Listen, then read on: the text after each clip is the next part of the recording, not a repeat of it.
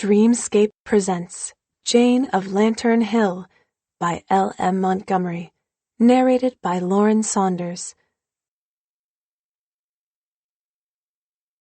Chapter 1. Gay Street, so Jane always thought, did not live up to its name.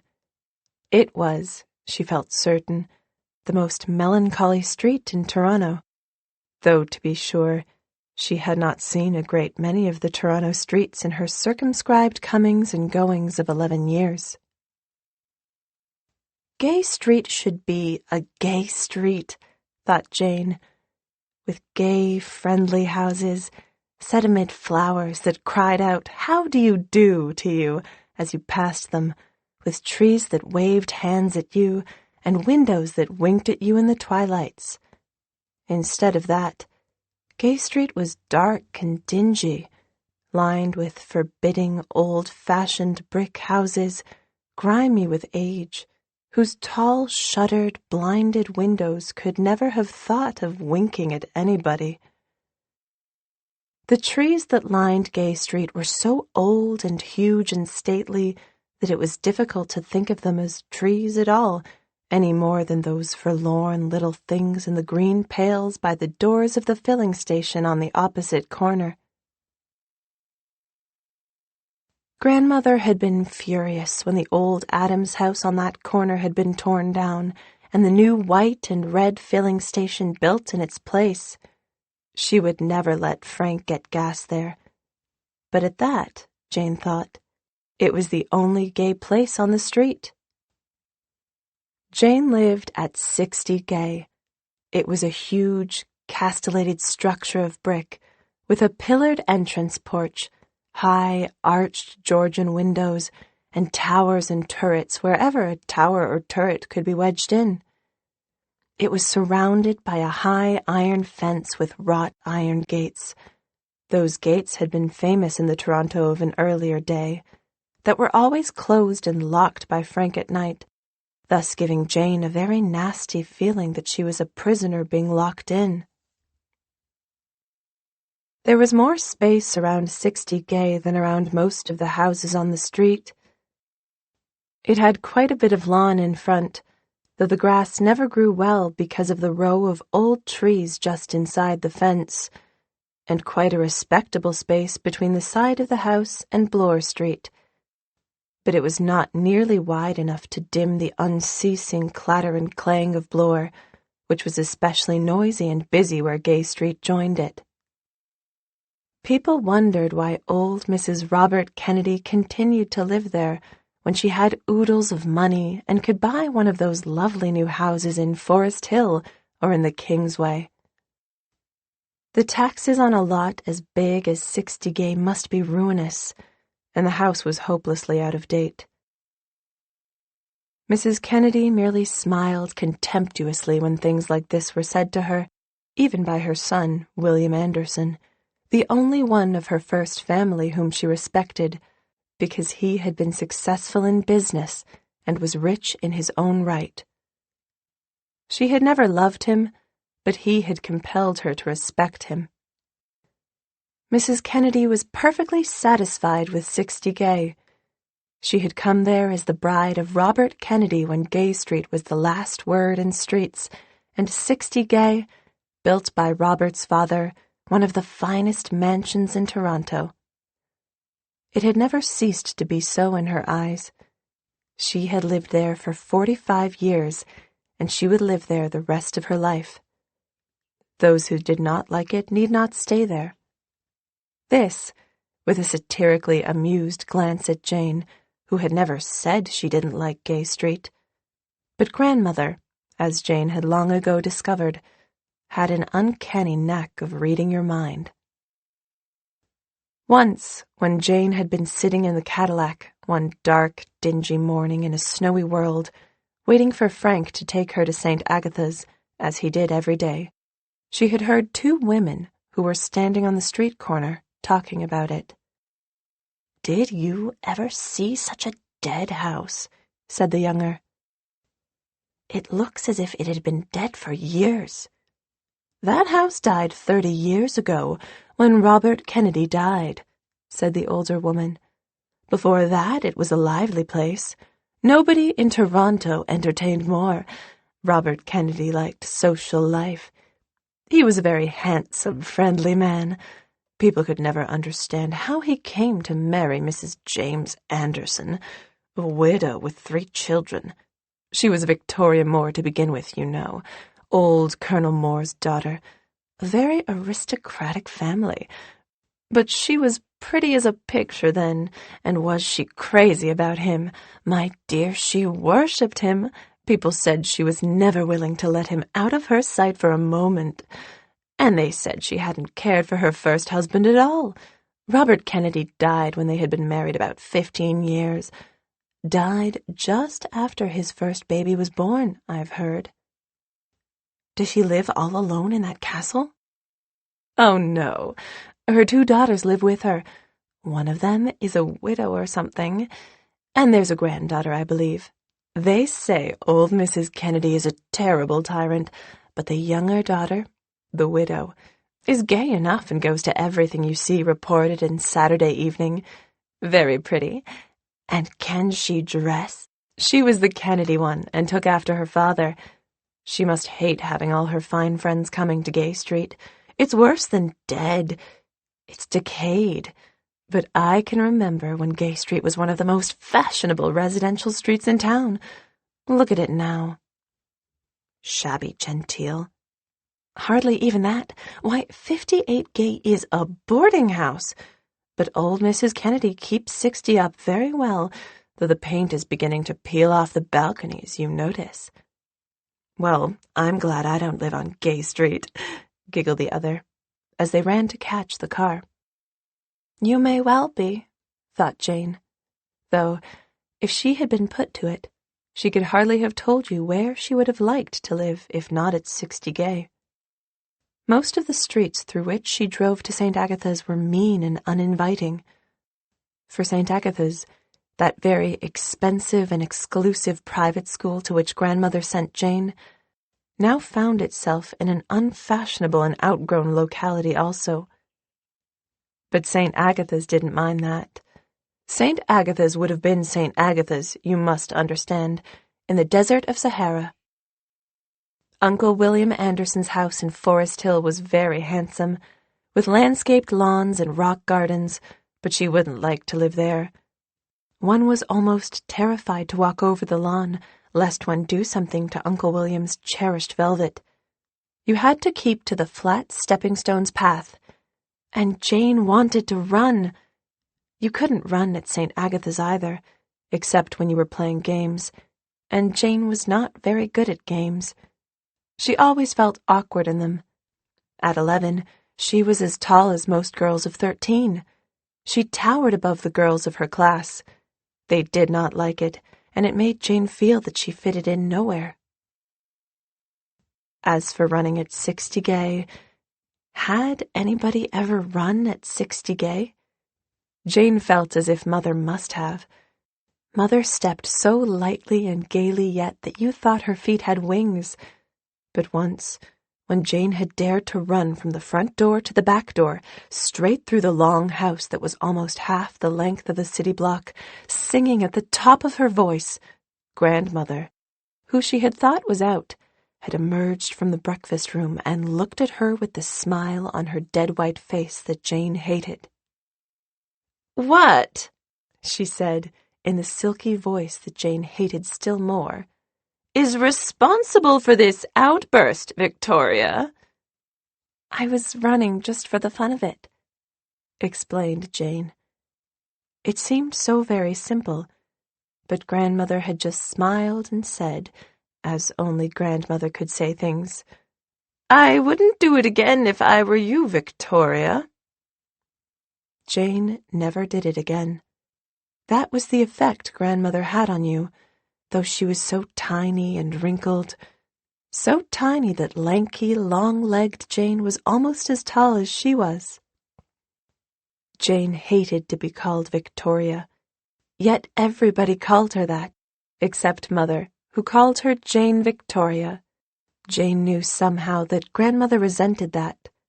knew that for some reason unknown to her, Grandmother hated the name of Jane. Jane always liked it, always had liked it, thought of herself as Jane. She understood that she had been named Victoria after Grandmother, but she did not know where the Jane had come from. There were no Janes in the Kennedys or Andersons. In her 11th year, she had begun to suspect that it might have come from the Stuart side, and Jane was sorry for that, because she did not want to think she owed her favorite name to her father. Jane hated her father insofar as hatred could find place in a little heart that was not made for hating anybody, even Grandmother. There were times Jane was afraid she did hate Grandmother, which was dreadful, because Grandmother was feeding and clothing and educating her. Jane knew she ought to love Grandmother, but it seemed a very hard thing to do. Apparently Mother found it easy, but then Grandmother loved Mother, which made a difference. Loved her as she loved nobody else in the world, and Grandmother did not love Jane. Jane had always known that, and Jane felt, if she did not yet know, that Grandmother did not like Mother loving her so much. "You fuss entirely too much about her," Grandmother had once said contemptuously, when Mother was worried about Jane's sore throat. "She's all I have," said Mother. And then Grandmother's old white face had flushed. "I am nothing, I suppose," she said. "Oh, Mother, you know I didn't mean that," Mother had said piteously, fluttering her hands in a way she had which always made Jane think of two little white butterflies. I meant, she's my only child." "And you love that child, his child, better than you love me." "Not better, only differently," said Mother pleadingly. "Ingrate," said Grandmother. It was only one word, but what venom she could put into a word. Then she had gone out of the room, still with that flush on her face and her pale blue eyes smoldering under her frosty hair. Chapter 2. "Mummy," said Jane, as well as her swelled tonsils would let her, "why doesn't Grandmother want you to love me?" "Darling, it isn't like that," said Mother, bending over Jane, her face like a rose in the light of the rose-shaded lamp. But Jane knew it was like that. She knew why Mother seldom kissed her or petted her in Grandmother's presence. It made Grandmother angry with a still, cold, terrible anger that seemed to freeze the air about her. Jane was glad Mother didn't often do it. She made up for it when they were alone together, but then they were so seldom alone together.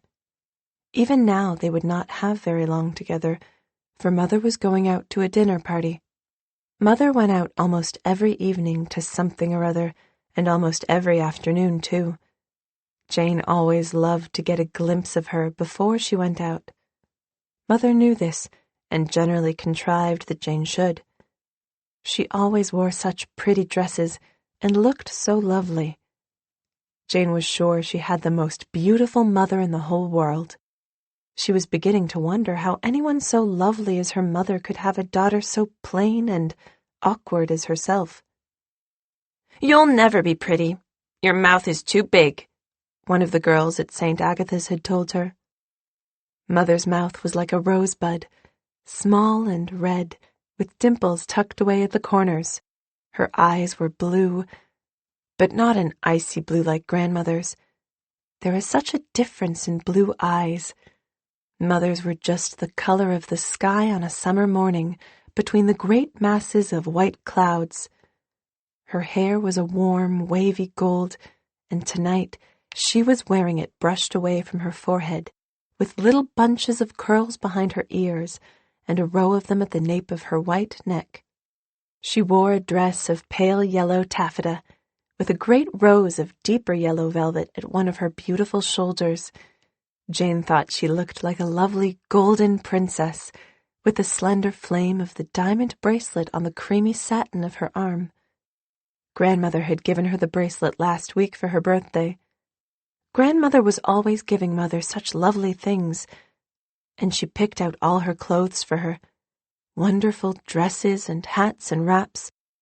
Jane did not know that people said Mrs. Stewart was always rather overdressed, but she had an idea that Mother really liked simpler clothes and only pretended to like better the gorgeous things Grandmother bought for her for fear of hurting Grandmother's feelings.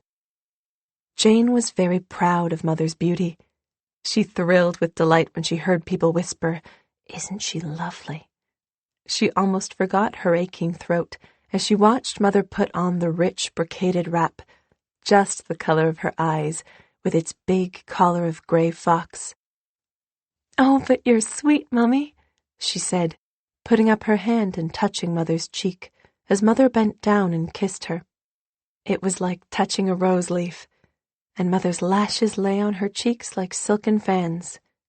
Some people, Jane knew, looked better further off, but the nearer you were to Mother, the prettier she was. "Darling, do you feel very sick? I hate to leave you, but—" Mother didn't finish her sentence, but Jane knew she meant, "Grandmother wouldn't like it if I didn't go." "I don't feel very sick at all," said Jane gallantly. "Mary will look after me." But after Mother had gone, with a swish of taffeta, Jane felt a horrible lump in her throat that had nothing to do with her tonsils. It would be so easy to cry, but Jane would not let herself cry. Years ago, when she had been no more than 5, she had heard her mother say proudly, "Jane never cries. She never cried even when she was a tiny baby." From that day, Jane had been careful never to let herself cry, even when she was alone in bed at night. Mother had so few things to be proud of in her. She must not let her down on one of those few things. But it was dreadfully lonely. The wind was howling along the street outside. The tall windows rattled drearily, and the big house seemed full of unfriendly noises and whispers. Jane wished Jody could come in and sit with her for a while. But Jane knew it was useless to wish for that. She could never forget the only time Jody had come to 60 Gay. "Well, anyhow," said Jane, trying to look on the bright side of things in spite of her sore throat and aching head, "I won't have to read the Bible to them tonight." Them were Grandmother and Aunt Gertrude. Very seldom Mother, because Mother was nearly always out, but every night before Jane went to bed, she had to read a chapter in the Bible to Grandmother and Aunt Gertrude. There was nothing in the whole 24 hours that Jane hated doing more than that. And she knew quite well that that was just why Grandmother made her do it. They always went into the drawing room for the reading, and Jane invariably shivered as she entered it. That huge, elaborate room, so full of things that you could hardly move about in it without knocking something over, always seemed cold, even on the hottest night in summer. And on winter nights, it was cold. Aunt Gertrude took the huge family Bible, with its heavy silver clasp, from the marble-topped center table and laid it on a little table between the windows. Then she and Grandmother sat, one at each end of the table, and Jane sat between them at the side, with Great-Grandfather Kennedy scowling down at her from the dim old painting in its heavy, tarnished gilt frame, flanked by the dark blue velvet curtains. That woman on the street had said that Grandfather Kennedy was a nice, friendly man, but his father couldn't have been. Jane always thought candidly that he looked as if he would enjoy biting a nail in two. "Turn to the 14th chapter of Exodus," Grandmother would say. The chapter varied every night, of course, but the tone never did. It always rattled Jane so that she generally made a muddle of finding the right place. And Grandmother, with the hateful little smile which seemed to say, "So you can't even do this as it should be done," would put out her lean, crepey hand, with its rich, old-fashioned rings, and turn to the right place with uncanny precision. Jane would stumble through the chapter, mispronouncing words she knew perfectly well, just because she was so nervous. Sometimes Grandmother would say, "A little louder, if you please, Victoria. I thought when I sent you to St. Agatha's they would at least teach you to open your mouth while reading, even if they couldn't teach you geography and history." And Jane would raise her voice so suddenly that Aunt Gertrude would jump. But the next evening it might be, "Not quite so loud, Victoria, if you please. We are not deaf." And poor Jane's voice would die away to little more than a whisper. When she had finished, Grandmother and Aunt Gertrude would bow their heads and repeat the Lord's Prayer. Jane would try to say it with them, which was a difficult thing because Grandmother was generally 2 words ahead of Aunt Gertrude. Jane always said Amen thankfully. The beautiful prayer, haloed with all the loveliness of age-long worship, had become a sort of horror to Jane. Then Aunt Gertrude would close the Bible and put it back in exactly the same place, to the fraction of a hair, on the center table. Finally, Jane had to kiss her and Grandmother good night. Grandmother would always remain sitting in her chair, and Jane would stoop and kiss her forehead. "Good night, Grandmother." "Good night, Victoria." But Aunt Gertrude would be standing by the center table, and Jane would have to reach up for her, for Aunt Gertrude was tall. Aunt Gertrude would stoop just a little, and Jane would kiss her narrow gray face. "Good night, Aunt Gertrude." "Good night, Victoria," Aunt Gertrude would say, in her thin, cold voice. And Jane would get herself out of the room, sometimes lucky enough not to knock anything over. "When I grow up, I'll never read the Bible or say that prayer," she would whisper to herself as she climbed the long, magnificent staircase which had once been the talk of Toronto. One night, Grandmother had smiled and said, "What do you think of the Bible, Victoria?" "I think it is very dull," said Jane truthfully. The reading had been a chapter full of nops and tashes, and Jane had not the least idea what nops and tashes were. "Ah, but do you think your opinion counts for a great deal?"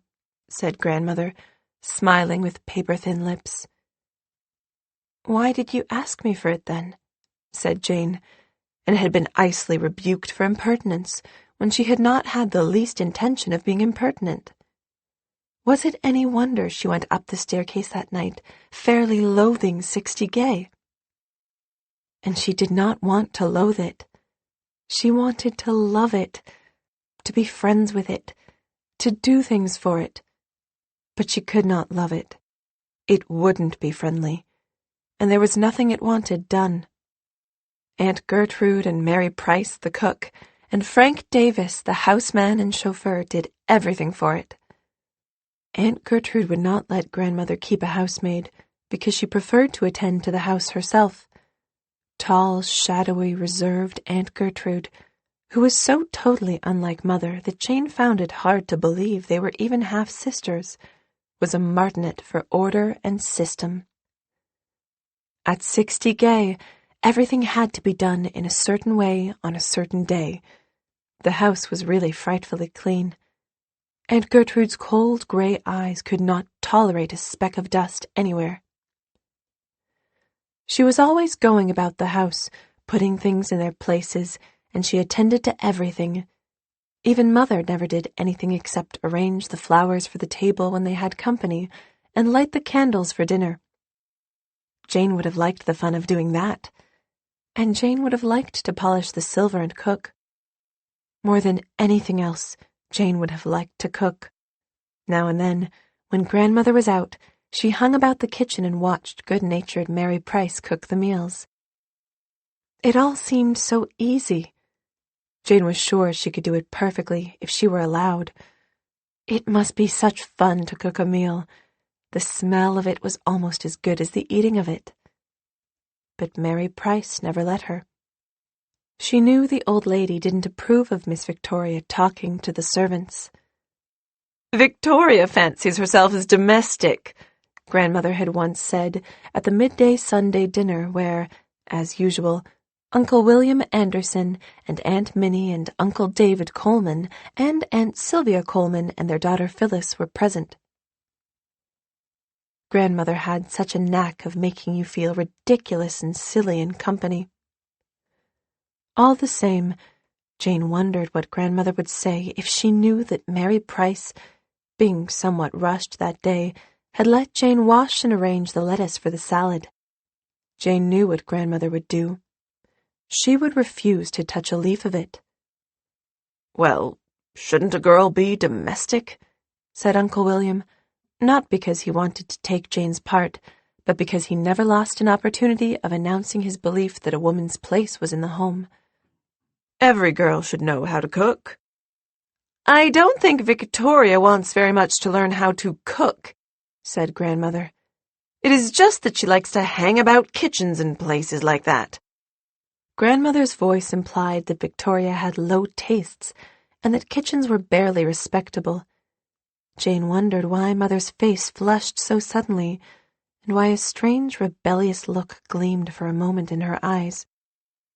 But only for a moment. "How are you getting on at St. Agatha's, Victoria?" asked Uncle William. "Going to get your grade?" Jane did not know whether she was going to get her grade or not. The fear haunted her night and day. She knew her monthly reports had not been very good. Grandmother had been very angry over them, and even Mother had asked her piteously if she couldn't do a little better.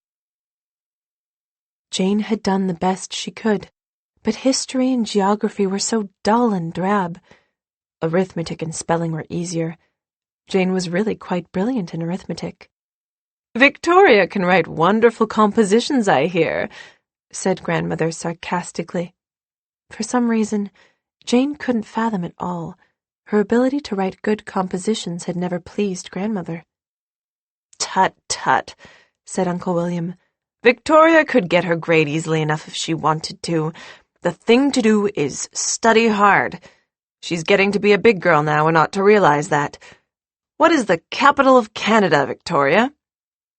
Jane knew perfectly well what the capital of Canada was, but Uncle William fired the question at her so unexpectedly, and all the guests stopped eating to listen, and for the moment she couldn't remember for her life what the name was. She blushed, stammered, squirmed. If she had looked at her mother, she would have seen that Mother was forming the words silently on her lips, but she could not look at anyone. She was ready to die of shame and mortification. "Phyllis," said Uncle William, "tell Victoria what the capital of Canada is." Phyllis promptly responded, "Ottawa." "Ottawa," said Uncle William to Jane. Jane felt that they were all, except Mother, watching her for something to find fault with, and now Aunt Sylvia Coleman put on a pair of nose glasses attached to a long black ribbon and looked at Jane through them as if wishing to be sure what a girl who didn't know the capital of her country was like. Jane, under the paralyzing influence of that stare, dropped her fork and writhed in anguish when she caught Grandmother's eye. Grandmother touched her little silver bell. "Will you bring Miss Victoria another fork, Davis?" she said in a tone implying that Jane had had several forks already. Uncle William put the piece of white chicken meat he had just carved off on the side of the platter. Jane had been hoping he would give it to her. She did not often get white meat. When Uncle William was not there to carve, Mary carved the fowls in the kitchen, and Frank passed the platter around. Jane seldom dared to help herself to white meat, because she knew Grandmother was watching her. On one occasion when she had helped herself to 2 tiny pieces of breast, Grandmother had said, "Don't forget, my dear Victoria, that there are other people who might like a breast slice too." At present, Jane reflected that she was lucky to get a drumstick. Uncle William was quite capable of giving her the neck by way of rebuking her for not knowing the capital of Canada. However, Aunt Sylvia very kindly gave her a double portion of turnip. Jane loathed turnip. "You don't seem to have much appetite, Victoria," said Aunt Sylvia reproachfully, when the mound of turnip had not decreased much. "Oh, I think Victoria's appetite is all right," said Grandmother, as if it were the only thing about her that was all right. Jane always felt that there was far more in what Grandmother said than in the words themselves.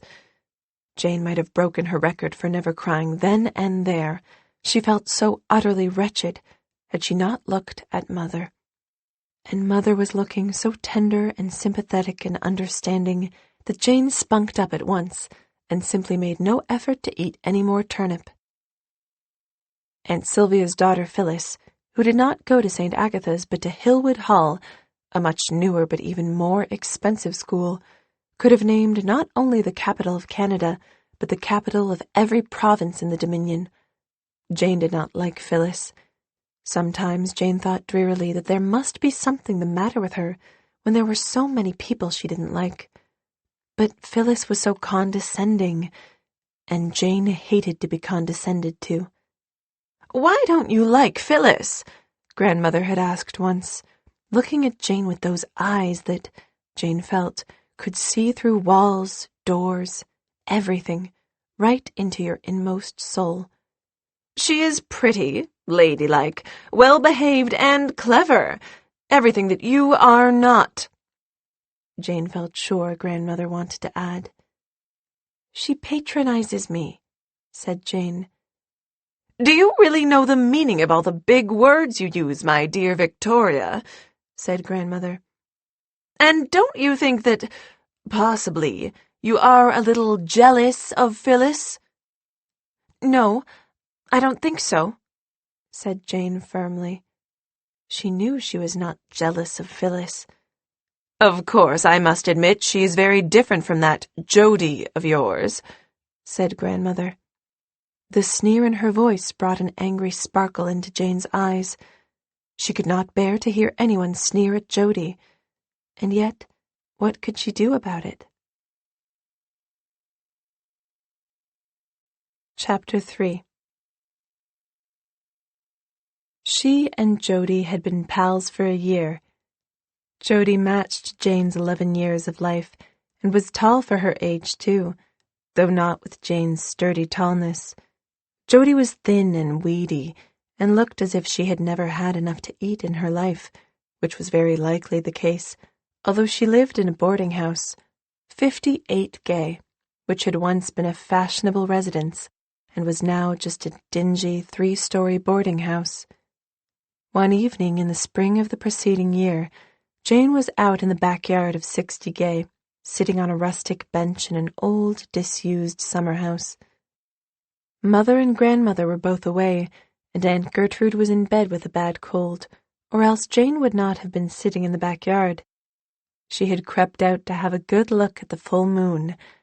Jane had her own particular reasons for liking to look at the moon, and the white blossoming cherry tree over in the yard of 58. The cherry tree, with the moon hanging over it like a great pearl, was so beautiful that Jane felt a queer lump in her throat when she looked at it, almost as if she wanted to cry. And then, somebody really was crying over in the yard of 58. The stifled, piteous sounds came clearly on the still crystal air of the spring evening. Jane got up and walked out of the summer house and around the garage, past the lonely dog house that had never had a dog in it, at least in Jane's recollection, and so to the fence that had ceased to be iron and become a wooden paling between 60 and 58. There was a gap in it behind the dog-house where a slat had been broken off amid a tangle of creeper, and Jane, squeezing through it, found herself in the untidy yard of 58. It was still quite light, and Jane could see a girl huddled at the root of the cherry tree, sobbing bitterly, her face in her hands. "Can I help you?" said Jane.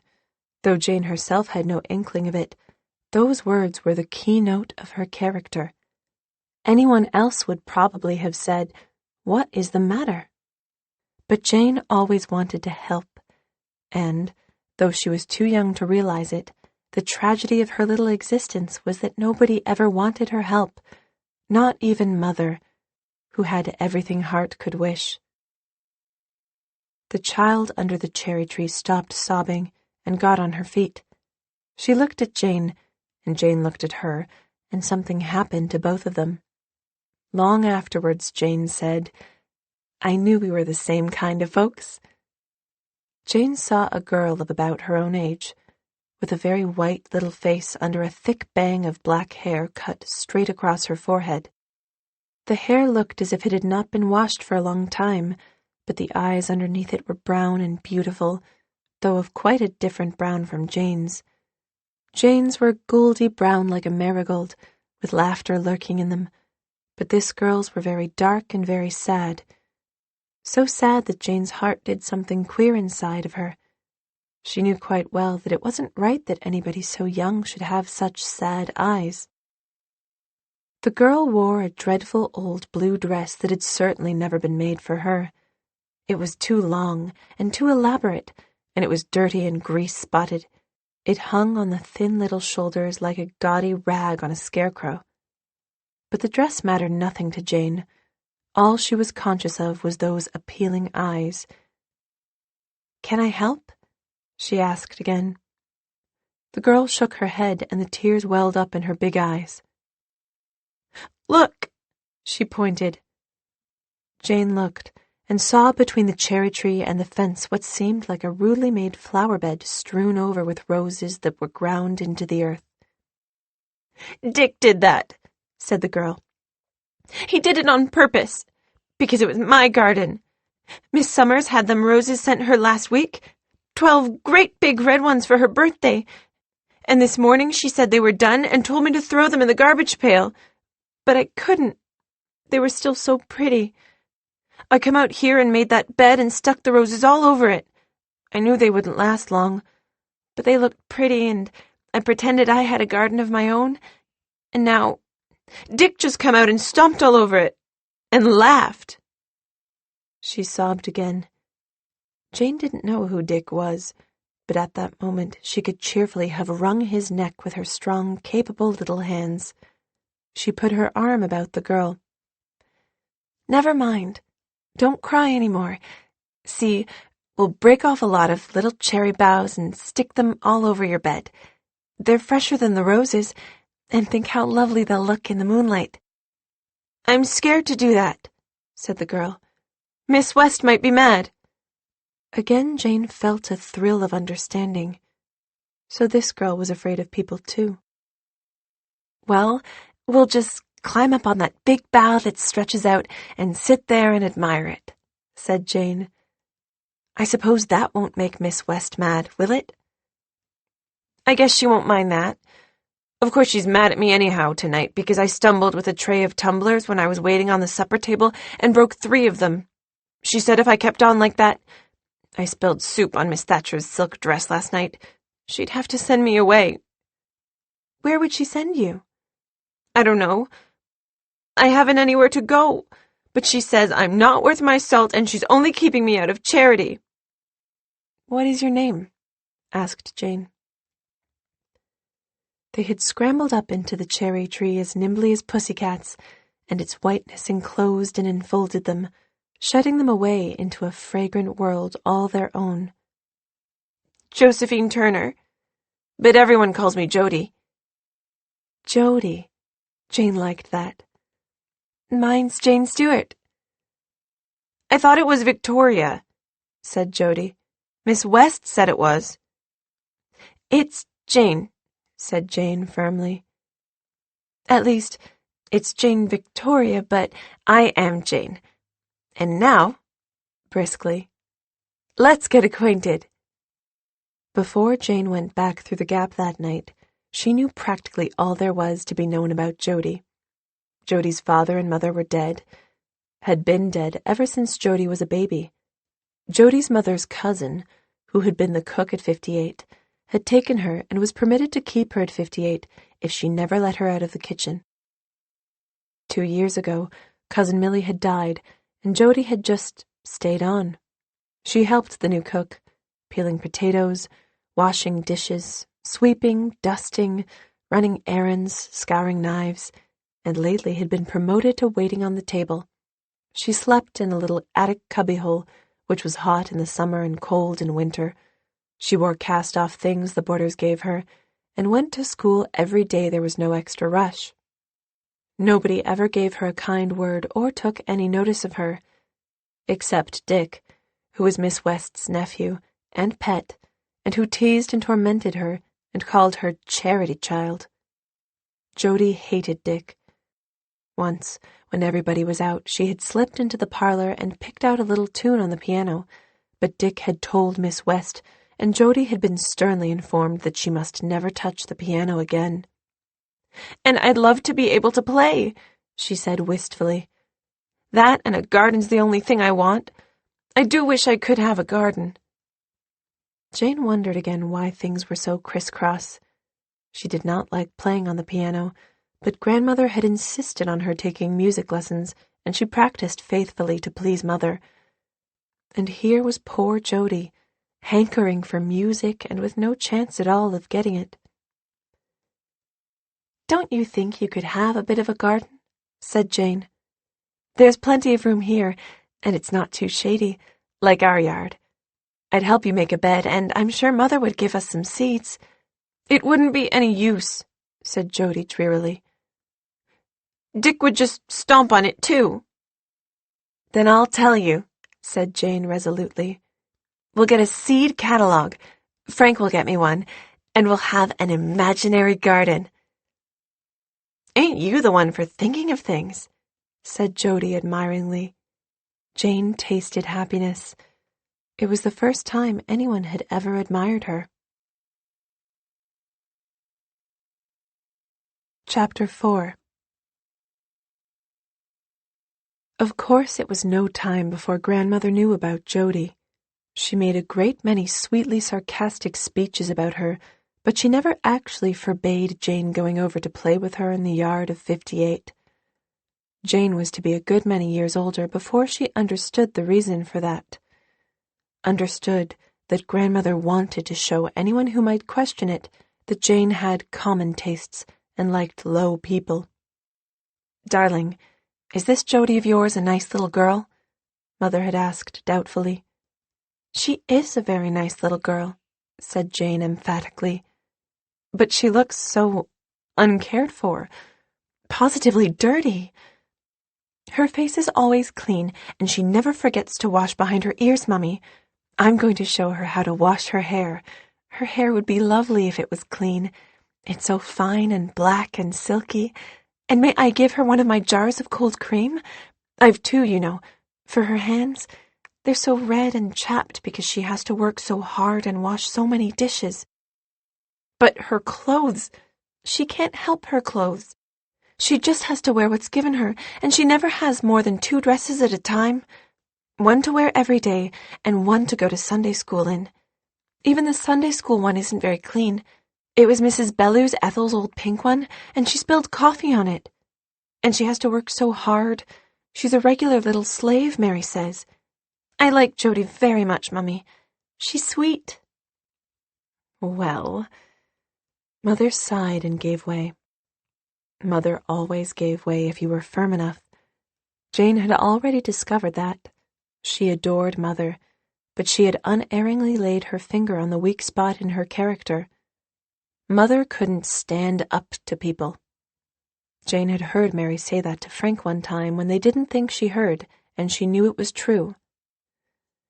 "She'll go with the last one that talks to her," said Mary, "and that's always the old lady." "Well, the old lady's mighty good to her," said Frank. "She's a gay little piece." "Gay enough. But is she happy?" said Mary. Happy? Of course Mummy is happy, Jane had thought indignantly.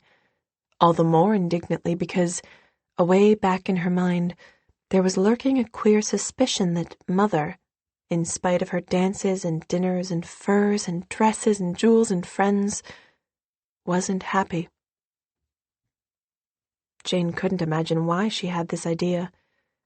Perhaps a look in Mother's eye now and then, like something shut up in a cage. Jane could go over and play in the yard of 58 in the spring and summer evenings after Jody had finished washing stacks of dishes. They made their imaginary garden. They fed crumbs to the robins and the black and gray squirrels. They sat up in the cherry tree and watched the evening star together. And talked. Jane, who could never find anything to say to Phyllis, found plenty to say to Jody. There was never any question of Jody coming to play in the yard of 60. Once, early in their friendship, Jane had asked Jody to come over. She had found Jody crying under the cherry tree again, and discovered that it was because Miss West had insisted on her putting her old teddy bear in the garbage pail. It was, Miss West said, utterly worn out. It had been patched until there was no more room for patches, and even shoe buttons couldn't be sewn any more into its worn-out eye sockets. Besides, she was too old to be playing with teddy bears. "But I've nothing else," sobbed Jody. "If I had a doll, I wouldn't mind. I've always wanted a doll. But now I'll have to sleep alone away up there, and it's so lonesome." "Come over to our house and I'll give you a doll," said Jane. Jane had never cared much for dolls because they were not alive. She had a very nice one which Aunt Sylvia had given her the Christmas she was 7, but it was so flawless and well-dressed that it never needed to have anything done for it, and Jane had never loved it. She would have loved better a teddy bear that needed a new patch every day. She took Jody, wide-eyed and enraptured, through the splendors of 60 Gay, and gave her the doll, which had reposed undisturbed for a long time in the lower drawer of the huge black wardrobe in Jane's room.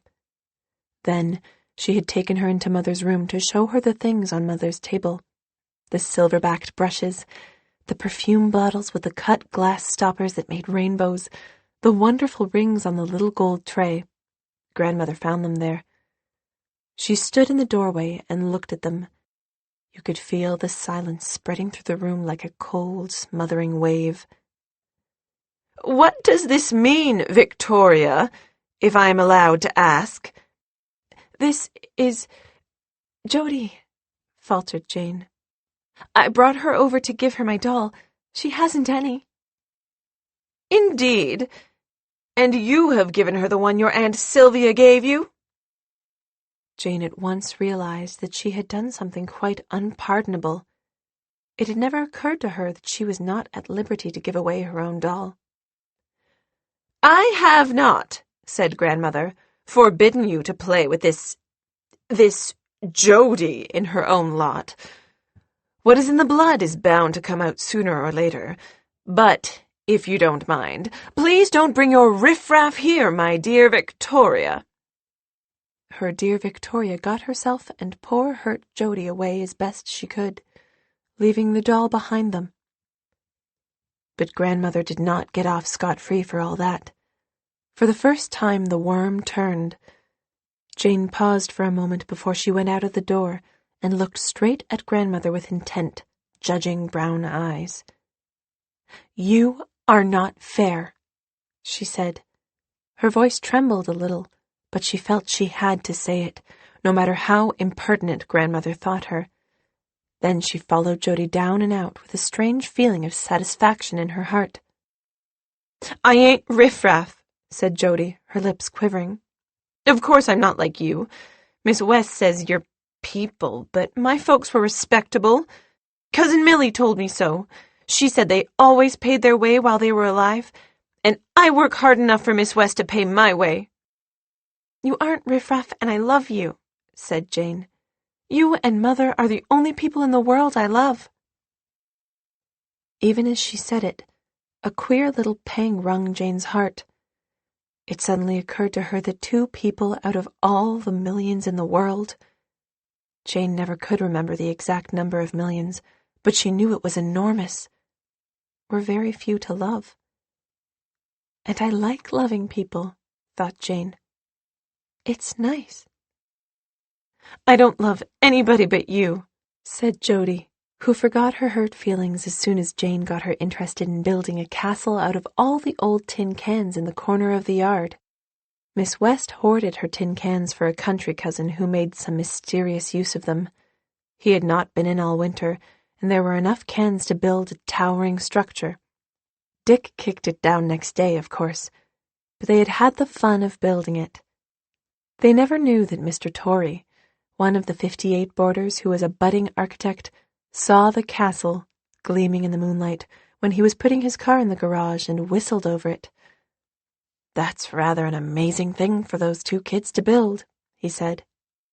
Jane, who should have been asleep, was lying wide awake that very moment, going on with the story of her life in the moon, which she could see through her window.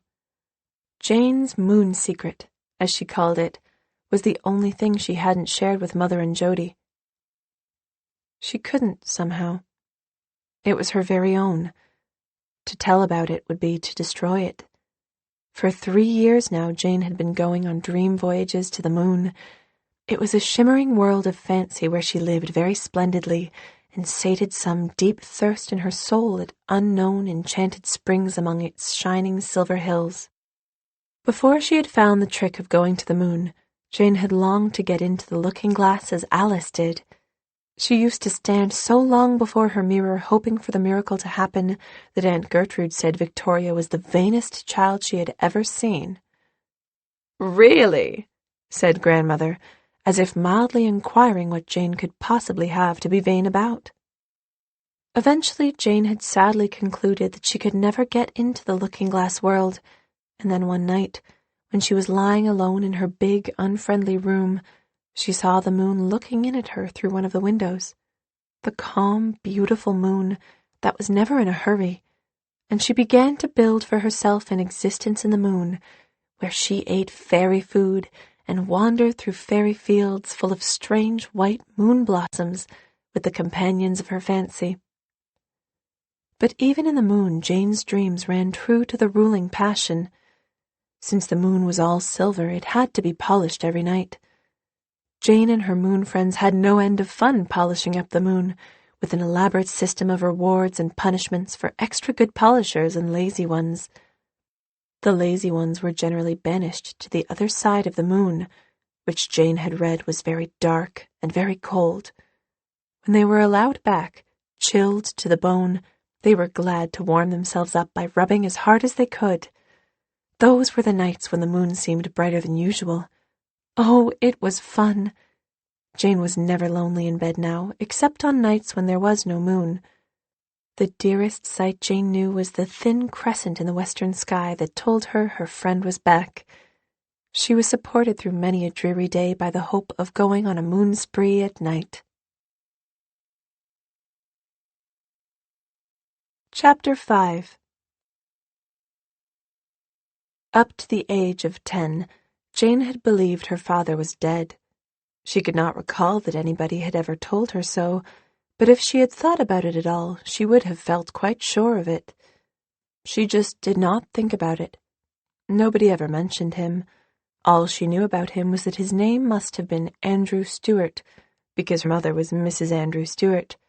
For anything else, he might as well never have existed as far as Jane was concerned. She did not know much about fathers. The only one she was really acquainted with was Phyllis's father, Uncle David Coleman, a handsome, oldish man with pouches under his eyes, who grunted at her occasionally when he came to Sunday dinners. Jane had an idea his grunts were meant to be friendly, and she did not dislike him, but there was nothing about him that made her envy Phyllis for having a father. With a mother so sweet and adorable and loving, what did one want of a father? Then Agnes Ripley came to St. Agatha's. Jane liked Agnes well enough at first, though Agnes had stuck her tongue out at Jane rather derisively on the occasion of their first meeting. She was the daughter of somebody who was called the Great Thomas Ripley. He had built railroads and things, and most of the St. Agatha's girls paid court to her and plumed themselves if she noticed them. She was much given to secrets, and it came to be thought a great honour among the St. Agathians if Agnes told you a secret. Therefore, Jane was conscious of a decided thrill when one afternoon on the playground, Agnes came up to her and said, darkly and mysteriously, "I know a secret." "I know a secret" is probably the most intriguing phrase in the world. Jane surrendered to its allure. "Oh, tell me," she implored. She wanted to be admitted to that charmed inner circle of girls who had been told one of Agnes's secrets, and she wanted to know the secret for its own sake. Secrets must always be wonderful, beautiful things. Agnes wrinkled up her fat little nose and looked important. "Oh, I'll tell you some other time." "I don't want to hear it some other time. I want to hear it now," pleaded Jane, her marigold eyes full of eager radiance. Agnes's little elfish face, framed in its straight brown hair, was alive with mischief. She winked one of her green eyes at Jane. "All right. Don't blame me if you don't like it when you hear it. Listen." Jane listened.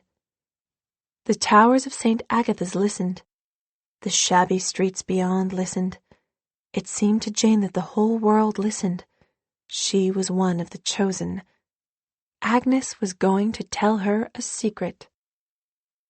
"Your father and mother don't live together." Jane stared at Agnes. What she had said didn't make any sense. "Of course they don't live together," she said. "My father is dead." "Oh, no, he isn't," said Agnes. "He's living down in Prince Edward Island. Your mother left him when you were 3 years old." Jane felt as if some big, cold hand were beginning to squeeze her heart. "That isn't true," she gasped. "'Tis too. I heard Aunt Dora telling Mother all about it. She said your mother married him just after he came back from the war, one summer when your grandmother took her down to the Maritimes. Your grandmother didn't want her to. Aunt Dora said everybody knew it wouldn't last long. He was poor, but it was you that made the most trouble. You should never have been born. Neither of them wanted you, Aunt Dora said. They fought like cat and dog after that, and at last your mother just up and left him. Aunt Dora said she would likely have divorced him. Only divorces are awful hard to get in Canada, and anyhow all the Kennedys think divorce is a dreadful thing." The hand was gripping Jane's heart so tightly now that she could hardly breathe. I don't believe it," she said. "If that's how you're going to talk when I tell you a secret, I'll never tell you another one, Miss Victoria Stewart," said Agnes, reddening with rage. "I don't want to hear any more," said Jane. She would never forget what she had heard. It couldn't be true. It couldn't. Jane thought the afternoon would never end. St. Agatha's was a nightmare. Frank had never driven so slowly home. The snow had never looked so grimy and dirty along the dingy streets. The wind had never been so gray. The moon, floating high in the sky, was all faded and paper white, but Jane didn't care if it was never polished again. An afternoon tea was in progress at 60 Gay when she arrived there. The big drawing room, decorated lavishly with pale pink snapdragons and tulips and maidenhair fern, was full of people. Mother, in orchid chiffon, with loose, trailing lace sleeves, was laughing and chatting. Grandmother, with blue-white diamonds sparkling in her hair, was sitting on her favorite needlepoint chair, looking, so one lady said, such an utterly sweet silver-haired thing, just like a Whistler mother. Aunt Gertrude and Aunt Sylvia were pouring tea at a table covered with Venetian lace, where tall pink tapers were burning. Straight through them all Jane marched to Mother. She did not care how many people were there. She had one question to ask, and it must be answered at once. At once. Jane could not bear her suspense another moment. "Mummy," she said, "is my father alive?" A strange, dreadful hush suddenly fell over the room. A light like a sword flashed into Grandmother's blue eyes. Aunt Sylvia gasped, and Aunt Gertrude turned an unbecoming purple, but Mother's face was as if snow had fallen over it. "Is he?" said Jane. "Yes," said Mother. She said nothing more. Jane asked nothing more. She turned and went out and up the stairs blindly. In her own room she shut the door and lay down very softly on the big white bearskin rug by the bed, her face buried in the soft fur. Heavy black waves of pain seemed rolling over her. So it was true. All her life she had thought her father dead while he was living, on that faraway dot on the map which she had been told was the province of Prince Edward Island. But he and Mother did not like each other, and she had not been wanted. Jane found that it was a very curious and unpleasant sensation to feel that your parents hadn't wanted you. She was sure that all the rest of her life she would hear Agnes's voice saying, "You should never have been born." She hated Agnes Ripley. She would always hate her. Jane wondered if she would live to be as old as Grandmother, and how she could bear it if she did. Mother and Grandmother found her there when everybody had gone. "Victoria, get up!" Jane did not move. "Victoria, I am accustomed to being obeyed when I speak." Jane got up. She had not cried. Hadn't somebody ages ago said that Jane never cried? But her face was stamped with an expression that might have wrung anybody's heart. Perhaps it touched even Grandmother, for she said, quite gently for her, "I have always told your mother, Victoria, that she ought to tell you the truth. I told her you were sure to hear it from someone sooner or later. Your father is living. Your mother married him against my wish and lived to repent it. I forgave her and welcomed her back gladly when she came to her senses. That is all. And in future, when you feel an irresistible urge to make a scene while we are entertaining, will you be good enough to control the impulse until our guests are gone?" "Why didn't he like me?" asked Jane dully. When all was said and done, that seemed to be what was hurting most. Her mother might not have wanted her either, to begin with, but Jane knew that Mother loved her now. Mother suddenly gave a little laugh, so sad that it nearly broke Jane's heart. "He was jealous of you, I think," she said. "He made your mother's life wretched," said Grandmother, her voice hardening. "Oh, I was to blame too," cried Mother chokingly. Jane, looking from one to the other, saw the swift change that came over Grandmother's face. "You will never mention your father's name in my hearing or in your mother's hearing again," said Grandmother. "As far as we are concerned, as far as you are concerned, he is dead." The prohibition was unnecessary. Jane didn't want to mention her father's name again. He had made Mother unhappy, and so Jane hated him and put him out of her thoughts completely. There were just some things that didn't bear thinking of, and Father was one of them. But the most terrible thing about it all was that there was something now that could not be talked over with Mother. Jane felt it between them, indefinable, but there. The old perfect confidence was gone. There was a subject that must never be mentioned, and it poisoned everything. She could never bear Agnes Ripley and her cult of secrets again, and was glad when Agnes left the school, the great Thomas having decided that it was not quite up to date enough for his daughter. Agnes wanted to learn tap dancing. Chapter 6. It was a year now since Jane had learned that she had a father, a year in which Jane had just scraped through as far as her grade was concerned. Phyllis had taken the prize for general proficiency in her year, and did Jane hear of it, had continued to be driven to and from St. Agatha's, had tried her best to like Phyllis, and had not made any great headway at it, had trysted with Jody in the backyard twilights, and had practiced her scales as faithfully as if she liked it. "Such a pity you are not fonder of music," said Grandmother. "But of course, how could you be?" It was not so much what Grandmother said as how she said it. She made wounds that rankled and festered, and Jane was fond of music. She loved to listen to it. When Mr. Ransom, the musical boarder at 58, played on his violin in his room in the evenings, he never dreamed of the two enraptured listeners he had in the backyard cherry tree. Jane and Jody sat there, their hands clasped, their hearts filled with some nameless ecstasy. When winter came and the bedroom window was shut, Jane felt the loss keenly. The moon was her only escape then, and she slipped away to it oftener than ever, in long visitations of silence which Grandmother called sulks. "She has a very sulky disposition," said Grandmother. "Oh, I don't think so," faltered Mother. The only times she ever dared to contradict Mother were in defense of Jane. "She's just rather sensitive." "Sensitive!" Grandmother laughed. Grandmother did not often laugh, which Jane thought was just as well. As for Aunt Gertrude, if she had ever laughed or jested, it must have been so long ago that nobody remembered it. Mother laughed when people were about, little tinkling laughs that Jane could never feel were real.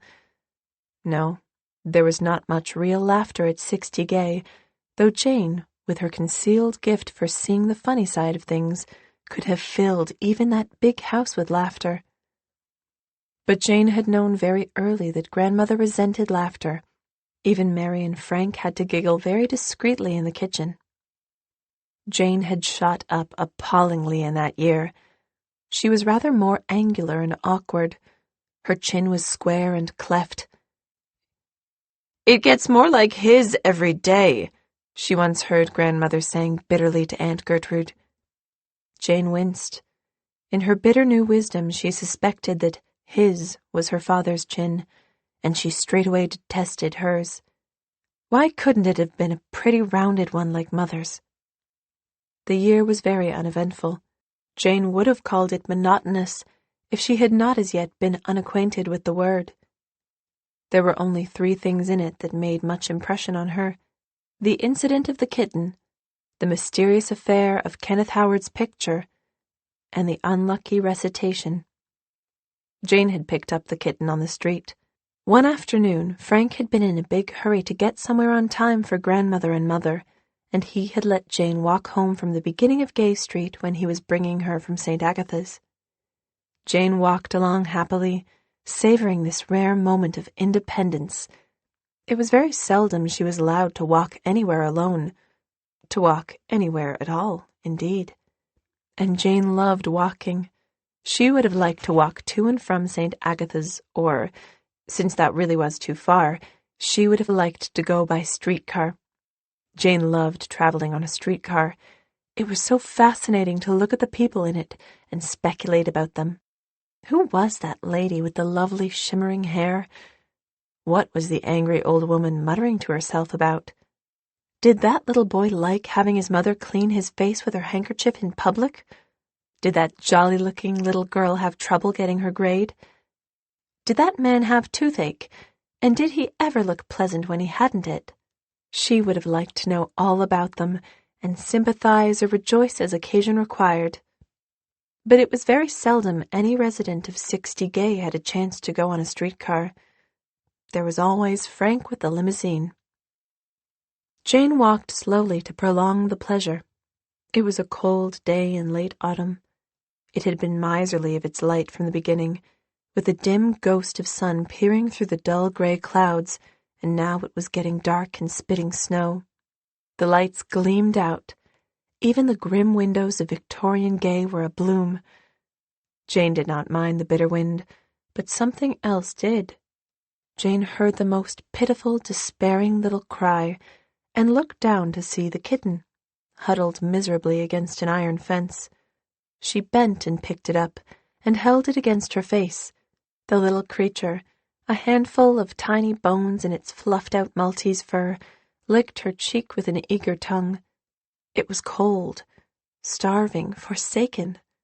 Jane knew it did not belong to Gay Street. She could not leave it there to perish in the oncoming stormy night. "Goodness sake, Miss Victoria, wherever did you get that?" exclaimed Mary when Jane entered the kitchen. "You shouldn't have brought it in. You know your grandmother doesn't like cats. Your Aunt Gertrude got one once, but it clawed all the tassels off the furniture and it had to go. Better put that kitten right out, Miss Victoria." Jane hated to be called Miss Victoria, but Grandmother insisted on the servants addressing her so. "I can't put it out in the cold, Mary. Let me give it some supper, and leave it here till after dinner. I'll ask Grandmother to let me keep it. Perhaps she will if I promise to keep it out here and in the yard. You wouldn't mind it round, would you, Mary?" "I'd like it," said Mary. "I've often thought a cat would be great company, or a dog. Your mother had a dog once, but it got poisoned and she would never have another." Mary did not tell Jane that she firmly believed the old lady had poisoned the dog. You didn't tell children things like that, and anyway, she couldn't be dead sure of it. All she was sure of was that old Mrs. Kennedy had been bitterly jealous of her daughter's love for the dog. How she used to look at it when she didn't know I saw her, thought Mary. Grandmother and Aunt Gertrude and Mother were taking in a couple of teas that day, so Jane knew she could count on at least an hour yet. It was a pleasant hour. The kitten was happy and frolicsome, having drunk milk until its little sides tubbed out almost to the bursting point. The kitchen was warm and cozy. Mary let Jane chop the nuts that were to be sprinkled over the cake and cut the pears into slim segments for the salad. "Oh, Mary, blueberry pie! Why don't we have it oftener? You can make such delicious blueberry pie."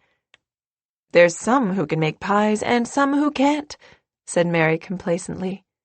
"As for having it oftener, you know your grandmother doesn't care much for any kind of pie. She says they're indigestible, and my father lived to be 90 and had pie for breakfast every morning of his life. I just make it occasional for your mother." "After dinner, I'll tell Grandmother about the kitten and ask her if I may keep it," said Jane. "I think you'll have your trouble for your pains, you poor child," said Mary, as the door closed behind Jane. "Miss Robin ought to stand up for you more than she does. But there, she's always been under the thumb of her mother.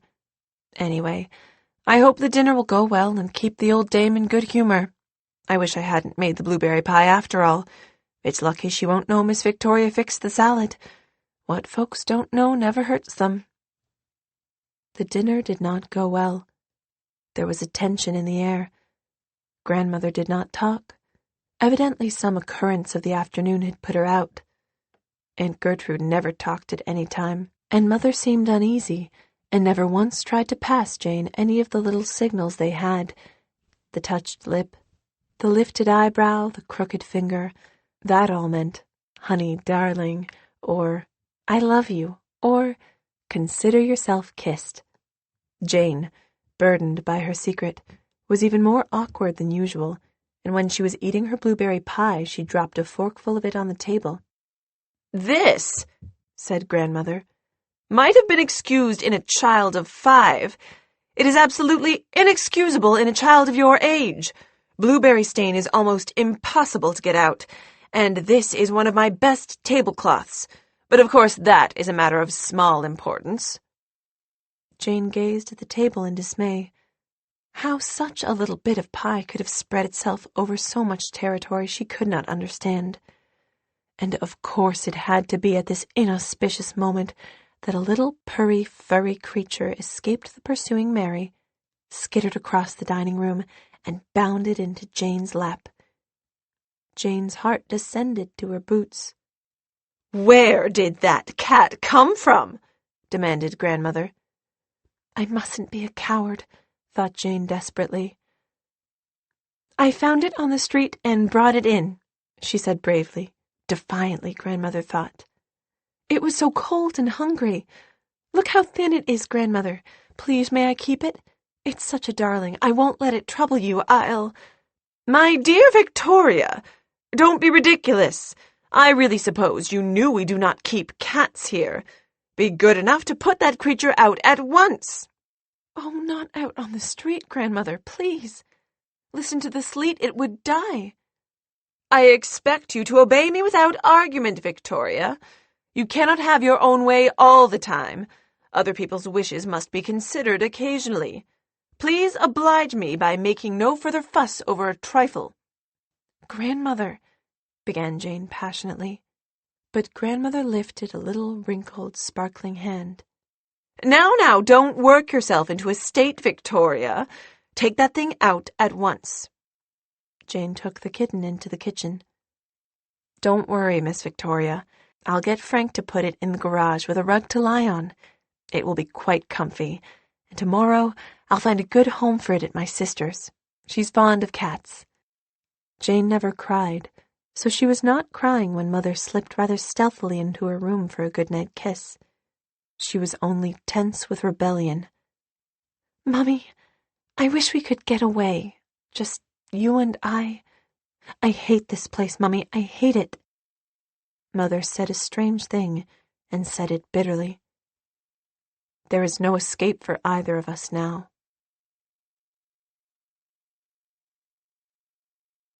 Chapter 7. Jane could never understand the affair of the picture. After her hurt and anger passed away, she was just hopelessly puzzled. Why? Why should the picture of a perfect stranger matter to anybody at 60 Gay, and to Mother least of all? She had come across it one day when she was visiting Phyllis. Every once in so long, Jane had to spend an afternoon with Phyllis. This one was no more of a success than the former ones had been. Phyllis was a conscientious hostess. She had shown Jane all her new dolls, her new dresses, her new slippers, her new pearl necklace, her new china pig. Phyllis was collecting china pigs, and apparently thought anyone dumb who was not interested in china pigs. She had patronized and condescended even more than usual. Consequently, Jane was stiffer than usual, and both of them were in agonies of boredom. It was a relief to all concerned when Jane picked up a Saturday evening and buried herself in it, though she was not in the least interested in the society pages, the photographs of brides and debutantes, the stock market, or even in the article "Peaceful Readjustment of International Difficulties" by Kenneth Howard, which was given the place of honor on the front page. Jane had a vague idea that she ought not to be reading Saturday evening. For some unknown reason, Grandmother did not approve of it. She would not have a copy of it in her house. But what Jane did like was the picture of Kenneth Howard on the front page. The moment she looked at it, she was conscious of its fascination. She had never seen Kenneth Howard. She had no idea who he was or where he lived, but she felt as if it were the picture of someone she knew very well and liked very much. She liked everything about it.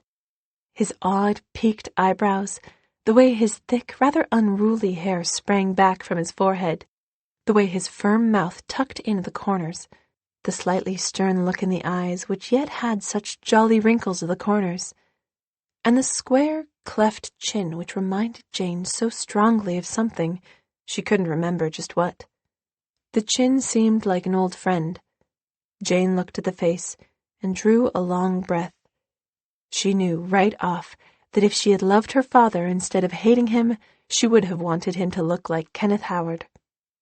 Jane stared at the picture so long that Phyllis became curious. "What are you looking at, Jane?" Jane suddenly came to life. "May I have this picture, Phyllis? Please?" "Whose picture? Why, that? Do you know him?" "No, I never heard of him before, but I like the picture." "I don't." Phyllis looked at it contemptuously. "Why, he's old, and he isn't a bit handsome. There's a lovely picture of Norman Tate on the next page, Jane. Let me show it to you." Jane was not interested in Norman Tate, nor any other screen star. Grandmother did not approve of children going to the movies. "I'd like this picture if I may have it," she said firmly. "I guess you can have it," condescended Phyllis. She thought Jane dumber than ever. How she did pity such a dumb girl. "I guess nobody here wants that picture. I don't like it a bit. He looks as if he was laughing at you behind his eyes." which was a bit of surprising insight on the part of Phyllis. That was just how Kenneth Howard did look, only it was nice laughter. Jane felt she wouldn't mind a bit being laughed at like that. She cut the picture carefully out, carried it home, and hid it under the pile of handkerchiefs in her top bureau drawer. She could hardly have told why she did not want to show it to anybody. Perhaps she did not want anyone to ridicule the picture as Phyllis had done. Perhaps it was just because there seemed some strange bond between her and it. Something too beautiful to be talked about to anyone, even Mother. Not that there was much chance of talking to Mother about anything just now. Never had Mother been so brilliant, so gay, so beautifully dressed, so constantly on the go to parties and teas and bridges. Even the goodnight kiss had become a rare thing, or Jane thought it had. She did not know that always, when her mother came in late, she tiptoed into Jane's room and dropped a kiss on Jane's russet hair, lightly, so as not to waken her. Sometimes she cried when she went back to her own room, but not often, because it might show at breakfast, and old Mrs. Robert Kennedy did not like people who cried o' nights in her house. For 3 weeks the picture and Jane were the best of friends. She took it out and looked at it whenever she could. She told it all about Jody and about her tribulations with her homework and about her love for Mother. She even told it her moon secret. When she lay lonely in bed, the thought of it was company. She kissed it goodnight and took a peep at it the first thing in the morning. Then Aunt Gertrude found it. The moment Jane came in from St. Agatha's that day, she knew something was wrong. The house, which always seemed to be watching her, was watching her more closely than ever, with a mocking, triumphant malice. Great-grandfather Kennedy scowled more darkly than ever at her from the drawing-room wall, and Grandmother was sitting bolt upright in her chair, flanked by Mother and Aunt Gertrude. Mother was twisting a lovely red rose to pieces in her little white hands, but Aunt Gertrude was staring at the picture Grandmother was holding. "My picture!" cried Jane aloud. Grandmother looked at Jane. For once, her cold blue eyes were on fire. "Where did you get this?" she said. "It's mine!" cried Jane. "Who took it out of my drawer? Nobody had any business to do that." "I don't think I like your manner, Victoria, and we are not discussing a problem in ethics. I asked a question." Jane looked down at the floor. She had no earthly idea why it seemed such a crime to have Kenneth Howard's picture, but she knew she was not going to be allowed to have it any more. And it seemed to Jane that she just could not bear that. "Will you be kind enough to look at me, Victoria, and to answer my question? You are not tongue-tied by any chance, I suppose?" Jane looked up with stormy and mutinous eyes. "I cut it out of a paper. Out of Saturday Evening." "That rag?" Grandmother's tone consigned Saturday Evening to unfathomable depths of contempt. "Where did you see it?" "At Aunt Sylvia's," retorted Jane, plucking up spirit. "Why did you cut this out?" "Because I liked it." "Do you know who Kenneth Howard is?" "No." "No, Grandmother, if you please. Well, I think it is hardly necessary to keep the picture of a man you don't know in your bureau drawer. Let us have no more of such absurdity." Grandmother lifted the picture in both hands. Jane sprang forward and caught her arm.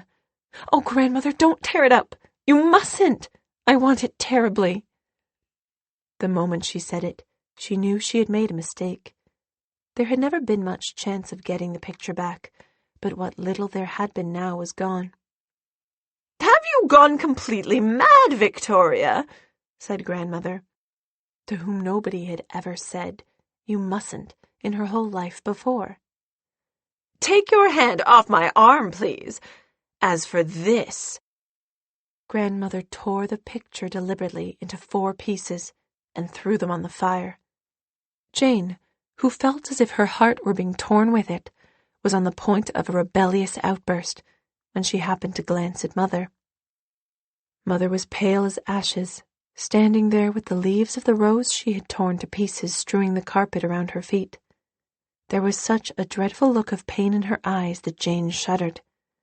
The look was gone in a moment, but Jane could never forget that it had been there, and she knew she could not ask Mother to explain the mystery of the picture. For some reason she could not guess at, Kenneth Howard meant suffering to Mother, and somehow that fact stained and spoiled all her beautiful memories of communion with the picture. "No sulks now. Go to your room and stay there till I send for you," said Grandmother, not altogether liking Jane's expression. "And remember that people who belong here do not read Saturday evening." Jane had to say it.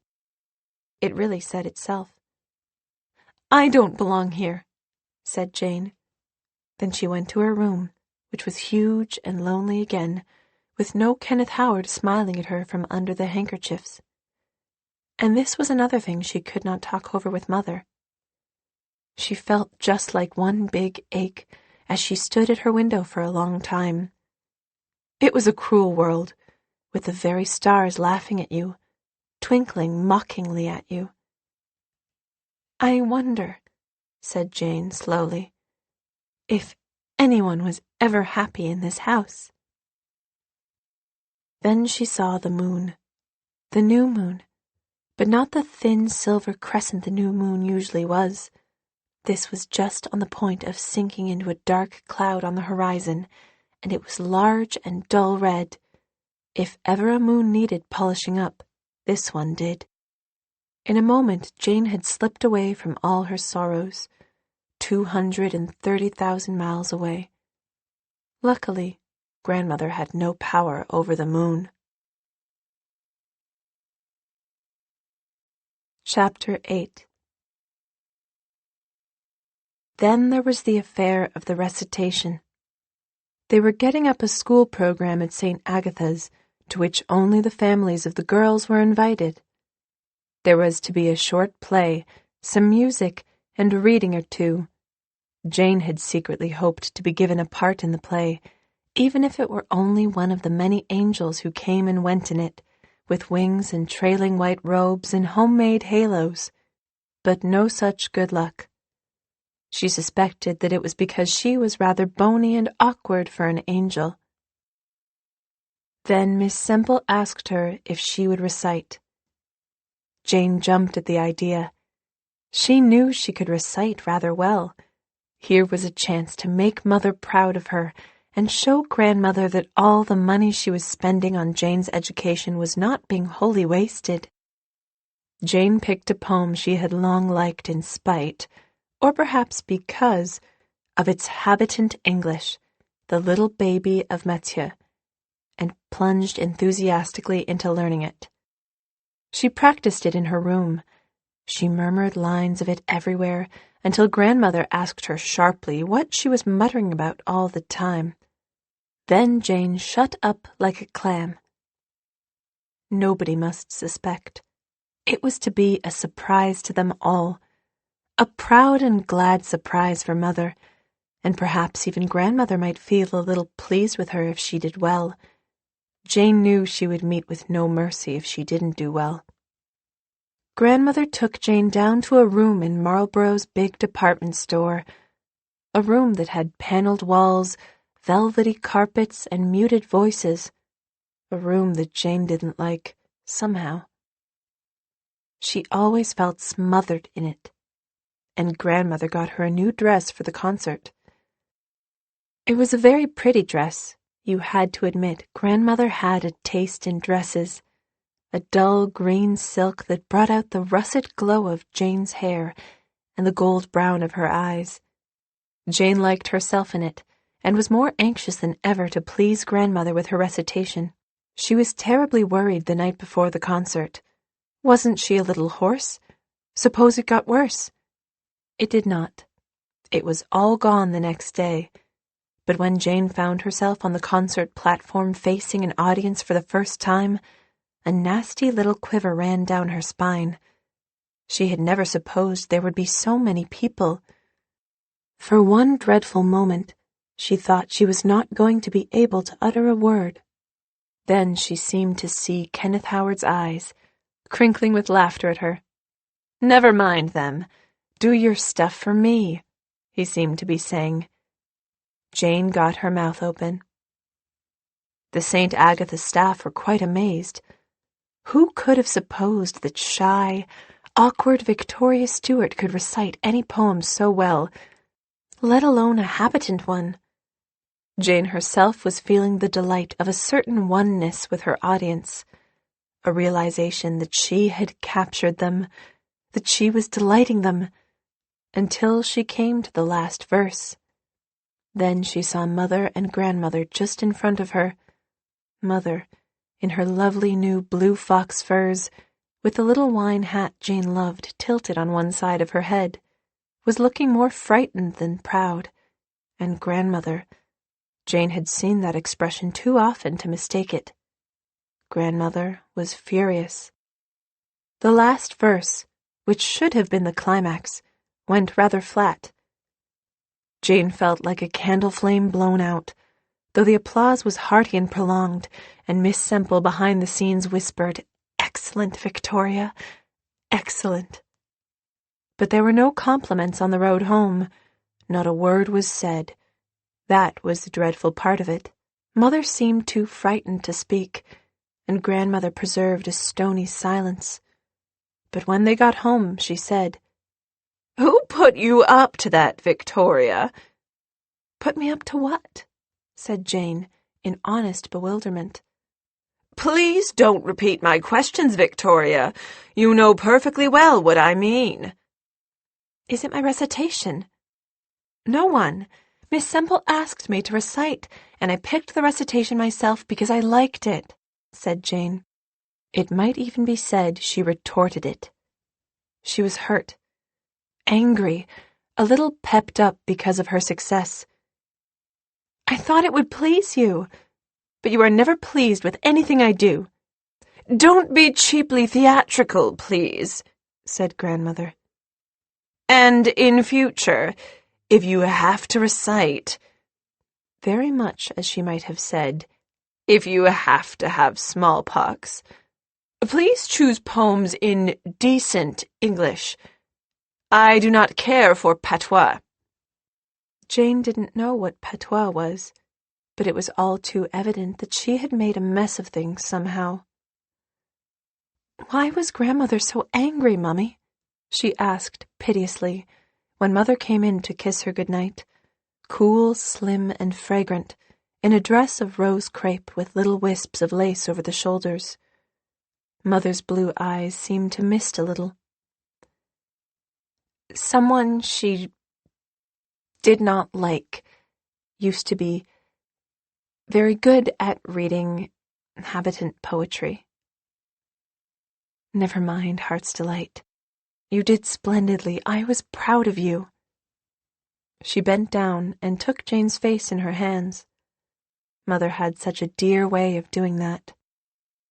So, in spite of everything, Jane went very happily through the gates of sleep. After all, it does not take much to make a child happy. Chapter 9. The letter was a bolt from the blue. It came one dull morning in early April, but such a bitter, peevish, unlovely April, more like March in its disposition than April. It was Saturday, so there would be no St. Agatha's, and when Jane wakened in her big black walnut bed, she wondered just how she would put in the day, because Mother was going to a bridge, and Jody was sick with a cold. Jane lay a little while, looking through the window, where she could see only dull gray sky and old treetops having a fight with the wind. She knew that in the yard below the window on the north there was still a lingering bank of dirty gray snow. Jane thought dirty snow must be the dreariest thing in the world. She hated this shabby end of winter, and she hated the bedroom where she had to sleep alone.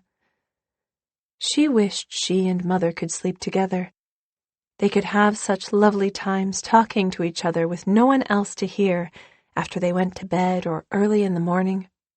And how lovely it would be when you woke up in the night to hear Mother's soft breathing beside you and cuddle to her just a wee bit, carefully, so as not to disturb her.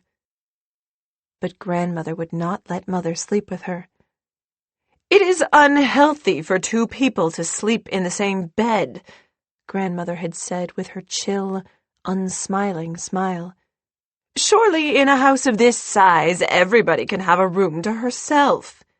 There are many people in the world who would be grateful for such a privilege." Jane thought she might have liked the room better if it had been smaller. She always felt lost in it. Nothing in it seemed to be related to her.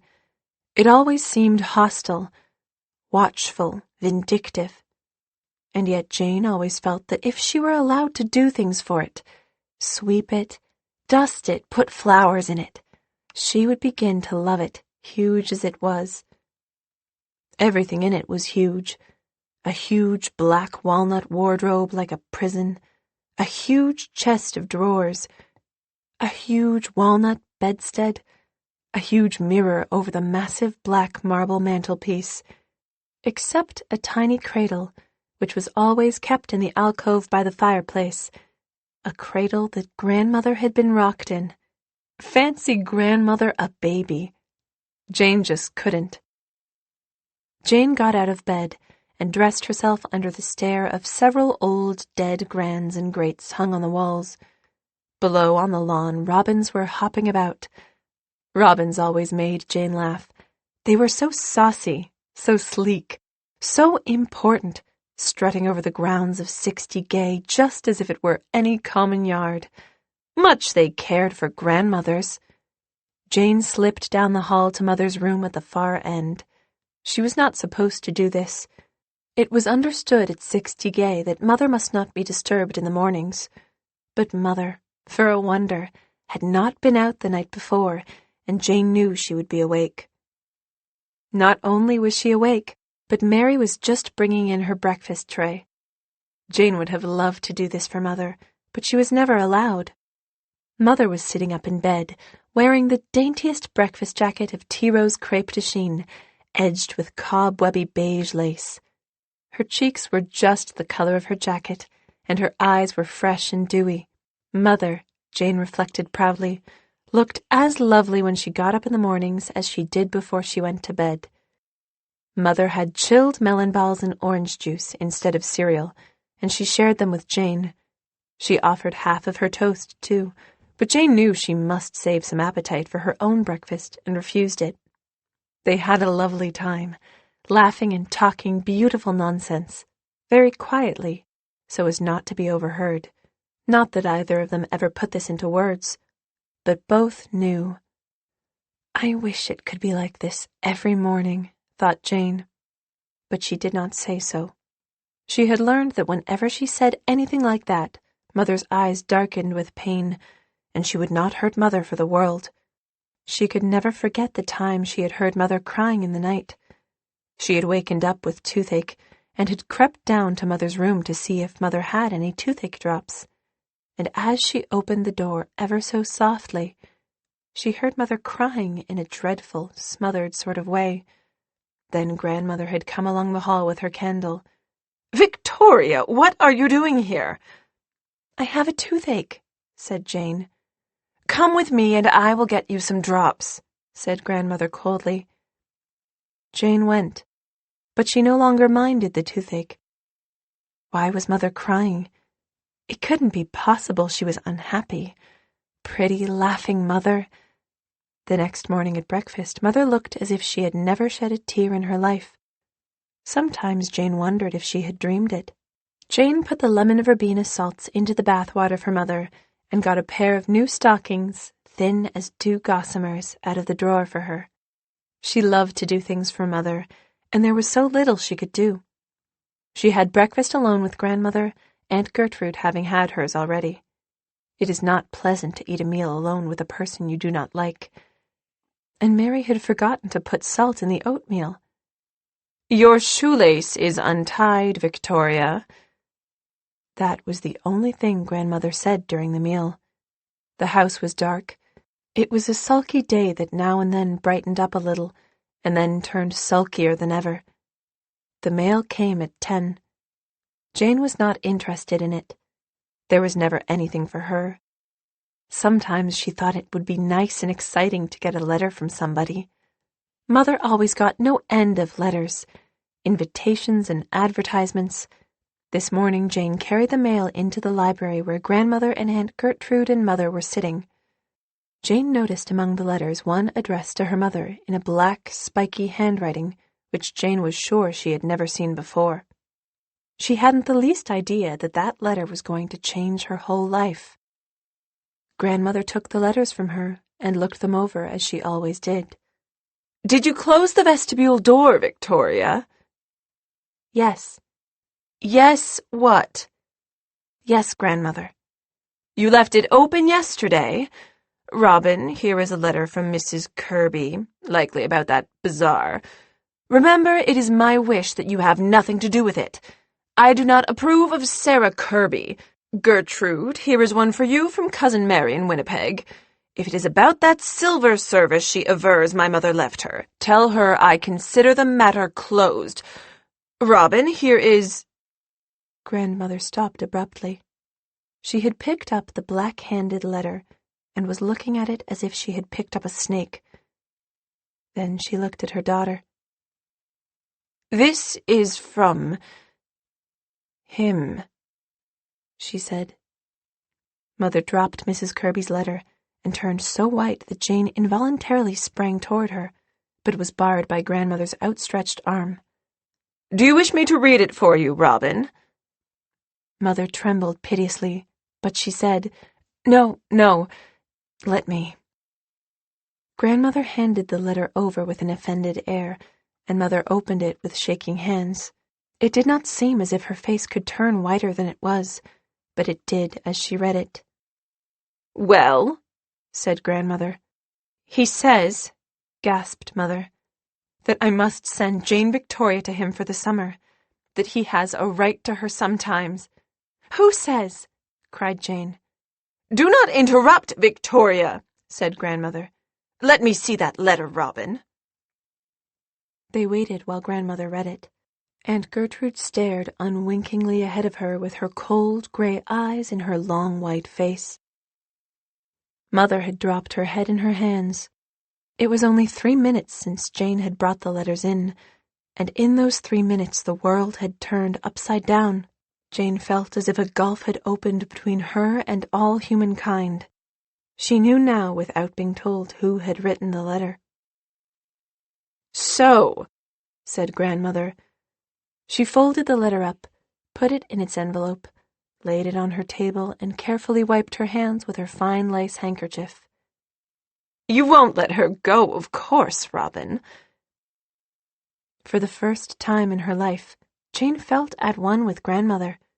She looked imploringly at Mother with a curious feeling of seeing her for the first time, not as a loving mother or affectionate daughter, but as a woman in the grip of some terrible emotion. Jane's heart was torn by another pang in seeing Mother suffer so. "If I don't," she said, "he may take her from me altogether. He could, you know. He says—" "I have read what he says," said Grandmother, "and I still tell you to ignore that letter. He is doing this simply to annoy you. He cares nothing for her. He never cared for anything but his scribbling." "I'm afraid—" began Mother again. "We'd better consult William," said Aunt Gertrude suddenly. "This needs a man's advice." "A man?" snapped Grandmother. Then she seemed to pull herself up. "You may be right, Gertrude. I shall lay the matter before William when he comes to supper tomorrow. In the meantime, we shall not discuss it. We shall not allow it to disturb us in the least." Jane felt as if she were in a nightmare the rest of the day. Surely it must be a dream. Surely her father could not have written her mother that she must spend the summer with him, 1,000 miles away in that horrible Prince Edward Island, which looked on the map to be a desolate little fragment in the jaws of Gaspé and Cape Breton, with a father who didn't love her and whom she didn't love. She had no chance to say anything about it to Mother. Grandmother saw to that. They all went to Aunt Sylvia's luncheon. Mother did not look as if she wanted to go anywhere, and Jane had lunch alone. She couldn't eat anything. "Does your head ache, Miss Victoria?" Mary asked sympathetically. Something was aching terribly, but it did not seem to be her head. It ached all the afternoon and evening, and far on into the night.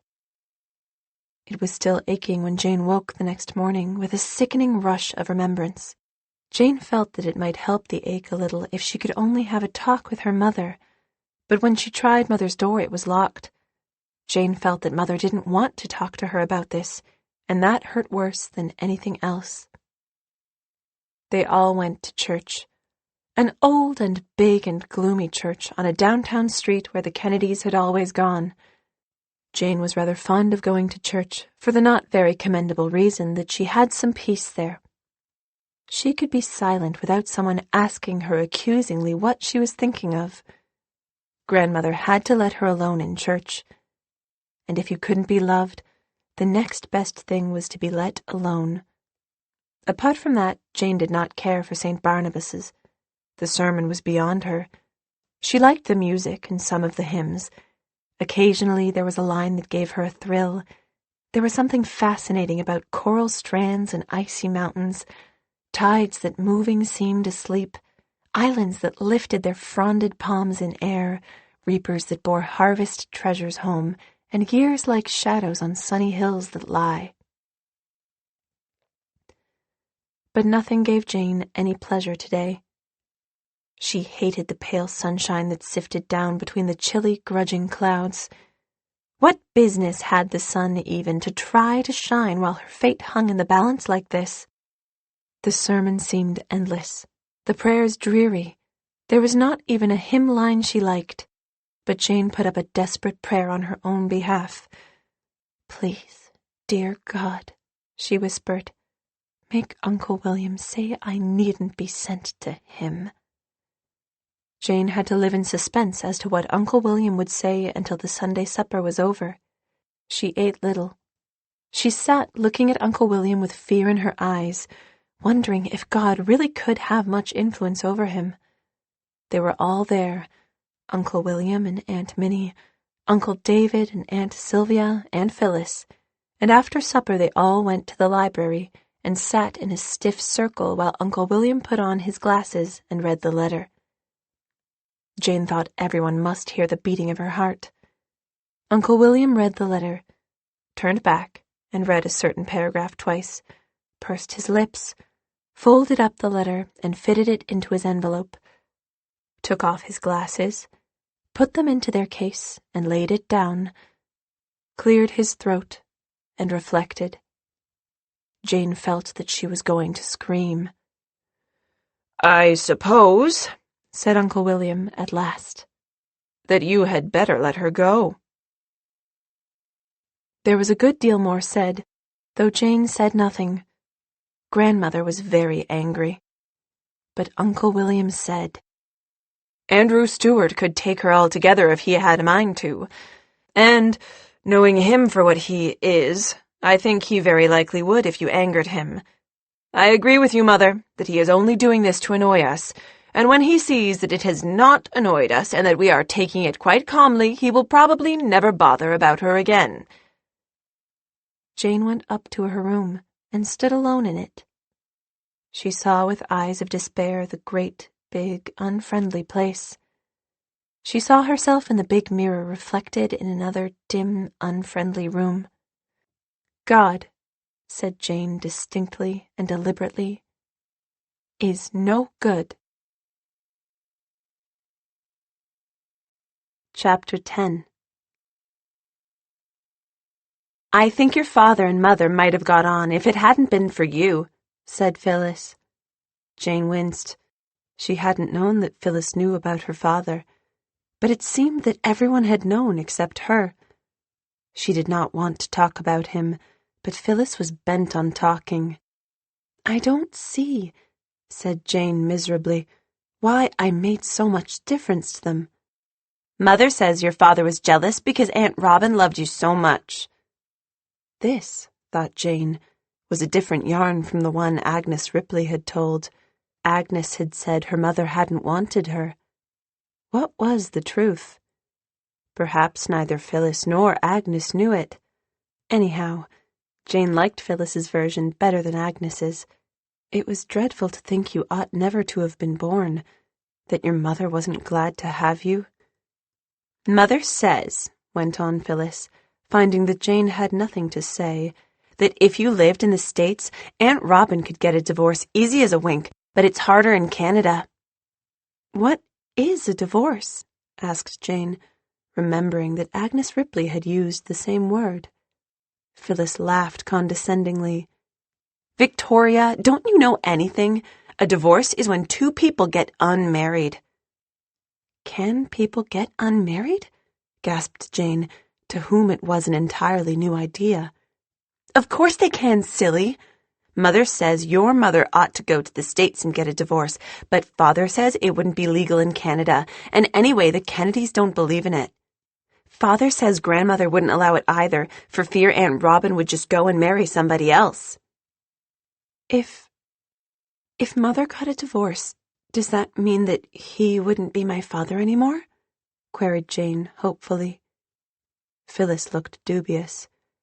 I shouldn't suppose it would make any difference that way, but whoever she married would be your stepfather. Jane did not want a stepfather any more than she wanted a father, but she said nothing again, and Phyllis was annoyed. How do you like the idea of going to P.E. Island, Victoria? Jane was not going to expose her soul to the patronizing Phyllis. I don't know anything about it, she said shortly. I do, said Phyllis importantly.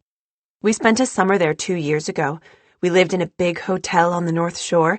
It's quite a pretty place. I dare say you'll like it for a change. Jane knew she would hate it. She tried to turn the conversation, but Phyllis meant to thrash the subject out. How do you suppose you'll get along with your father? I don't know. He likes clever people, you know, and you're not very clever, are you, Victoria? Jane did not like being made to feel like a worm. Phyllis always made her feel like that, when she didn't make her feel like a shadow. And there was not a bit of use in getting mad with her. Phyllis never got mad. Phyllis, everybody said, was such a sweet child, had such a lovely disposition. She just went on condescending. Jane sometimes thought if they could have just one good fight, she would like Phyllis better. Jane knew Mother was a bit worried because she didn't make more friends among girls of her own age. You know, went on Phyllis, that was one of the things. Aunt Robin thought she couldn't talk clever enough for him. The worm turned. I am not going to talk any more about my mother, or him, said Jane distinctly. Phyllis sulked a little, and the afternoon was a failure. Jane was more thankful than usual when Frank came to take her home. Little was being said at 60 Gay about Jane's going to the island. How quickly the days flew by. Jane wished she could hold them back. Once, when she had been very small, she had said to Mother, "Isn't there any way we can stop time, Mummy?" Jane remembered that Mother had sighed and said, "We can never stop time, darling." And now time just went stonily on, tick-tock, tick-tock, sunrise, sunset, ever and ever nearer to the day when she would be torn away from Mother. It would be early in June. St. Agatha's closed earlier than the other schools. Victoria took Jane to Marlborough's late in May and got some very nice clothes for her, much nicer than she had ever had before. Under ordinary circumstances, Jane would have loved her blue coat and the smart little blue hat with its tiny scarlet bow, and a certain lovely frock of white eyelet embroidered in red, with a smart red leather belt. Phyllis had nothing nicer than that, but now she had no interest in them. "I don't suppose she'll have much use for very fine clothes down there," Mother had said. "She shall go fitted out properly," said Grandmother. "He shall not need to buy clothes for her, of that I shall make sure, and Irene Fraser shall have no chance to comment. I suppose he has some kind of a hovel to live in, or he would not have sent for her. Did anyone ever tell you, Victoria, that it is not proper to butter your whole slice of bread at once? And do you think it would be possible, just for a change, to get through a meal without letting your napkin slip off your knee continually? Jane dreaded mealtimes more than ever. Her preoccupation made her awkward, and grandmother pounced on everything. She wished she need never come to the table, but, unluckily, one cannot live without eating a little. Jane ate very little. She had no appetite, and grew noticeably thinner. She could not put any heart into her studies, and she barely made the senior third, while Phyllis passed with honors. As was to be expected, said grandmother. Jody cried to comfort her. After all, it won't be so long. Only 3 months, Jane. 3 months of absence from a beloved mother and 3 months' presence with a detested father seemed like an eternity to Jane. You'll write me, Jane? And I'll write you if I could get any postage stamps. I've got 10 cents now, that Mr. Ransom gave me. That will pay for 3 stamps anyhow. Then Jane told Jody a heartbreaking thing. I'll write you often, Jody, but I can write Mother only once a month, and I'm never to mention him. Did your mother tell you that? No, oh no. It was grandmother. As if I'd want to mention him. I hunted up P.E. Island on the map, said Jody, her dark velvet brown eyes full of sympathy. There's such an awful lot of water round it. Ain't you afraid of falling over the edge? I don't believe I'd mind if I did, said Jane dismally. Chapter 11. Jane was to go to the island with Mr. and Mrs. Stanley, who were going down to visit a married daughter. Somehow Jane lived through the last days. She was determined she would not make any fuss because that would be hard on Mother. There were no more good-night confidences and caressings, no more little tender, loving words spoken at special moments. But Jane, somehow, knew the 2 reasons for this. Mother could not bear it, for one thing, and, for another, grandmother was resolved not to permit it. But on Jane's last night at 60 Gay, Mother did slip in when grandmother was occupied by callers below. Mother! Mother! Darling, be brave. After all, it is only 3 months, and the island is a lovely spot. You may, if I'd known. Once Oh, it doesn't matter now. Nothing matters. Darling, there's one thing I must ask you to promise. You are never to mention me to your father. I won't, choked Jane. It was an easy promise. She couldn't imagine herself talking to him about Mother. He will like you better if he thinks you don't love me too much, whispered Mother. Down went her white lids over her blue eyes. But Jane had seen the look. She felt as if her heart was bursting. The sky at sunrise was blood red, but it soon darkened into sullen grey. At noon a drizzle set in. I think the weather is sorry at your going away, said Jody. Oh, Jane, I'll miss you so, and I don't know if I'll be here when you come back. Miss West says she's going to put me in an orphanage, and I don't want to be put in an orphanage, Jane. Here's the pretty shell Miss Ames brought from the West Indies for me. It's the only pretty thing I have. I want you to have it, because if I go to the orphanage, I suppose they'll take it away from me. The train left for Montreal at 11 that night, and Frank took Jane and her mother to the station. She had kissed grandmother and Aunt Gertrude goodbye dutifully. If you meet your Aunt Irene Fraser down on the island, remember me to her, said grandmother. There was an odd little tone of exultation in her voice. Jane felt that grandmother had got the better of Aunt Irene in some way, at some time, and wanted it rubbed in. It was as if she had said, "She will remember me." And who was Aunt Irene? 60 Gay seemed to scowl at her as they drove away. She had never liked it, and it had never liked her, but she felt drearily as if some gate of life were shut behind her when the door closed. She and Mother did not talk as they drove along over the elfish underground city that comes into view under the black street on a rainy night. She was determined she would not cry, and she did not. Her eyes were wide with dismay, but her voice was cool and quiet as she said goodbye. The last Robin Stewart saw of her was a gallant, indomitable little figure waving to her as Mrs. Stanley herded her into the door of the Pullman. They reached Montreal in the morning and left at noon on the Maritime Express. The time was to come when the very name of Maritime Express was to thrill Jane with ecstasy, but now it meant exile. It rained all day. Mrs. Stanley pointed out the mountains, but Jane was not having any mountains just then. Mrs. Stanley thought her very stiff and unresponsive, and eventually left her alone, for which Jane would have thanked God, fasting, if she had ever heard of the phrase. Mountains! When every turn of the wheels was carrying her further away from Mother. The next day they went down through New Brunswick, lying in the grey light of a cheerless rain. It was raining when they got to Sackville and transferred to the little branch line that ran down to Cape Tormentine. "We take the car ferry there across to the island," Mrs. Stanley explained. Mrs. Stanley had given up trying to talk to her.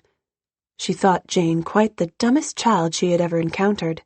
She had not the slightest inkling that Jane's silence was her only bulwark against wild, rebellious tears. And Jane would not cry. It was not actually raining when they reached the Cape. As they went on board the car ferry, the sun was hanging, a flat red ball, in a rift of clouds to the west.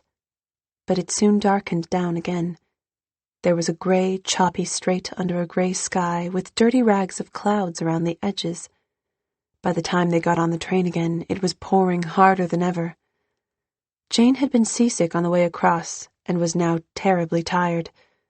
So this was P.E. Island, this rain-drenched land, where the trees cringed before the wind and the heavy clouds seemed almost to touch the fields. Jane had no eyes for blossoming orchard, or green meadow, or soft-bosomed hills with scarfs of dark spruce across their shoulders. They would be in Charlottetown in a couple of hours, so Miss Stanley said, and her father was to meet her there. Her father, who didn't love her, as Mother said, and who lived in a hovel, as Grandmother said. She knew nothing else about him. She wished she knew something. Anything. What did he look like? Would he have pouchy eyes like Uncle David? A thin, sewed-up mouth like Uncle William? Would he wink at the end of every sentence like old Mr. Doran when he came to call on Grandmother? She was 1,000 miles away from Mother, and felt as if it were 1,000,000. Terrible waves of loneliness went over her. The train was pulling into the station. "Here we are, Victoria," said Mrs. Stanley in a tone of relief. Chapter 12. As Jane stepped from the train to the platform, a lady pounced on her with a cry of, "Is this Jane Victoria? Can this be my dear little Jane Victoria?" Jane did not like to be pounced on, and just then she was not feeling like anybody's Jane Victoria. She drew herself away and took in the lady with one of her straight, deliberate glances. A very pretty lady of perhaps 45 or 50, with large, pale blue eyes and smooth ripples of auburn hair around her placid, creamy face. Was this Aunt Irene? "Jane, if you please," she said, politely and distinctly. "For all the world like her grandmother Kennedy, Andrew," Aunt Irene told her brother the next morning. Aunt Irene laughed, an amused little gurgle. "You dear, funny child! Of course it can be Jane. It can be just whatever you like. I am your Aunt Irene, but I suppose you've never heard of me?" "Yes, I have." Jane kissed Aunt Irene's cheek obediently. "Grandmother told me to remember her to you." "Oh." Something a little hard crept into Aunt Irene's sweet voice. "That was very kind of her. Very kind indeed. And now I suppose you're wondering why your father isn't here. He started. He lives out at Brookview, you know. But that dreadful old car of his broke down halfway. He phoned in to me that he couldn't possibly get in tonight, but would be along early in the morning, and I would meet you and keep you for the night. Oh, Mrs. Stanley, you're not going before I've thanked you for bringing our dear little girl safely down to us. We're so much obliged to you. Not at all. It's been a pleasure, said Mrs. Stanley, politely and untruthfully. She hurried away, thankful to be relieved of the odd, silent child who had looked all the way down as if she were an early Christian martyr on her path to the lions. Jane felt herself alone in the universe. Aunt Irene did not make a bit of difference. Jane did not like Aunt Irene, and she liked herself still less. What was the matter with her? Couldn't she like anybody? Other girls liked some of their uncles and aunts at least. She followed Aunt Irene out to the waiting taxi. It's a terrible night, lovey, but the country needs rain. We've been suffering for weeks. You must have brought it with you, but we'll soon be home. I'm so glad to have you. I've been telling your father he ought to let you stay with me anyhow. It's really foolish of him to take you out to Brookview. He only boards there, you know. 2 rooms over Jim Mead's store. Of course he comes to town in the winter, but... Well, perhaps you don't know, Jane, darling, how very determined your father can be when he makes up his mind. I don't know anything about him, said Jane desperately. I suppose not. I suppose your mother has never talked to you about him? No, Jane answered reluctantly. Somehow, Aunt Irene's question seemed charged with hidden meaning. Jane was to learn that this was characteristic of Aunt Irene's questions. Aunt Irene squeezed Jane's hand, which she had held ever since she had helped her into the taxi, sympathetically. You poor child! I know exactly how you feel, and I couldn't feel it was the right thing for your father to send for you. I'm sure I don't know why he did it. I couldn't fathom his motive, although your father and I have always been very close to each other. Very close, lovey. I am 10 years older than he is, and I've always been more like a mother to him than a sister. Here we are at home, lovey. Home. The house into which Jane was ushered was cozy and sleek, just like Aunt Irene herself, but Jane felt about as much at home as a sparrow alone on an alien housetop. In the living room, Aunt Irene took off her hat and coat, patted her hair, and put her arm around Jane. Now let me look you over. I hadn't a chance in the station, and I haven't seen you since you were 3 years old. Jane didn't want to be looked over, and shrank back a little stiffly. She felt that she was being appraised, and in spite of Aunt Irene's kindness of voice and manner, she sensed that there was something in the appraisal not wholly friendly. You are not at all like your mother. She was the prettiest thing I ever saw. You are like your father, darling, and now we must have a bite of supper. Oh, no, please, no, cried Jane impulsively. She knew she couldn't swallow a mouthful. It was misery to think of trying. Just a bite. Just one little bite, said Aunt Irene persuasively, as if coaxing a baby. There's such a nice chocolate peppermint cake. I really made it for your father. He's just like a boy in some ways, you know. Such a sweet tooth. And he has always thought my chocolate cakes just about perfection. Your mother did try so hard to learn to make them like mine. But, well, it's a gift. You have it or you haven't. One really couldn't expect a lovely little doll like her to be a cook, or a manager either, for that matter. And I told your father that often enough. Men don't always understand, do they? They expect everything in a woman. Sit here, Janey. Perhaps the Janey was the last straw. Jane was not going to be Janied. Thank you, Aunt Irene, she said very politely and very resolutely. But I can't eat anything, and it wouldn't be any use at all to try. Please, may I go to bed? Aunt Irene patted her shoulder. Of course, you poor darling. You're all tired out and everything's so strange. I know how hard it is for you. I'll take you right upstairs to your room." The room was very pretty, with hangings of basket weave barosed cretonne and a silk-covered bed so smooth and sleek that it looked as if it had never been slept in. But Aunt Irene deftly removed the silk spread and turned down the sheets. "I hope you'll have a good sleep, lovey. You don't know what it means to me to have you sleeping under my roof. Andrew's little girl, my only niece. And I was always so fond of your mother, but, well, I don't quite think she ever really liked me.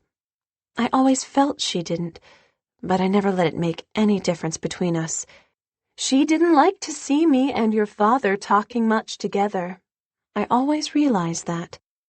She was so much younger than your father, a mere child. It was natural for him to turn to me for advice, as he'd always been used to do. He was always talking things over with me first. She was a little jealous, I think. She could hardly help that, being Mrs. Robert Kennedy's daughter. Never let yourself be jealous, Janey. It wrecks more lives than anything else. Here's a puff, lovey, if you're chilly in the night. A wet night in P.E. Island is apt to be cool. Good night, lovey." Jane stood alone in the room and looked about her. The bed lamp had a lampshade painted with roses with a bead fringe. For some reason, Jane couldn't endure that lampshade. It was too smooth and pretty, just like Aunt Irene. She went to it and put out the light. Then she went to the window. Beat, beat went the rain on the panes. Splash, splash went the rain on the roof of the veranda. Beyond it, Jane could see nothing. Her heart swelled.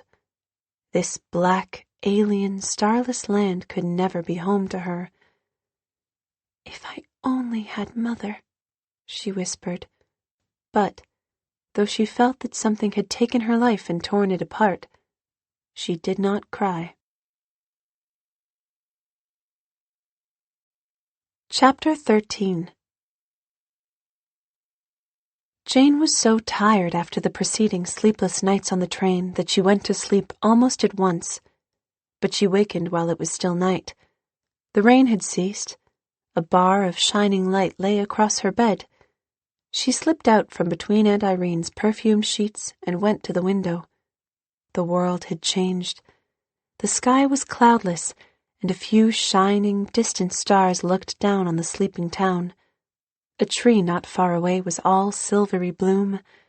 Moonlight was spilling over everything from a full moon that hung like an enormous bubble over what must be a bay or harbor. And there was one splendid, sparkling trail across the water. So there was a moon in P.E. Island, too. Jane hadn't really believed it before. And polished to the Queen's taste. It was like seeing an old friend. That moon was looking down on Toronto as well as P.E. Island. Perhaps it was shining on Jody, asleep in her little attic room, or on Mother coming home late from some gay affair. Suppose she were looking at it this very moment. It no longer seemed 1,000 miles to Toronto. The door opened, and Aunt Irene came in her nightdress. "Lovey, what is the matter? I heard you moving about and was afraid you were ill." "I just got up to look at the moon," said Jane. "You funny childie! Haven't you seen moons before? You gave me a real fright. Now go back to bed like a darling. You want to look bright and fresh for Father when he comes, you know." Jane didn't want to look bright and fresh for anybody. Was she always to be spied upon? She got into bed silently and was tucked in for the second time, but she could not sleep again. Morning comes at last, be the night ever so long. The day that was to be such a marvelous day for Jane began like any other. The mackerel clouds, only Jane didn't know then they were mackerel clouds, in the eastern sky began to take fire. The sun rose without any unusual fuss. Jane was afraid to get up too early for fear of alarming Aunt Irene again, but at last she rose and opened the window. Jane did not know she was looking out on the loveliest thing on earth, a June morning in Prince Edward Island, but she knew it all seemed like a different world from last night. A wave of fragrance broke in her face from the lilac hedge between Aunt Irene's house and the next one. The poplars in a corner of the lawn were shaking in green laughter. An apple tree stretched out friendly arms. There was a faraway view of daisy-sprinkled fields across the harbor where white gulls were soaring and swooping. The air was moist and sweet after the rain. Aunt Irene's house was on the fringe of the town, and a country road ran behind it, a road almost blood-red in its glistening wetness. Jane had never imagined a road colored like that. Why, P.E. Island is a pretty place, thought Jane, half grudgingly. Breakfast was the first ordeal, and Jane was no hungrier than she had been the night before. I don't think I can eat anything, Aunt Irene. But you must, lovey. I'm going to love you, but I'm not going to spoil you. I expect you've always had a little too much of your own way. Your father may be along almost any minute now. Sit right down here and eat your cereal. Jane tried. Aunt Irene had certainly prepared a lovely breakfast for her. Orange juice, cereal with thick golden cream, dainty triangles of toast, a perfectly poached egg, apple jelly between amber and crimson. There was no doubt Aunt Irene was a good cook. But Jane had never had a harder time choking down a meal. Don't be so excited, lovey, said Aunt Irene with a smile, as to some very young child who needed soothing. Jane did not think she was excited. She had merely a queer, dreadful, empty feeling which nothing, not even the egg, seemed able to fill up. And after breakfast there was an hour when Jane discovered that the hardest work in the world is waiting. But everything comes to an end, and when Aunt Irene said, "There's your father now," Jane felt that everything had come to an end. Her hands were suddenly clammy, but her mouth was dry. The ticking of the clock seemed unnaturally loud. There was a step on the path. The door opened. Someone was standing on the threshold. Jane stood up, but she could not raise her eyes. She could not. "Here's your baby," said Aunt Irene. "Isn't she a little daughter to be proud of, Drew? A bit too tall for her age, perhaps, but—" "A russet-haired jade," said a voice. Only 4 words, but they changed life for Jane. Perhaps it was the voice more than the words, a voice that made everything seem like a wonderful secret just you two shared. Jane came to life at last and looked up, peaked eyebrows, thick reddish-brown hair springing back from his forehead, a mouth tucked in at the corners, squared cleft chin, stern hazel eyes with jolly-looking wrinkles around them. The face was as familiar to her as her own. "Kenneth Howard!" gasped Jane. She took a quite unconscious step towards him. The next moment she was lifted in his arms and kissed. She kissed him back. She had no sense of strangerhood. She felt at once the call of that mysterious kinship of soul which has nothing to do with the relationships of flesh and blood. In that one moment, Jane forgot that she had ever hated her father. She liked him. She liked everything about him, from the nice tobacco-y smell of his heather mixture tweed suit to the firm grip of his arms around her. She wanted to cry, but that was out of the question. So she laughed instead, rather wildly perhaps, for Aunt Irene said tolerantly, "Poor child! No wonder she is a little hysterical." Father set Jane down and looked at her. All the sternness of his eyes had crinkled into laughter. "Are you hysterical, my Jane?" he said gravely. How she loved to be called my Jane like that. "No, Father," she said with equal gravity. She never spoke of him or thought of him as he again. "Leave her with me a month and I'll fatten her up," smiled Aunt Irene. Jane felt a quake of dismay. Suppose Father did leave her? Evidently Father had no intention of doing anything of the sort. He pulled her down on the sofa beside him and kept his arm about her. All at once, everything was all right. I don't believe I want her fattened up.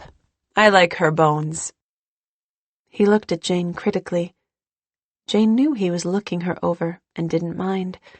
She only hoped madly that he would like her. Would he be disappointed because she was not pretty? Would he think her mouth too big? Do you know you have nice little bones, Janekin? She's got her grandfather Stuart's nose, said Aunt Irene. Aunt Irene evidently approved of Jane's nose, but Jane had a disagreeable feeling that she had robbed Grandfather Stuart of his nose. She liked it better when Father said, I rather fancy the way your eyelashes are put on, Jane. By the way, do you like to be Jane? I've always called you Jane, but that may be just pure cussedness. You've a right to whatever name you like. But I do want to know which name is the real you, and which the shadowy little ghost. Oh, I'm Jane, cried Jane, and was she glad to be Jane. That's settled, then. And suppose you call me Dad. I'm afraid I'd make a terribly awkward father, but I think I could be a tolerable dad. Sorry I couldn't get in last night, but my jovial, disreputable old car died right on the road. I managed to restore it to life this morning, at least long enough to hop into town like a toad. Our mode of traveling added to the gaiety of P.E. Island, but I'm afraid it's got to go into a garage for a while. After dinner we'll drive across the island, Jane, and get acquainted. We're acquainted now, said Jane simply. It was true. She felt that she had known Dad for years. Yes, Dad was nicer than Father. Father had unpleasant associations. She had hated Father. But it was easy to love Dad. Jane opened the most secret chamber of her heart and took him in, nay, found him there. For Dad was Kenneth Howard, and Jane had loved Kenneth Howard for a long, long time. This Jane person, Dad remarked to the ceiling, knows her onions. Chapter 14. Jane found that waiting for something pleasant was very different from waiting for something unpleasant. Mrs. Stanley would not have known her with the laughter and sparkle in her eyes. If the forenoon seemed long, it was only because she was in such a hurry to be with Dad again, and away from Aunt Irene. Aunt Irene was trying to pump her about grandmother and mother and her life at 60 Gay. Jane was not going to be pumped, much to Aunt Irene's disappointment. Questioned she ever so cleverly, Jane had a disconcerting yes or no for every question, and still more disconcerting silence for suggestive remarks that were disguised questions. So, your grandmother Kennedy is good to you, Janey? Very good, said Jane unflinchingly. Well, grandmother was good to her. There were St. Agatha's and the music lessons and the pretty clothes, the limousine and the balanced meals as evidence. Aunt Irene had looked carefully at all her clothes. She never had any use for your father, you know, Janey. I thought perhaps she might take her spite out on you. It was really she that made all the trouble between him and your mother. Jane said nothing. She would not talk about that secret bitterness to Aunt Irene. Aunt Irene gave up in disgust. Dad came back at noon, without his car, but with a horse and buggy. It's going to take all day to fix it. I'm borrowing Jed Carson's rig, and he'll take it back when he brings the car and Jane's trunk out tomorrow. Did you ever have a buggy ride, my Jane? You're not going without your dinners, said Aunt Irene. Jane enjoyed that dinner, having eaten next to nothing ever since she left Toronto. She hoped Dad wouldn't think her appetite terrible. For all she knew, he was poor. That car hadn't looked like wealth, and another mouth to fill might be inconvenient. But Dad himself was evidently enjoying his dinner, especially that chocolate peppermint cake. Jane wished she knew how to make chocolate peppermint cake, but she made up her mind that she would never ask Aunt Irene how to make it. Aunt Irene made a fuss over Dad. She purred over him, actually purred, and Dad liked her purring and her honey-sweet phrases just as well as he liked her cake. Jane saw that clearly. "It really isn't fair to the child to take her out to that Brookview boarding house of yours," said Aunt Irene. "Who knows but I'll get a house of my own for the summer," said Dad. "Do you think you could keep house for me, Jane?" "Yes," said Jane promptly. She could. She knew how a house should be kept, even if she had never kept one. There are people who are born knowing things. "Can you cook?" asked Aunt Irene, winking at Dad as if over some delicious joke. Jane was pleased to see that Dad did not wink back, and he saved her the ordeal of replying. "Any descendant of my mother's can cook," he said. "Come, my Jane, put on thy beautiful garments and let's be on our way." As Jane came downstairs in her hat and coat, she could not help hearing Aunt Irene in the dining room. "She's got a secretive strain in her, Andrew, that I confess I don't like." "Knows how to keep her own counsel, eh?" said Dad. "It's more than that, Andrew. She's deep. Take my word for it, she's deep. Old Lady Kennedy will never be dead while she is alive. But she is a very dear little girl for all that, Andrew. We can't expect her to be faultless. And if there is anything I can do for her, you have only to let me know. Be patient with her, Andrew. You know she's never been taught how to love you." Jane fairly gritted her teeth. The idea of her having to be taught how to love Dad. It was funny. Jane's annoyance with Aunt Irene dissolved in a little chuckle, as low-pitched and impish as an owl's. "Do be careful of poison ivy," Aunt Irene called after them as they drove away. "I'm told there is so much of it in Brookview. Do take good care of her, Andrew." "You've got it wrong and foremost, Irene, like all women. Anyone could see with half an eye that Jane is going to take care of me." A blithe soul was Jane as they drove away. The glow at her heart went with her across the island. She simply could not believe that only a few hours had elapsed since she had been the most miserable creature in the world. It was jolly to ride in a buggy, just behind a little red mare whose sleek hams Jane would have liked to bend forward and slap. She did not eat up the long red miles as a car would have done, but Jane did not want them eaten up.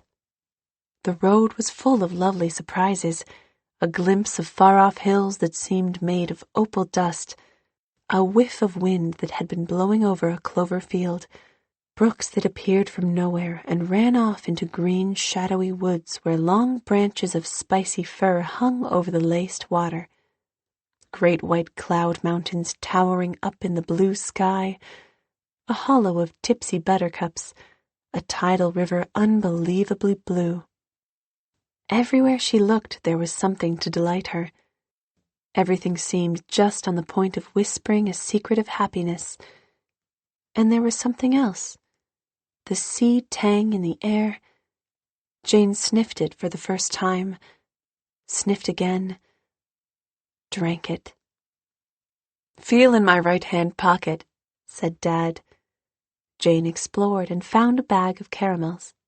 At 60 Gay she was not allowed to eat candy between meals, but 60 Gay was 1,000 miles away. "We're neither of us much for talking, it seems," said Dad. "No, but I think we entertain each other very well," said Jane, as distinctly as she could with her jaws stuck together with caramel. Dad laughed. He had such a nice, understanding laugh. "I can talk a blue streak when the spirit moves me," he said.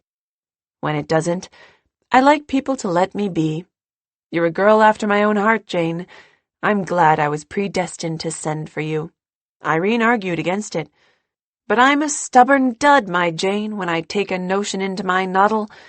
It just occurred to me that I wanted to get acquainted with my daughter." Dad did not ask about Mother. Jane was thankful he did not, and yet she knew it was all wrong that he did not. It was all wrong that Mother had asked her not to speak of her to him. Oh, there were too many things all wrong, but one thing was indisputably and satisfyingly right. She was going to spend a whole summer with Dad, and they were here together, driving over a road which had a life of its own that seemed to be running through her veins like quicksilver. Jane knew that she had never been in any place or any company that suited her so well. The most delightful drive must end. "We'll soon be at Brookview," said Dad. "I've been living at Brookview this past year. It is still one of the quiet places of the earth. I've a couple of rooms over Jim Mead's store. Mrs. Jim Mead gives me my meals and thinks I'm a harmless lunatic because I write." "What do you write, Dad?" asked Jane, thinking of peaceful adjustments of international difficulties. "A little of everything, Jane. Stories, poems, essays, articles on all subjects. I even wrote a novel once, but I couldn't find a publisher, so I went back to my pot boilers. Behold a mute, inglorious Milton in your Dad. To you, Jane, I will confide my dearest dream. It is to write an epic on the life of Methuselah. What a subject! Here we are." Here was a corner where two roads crossed, and in the corner was a building which was a store at one end and a dwelling place at the other. The store end was open to the road, but the house end was fenced off with a paling and a spruce hedge. Jane learned at once and forever the art of getting out of a buggy, and they went through a little white gate with a black wooden decoy duck on one of its posts, and up a red walk edged with ribbon grass and big quahog shells. Woof, woof, went a friendly little brown and white dog sitting on the steps. A nice gingery smell of hot cookies floated out of the door as an elderly woman came out. A trim body wearing a white apron edged with 6-inch deep crochet lace and with the reddest cheeks Jane had ever seen on anybody in her life.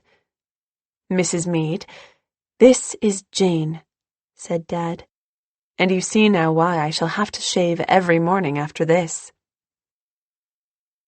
"Dear child," said Mrs. Mead, and kissed her. Jane liked her kiss better than Aunt Irene's. Mrs. Mead at once gave Jane a slice of bread and butter and strawberry jam to stay her stomach till supper. It was wild strawberry jam, and Jane had never tasted wild strawberry jam in her life before. The supper table was spread in a spotless kitchen, where all the big windows were filled with flowering geraniums and begonias with silver-spotted leaves. "I like kitchens," thought Jane. Through another door that opened into a garden was a faraway view of green pastures to the south. The table in the center of the room was covered with a gay red and white checkered cloth. There was a fat, squat little bean pot full of golden brown beans before Mr. Mead, who gave Jane a liberal helping, besides a big square of fluffy cornmeal cake. Mr. Mead looked very much like a cabbage in spectacles and flying jibs, but Jane liked him. Nobody found fault with Jane for things done or left undone. Nobody made her feel silly and crude and always in the wrong. When she finished her Johnny cake, Mr. Mead put another slice on her plate without even asking her if she wanted it. "Eat all you like, but pocket nothing," he told her solemnly. The brown and white dog sat beside her, looking up with hungry, hopeful eyes. Nobody took any notice when Jane fed him bits of Johnny cake. Mr. and Mrs. Mead did most of the talking. It was all about people Jane had never heard of, but somehow she liked to listen to it. When Mrs. Mead said in a solemn tone that poor George Baldwin was very ill with an ulcer in his stomach, Jane's eyes and Dad's laughed to each other, though their faces remained as solemn as Mrs. Mead's. Jane felt warm and pleasant all over. It was jolly to have someone to share a joke with. Fancy laughing with your eyes at anyone in 60 gay. She and Mother exchanged glimmers, but they never dared laugh. The east was paling to moonrise when Jane went to bed in Mrs. Mead's spare room. The bureau and the washstand were very cheap, the bed an iron one enameled in white, the floor painted brown, but there was a gorgeous hooked jug of roses and ferns and autumn leaves on it. The prim, starched lace curtains were as white as snow. The wallpaper was so pretty. Silver daisy clusters on a creamy ground with circles of pale blue ribbon around them. And there was a huge scarlet geranium with scented, velvety leaves on a stand before one of the windows. There was something friendly about the room. Jane slept like a top and was up and down in the morning when Mrs. Meade was lighting the kitchen fire. Mrs. Meade gave Jane a big fat doughnut to stay her stomach till breakfast and sent her out into the garden to wait till Dad came down. It lay in the silence of the dewy morning. The wind was full of wholesome country smells. The little flower beds were edged with blue forget-me-nots, and in one corner was a big clump of early, dark red peonies. Violets and plots of red and white daisies grew under the parlor windows. In a near field, cows were cropping gold-green grass, and a dozen little fluffy chicks were running about. A tiny yellow bird was tilting on a spirea spray. The brown and white dog came out and followed Jane about. A funny two-wheeled cart, such as Jane had never seen before, went by on the road, and the driver, a lank youth in overalls, waved to her as to an old friend. Jane promptly waved back with what was left of her doughnut. How blue and high the sky was! Jane liked the country sky. P.E. Island is a lovely place, thought Jane, not at all grudgingly. She picked a pink cabbage rose and shook the dew from it all over her face. Fancy washing your face with a rose! And then she remembered how she had prayed that she might not come here. I think, said Jane decidedly, that I should apologize to God. Chapter 15. We must go and buy us a house soon, Duck, said Dad, jumping right into the middle of the subject, as Jane was to find was his habit. Jane turned it over in her mind. Is soon today? She asked. Dad laughed. Might as well be. This happens to be one of the days when I like myself reasonably well. We'll start as soon as Jed brings our car. Jed did not bring the car till noon, so they had dinner before they set out, and Mrs. Meade gave Jane a bag of butter cookies to stay their stomachs till supper time. I like Mrs. Meade, Jane told Dad, a pleasant warmth filling her soul as she realized that here was somebody she did like. She's the salt of the earth, agreed Dad, even if she does think the Violet Ray is a girl. The Violet Ray might have been a girl for anything Jane knew to the contrary, or cared. It was enough to know that Dad and she were off in a car that would have given Frank a conniption at sight, bouncing along red roads that were at once friendly and secretive, through woods that were so gay and bridal with wild cherry trees sprinkled through them, and over hills where violet cloud shadows rolled until they seemed to vanish in little hollows filled with blue. There were houses on every side in that pleasant land, and they were going to buy one. Let's buy a house, Jane. Just like that, as one might have said, let's buy a basket. Delightful. As soon as I knew you were coming, I began inquiring about possible houses. I've heard of several. We'll take a look at them all before we decide. What kind of house would you like, Jane? What kind of house can you afford? Said Jane gravely. Dad chuckled. She's got some of the little common sense still left in the world, he told the sky. We can't pay a fancy price, Jane. I'm not a plutocrat. On the other hand, neither am I on relief. I sold quite a lot of stuff last winter. Peaceful adjustments of international difficulties, murmured Jane. What's that? Jane told him.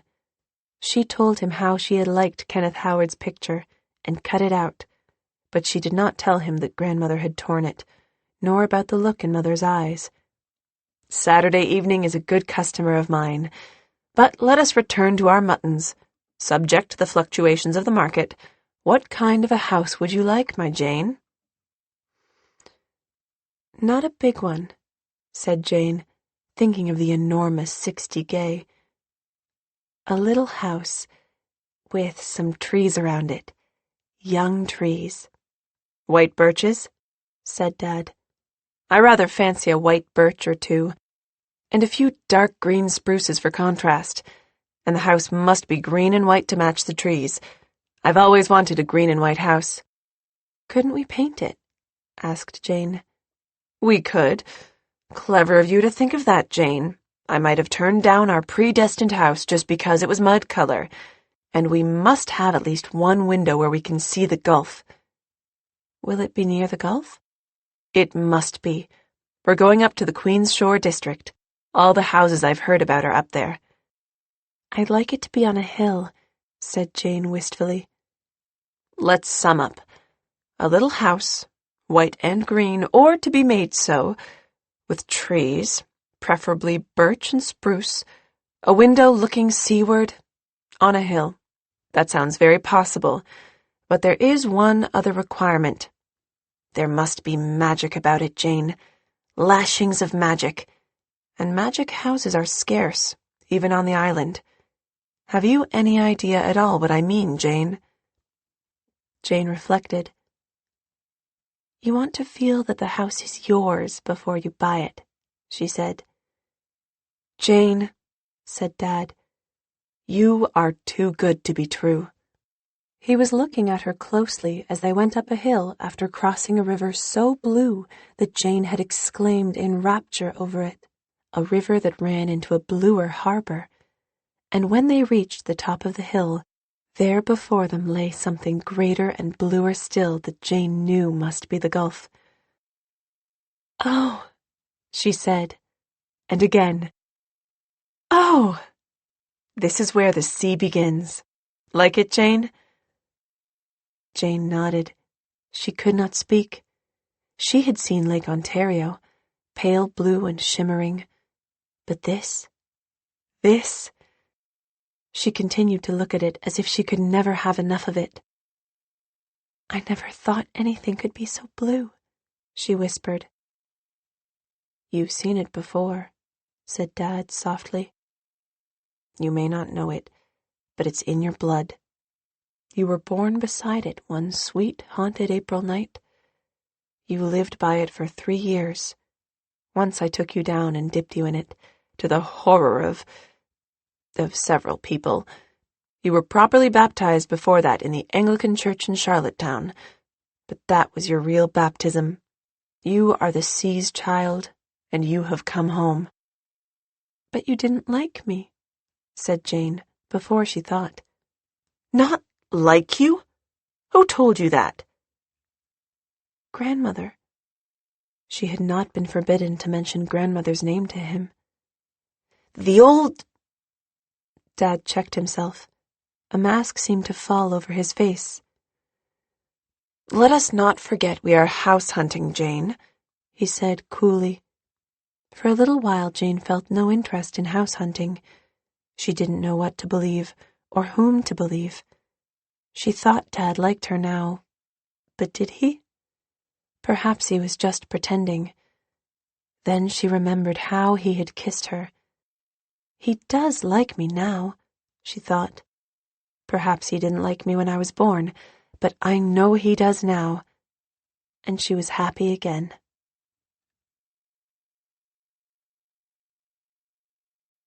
Chapter 16. House hunting, Jane decided, was jolly. Perhaps it was really more the pleasure of the driving and talking and being silent with Dad that was jolly, for most of the houses on Dad's list were not interesting. The first house they looked at was too big. The second was too small. "After all, we must have room to swing the cat," said Dad. "Have you a cat?" demanded Jane. "No, but we can get one if you like. I hear the kitten crop is tops this year. Do you like cats?" "Yes." "Then we'll have a bushel of them." No, said Jane. 2. And a dog. I don't know how you feel about dogs, Jane, but if you're going to have a cat, I must have a dog. I haven't had a dog since—" He stopped short again, and again Jane had the feeling that he had been just on the point of saying something she wanted very much to hear. The third house looked attractive. It was just at the turn of a wooded road dappled with sunshine through the trees. But on inspection it proved hopeless. The floors were cut and warped and slanted in all directions. The doors didn't hang right. The windows wouldn't open. There was no pantry. There was too much gingerbread about the fourth house, Dad said, and neither of them looked twice at the fifth. A dingy, square, unpainted building with a litter of rusty cans, old pails, fruit baskets, rags, and rubbish all over its yard. "The next on my list is the old Jones house," said Dad. It was not so easy to find the old Jones house. The new Jones house fronted the road boldly, but you had to go past it and away down a deep-rutted, neglected lane to find the old one. You could see the gulf from the kitchen window, but it was too big, and both Dad and Jane felt that the view of the back of the Jones barns and pigsty was not inspiring.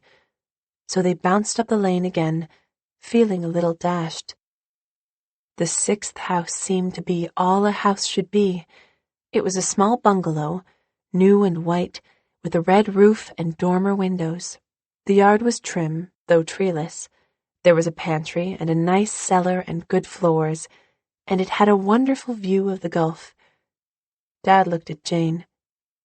"Do you sense any magic about this, my Jane?" "Do you?" challenged Jane. Dad shook his head. "Absolutely none. And, as magic is indispensable, no can do." They drove away, leaving the man who owned the house wondering who them two lunatics were. What on earth was magic? He must see the carpenter who had built the house and find out why he hadn't put any in it. 2 more houses were impossible. "I suppose we're a pair of fools, Jane. We've looked at all the houses I've heard of that are for sale. And what's to be done now? Go back and eat our words and buy the bungalow?" "Let's ask this man who is coming along the road if he knows of any house we haven't seen," said Jane composedly. "The Jimmy Johns have one, I hear," said the man. "Over on Lantern Hill. The house their Aunt Matilda Jolly lived in. There's some of her furniture in it, too, I hear. You'd likely get it reasonable if you jewed him down a bit. It's 2 miles to Lantern Hill, and you go by Queen's Shore." The Jimmy Johns and a Lantern Hill and an Aunt Matilda Jolly. Jane's thumbs pricked. Magic was in the offing. Jane saw the house first. At least she saw the upstairs window in its gable end winking at her over the top of the hill. But they had to drive around the hill and up a winding lane between 2 dikes, with little ferns growing out of the stones and young spruces starting up along them at intervals. And then, right before them, was the house. Their house. "Dear, don't let your eyes pop quite out of your head," warned Dad. It squatted right against a little steep hill whose toes were lost in bracken. It was small. You could have put 6 of it inside of 60 gay. It had a garden, with a stone dike at the lower end of it to keep it from sliding down the hill, a paling and a gate, with 2 tall white birches leaning over it, and a flat stone walk up to the only door, which had 8 small panes of glass in its upper half. The door was locked, but they could see in at the windows. There was a good-sized room on one side of the door, stairs going up right in front of it, and 2 small rooms on the other side whose windows looked right into the side of the hill where ferns grew as high as your waist, and there were stones lying about covered with velvet green moss. There was a bandy-legged old cook-stove in the kitchen, a table and some chairs, and a dear little glass-paned cupboard in the corner, fastened with a wooden button. On one side of the house was a clover field, and on the other a maple grove, sprinkled with firs and spruces, and separated from the house by an old lichen-covered board fence. There was an apple tree in the corner of the yard, with pink petals falling softly, and a clump of old spruces outside of the garden gate. "I like the pattern of this place," said Jane. "Do you suppose it's possible that the view goes with the house?" said Dad. Jane had been so taken up with her house that she had not looked at the view at all. Now she turned her eyes on it and lost her breath over it. Never had she seen, had she dreamed anything so wonderful. Lantern Hill was at the apex of a triangle of land which had the Gulf for its base and Queen's Harbor for one of its sides. There were silver and lilac sand dunes between them, and the sea, extending into a bar across the harbor where great, splendid blue and white waves were racing to the long sun-washed shore. Across the channel, a white lighthouse stood up against the sky, and on the other side of the harbor were the shadowy crests of purple hills that dreamed with their arms around each other, and over it all the indefinable charm of a Prince Edward Island landscape. Just below Lantern Hill, skirted by spruce barrens on the harbor side and a pasture field on the other, was a little pond, absolutely the bluest thing that Jane had ever seen. "Now that is my idea of a pond," said Dad. Jane said nothing at first. She could only look. She had never been there before, but it seemed as if she had known it all her life. The song the sea wind was singing was music native to her ears. She had always wanted to belong somewhere, and she belonged here. At last she had a feeling of home. "Well, what about it?" said Dad. Jane was so sure the house was listening that she shook her finger at him. "Shh, shh," she said. "Let's go down to the shore and talk it over," said Dad. It was about 15 minutes' walk to the outside shore. They sat down on the bone-white body of an old tree that had drifted from heaven knew where. The snapping, salty breeze whipped their faces. The surf creamed along the shore. The wee sand peeps flitted fearlessly past them. "How clean salt air is," thought Jane. "Jane, I have a suspicion that the roof leaks." "You can put some shingles on it." "There's a lot of burdocks in the yard." "We can root them out." "The house may have once been white, but it can be white again." "The paint on the front door is blistered." "Paint doesn't cost very much, does it?" "The shutters are broken." "Let's fix them." "The plaster's cracked." "We can paper over it." "Who knows if there is a pantry, Jane?" "There are shelves in one of the little rooms on the right. I can use that for a pantry. The other little room would do you for a study. You'd have to have some place to write, wouldn't you?" "She's got it all planned out," Dad told the Atlantic, but added, "That big Maplewood is a likely place for owls." "Who's afraid of owls?" "And what about magic, my Jane?" Magic. Why, the place was simply jammed with magic. You were falling over magic. Dad knew that. He was only talking for the sake of talking. When they went back, Jane sat down on the big red sandstone slab which served as a doorstep, while Dad went through the Maplewood by a little twisted path the cows had made to see Jimmy John, otherwise Mr. J.J. Garland. The Garland house could be seen peeping around the corner of the maples, a snug, butter-colored farmhouse decently dressed in trees. Jimmy John came back with Dad, a little fat man with twinkling gray eyes. He hadn't been able to find the key, but they had seen the ground floor, and he told them there were 3 rooms upstairs with a spool bed in one of them and a closet in each of them. "And a boot shelf under the stairs." They stood on the stone walk and looked at the house. "What are you going to do with me?" said the house, as plainly as ever a house spoke. "What is your price?"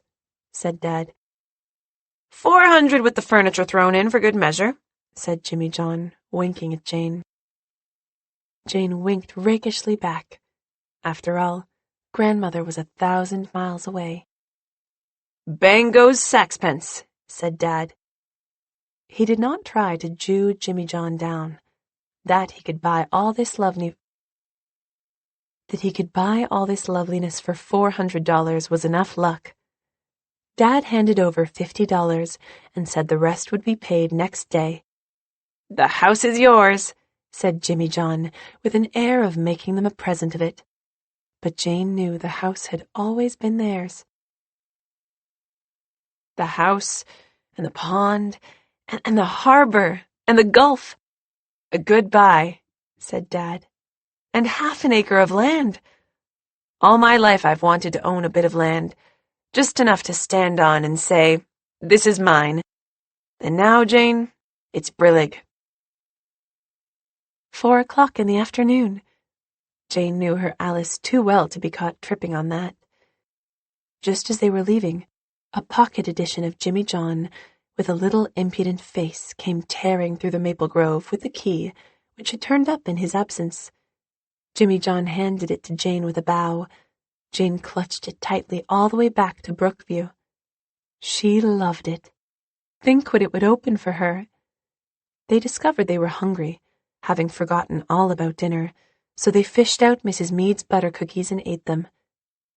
You'll let me do the cooking, Dad? Why, you'll have to. I can't. Jane glowed. I wish we could move in tomorrow, Dad. Why not? I can get some bedding and some food. We can go on from there. I just can't bear to have this day go, said Jane. It doesn't seem as if there could ever be another so happy. We've got tomorrow, Jane.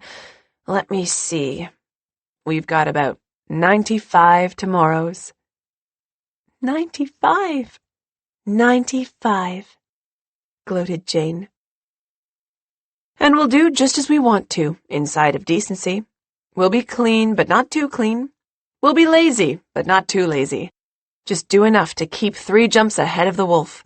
And we'll never have in our house that devilish thing known as an intermittent alarm clock.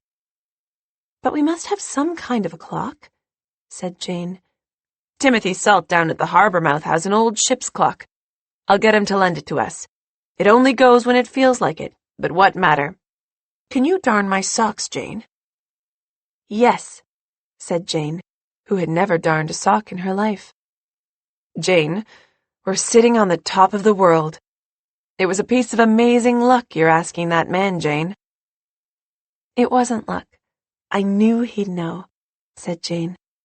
And oh, Dad, can we keep the house a secret till we've moved in? Of course, agreed Dad. From everyone except Aunt Irene. We'll have to tell her, of course. Jane said nothing. She had not known till Dad spoke that it was really from Aunt Irene she wished to keep it secret. Jane didn't believe she would sleep that night. How could one go to sleep with so many wonderful things to think of? And some that were very puzzling. How could 2 people like Mother and Dad hate each other? It didn't make sense. They were both so lovely in different ways. They must have loved each other once. What had changed them? If she, Jane, only knew the whole truth, perhaps she could do something about it. But as she drifted off into dreams of spruce-shadowed red roads that all led to dear little houses, her last conscious thought was, I wonder if we can get our milk at the Jimmy Johnses. Chapter 17. They moved in the next afternoon. Dad and Jane went to town in the forenoon and got a load of canned stuff and some bedding.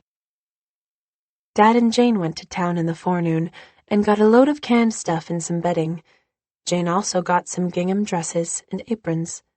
She knew none of the clothes Grandmother had bought for her would be of any use at Lantern Hill, and she slipped into a bookstore unbeknown to Dad and bought a Cookery for Beginners. Mother had given her $1 when she left, and she was not going to take any chances. They called to see Aunt Irene, but Aunt Irene was out. Jane had her own reasons for being pleased about this, but she kept them to herself. After dinner, they tied Jane's trunk and suitcase on the running boards and bounced off to Lantern Hill. Mrs. Meade gave them a box of doughnuts, 3 loaves of bread, a round pat of butter with a pattern of clover leaves on it, a jar of cream, a raisin pie, and 3 dried codfish. "Put one in soak tonight and broil it for your breakfast in the morning," she told Jane. The house was still there. Jane had been half afraid it would be stolen in the night. It seemed so entirely desirable to her that she couldn't imagine anyone else not wanting it. She felt so sorry for Aunt Matilda Jolly, who had had to die and leave it. It was hard to believe that, even in the gold mansions, Aunt Matilda Jolly wouldn't miss the house on Lantern Hill. "Let me unlock the door, please, Dad." She was trembling with delight as she stepped over the threshold. This is home," said Jane. Home. Something she had never known before. She was nearer crying then than she had ever been in her life. They ran over the house like a couple of children. There were 3 rooms upstairs, a quite large one to the north, which Jane decided at once must be Father's. "Wouldn't you like it yourself, blithe spirit? The window looks over the gulf." "No, I want this dear little one at the back. I want a little room, Dad. And the other one will do nicely for a guest room." "Do we need a guest room, Jane? Let me remind you that the measure of anyone's freedom is what he can do without." "Oh, but of course we need a guest room, Dad." Jane was quite tickled over the thought. "We'll have company sometimes, won't we?" "There isn't a bed in it." "Oh, we'll get one somewhere, Dad. The house is glad to see us. Glad to be lived in again. The chairs just want someone to sit on them." "Little sentimentalist," jeered Dad. But there was understanding laughter behind his eyes. The house was surprisingly clean. Jane was to learn later that as soon as they knew Aunt Matilda Jolly's house was sold, Mrs. Jimmy John and Miranda Jimmy John had come over, got in at one of the kitchen windows, and given the whole place a Dutch cleaning from top to bottom. Jane was almost sorry the house was clean. She would have liked to clean it. She wanted to do everything for it. "I am as bad as Aunt Gertrude," she thought, and a little glimmer of understanding of Aunt Gertrude came to her. There was nothing to do just now but put the mattresses and clothes on the beds, the cans in the kitchen cupboard, and the butter and cream in the cellar. Dad hung Mrs. Meade's codfish on the nails behind the kitchen stove. "We'll have sausages for supper," Jane was saying. "Janekin," said Dad, clutching his hair in dismay. "I forgot to buy a frying pan." "Oh, there's an iron frying pan in the bottom of the cupboard," said Jane serenely. "And a 3-legged cooking pot," she added in triumph. There was nothing about the house that Jane did not know by this time. Dad had kindled a fire in the stove and fed it with some of Aunt Matilda Jolly's wood, Jane keeping a watchful eye on him as he did it. She had never seen a fire made in a stove before, but she meant to know how to do it herself next time. The stove was a bit wobbly on one of its feet, but Jane found a piece of flat stone in the yard which fitted nicely under it, and everything was ship-shape. Dad went over to the Jimmy Johnses to borrow a pail of water. The well had to be cleaned out before they could use it. And Jane set the table with a red and white cloth like Mrs. Meade's and the dishes Dad had got at the 5 and 10. She went out to the neglected garden and picked a bouquet of bleeding heart and June lilies for the center. There was nothing to hold them, but Jane found a rusty old tin can somewhere, swathed it in a green silk scarf she had dug out of her trunk. It was an expensive silk scarf Aunt Minnie had given her, and arranged her flowers in it. She cut and buttered bread. She made tea and fried the sausages. She had never done anything of the kind before, but she had not watched Mary for nothing. "It's good to get my legs under my own table again," said Dad, as they sat down to supper. "I suppose," thought Jane wickedly, "if Grandmother could see me eating in the kitchen and liking it, she would say it was just my low tastes." Aloud, all she said was, but she nearly burst with pride as she said it. "How do you take your tea, Dad?" There was a tangle of sunbeams on the bare white floor. They could see the maplewood through the east window, the gulf, and the pond and the dunes through the north, the harbor through the west. Winds of the salt seas were blowing in. Swallows were swooping through the evening air. Everything she looked at belonged to Dad and her. She was mistress of this house. Her right there was none to dispute. She could do just as she wanted to without making excuses for anything. The memory of that first meal together with Dad in Aunt Matilda Jolly's house was to be a thing of beauty and a joy forever. Dad was so jolly. He talked to her just as if she were a grown-up. Jane felt sorry for anyone who didn't have her father.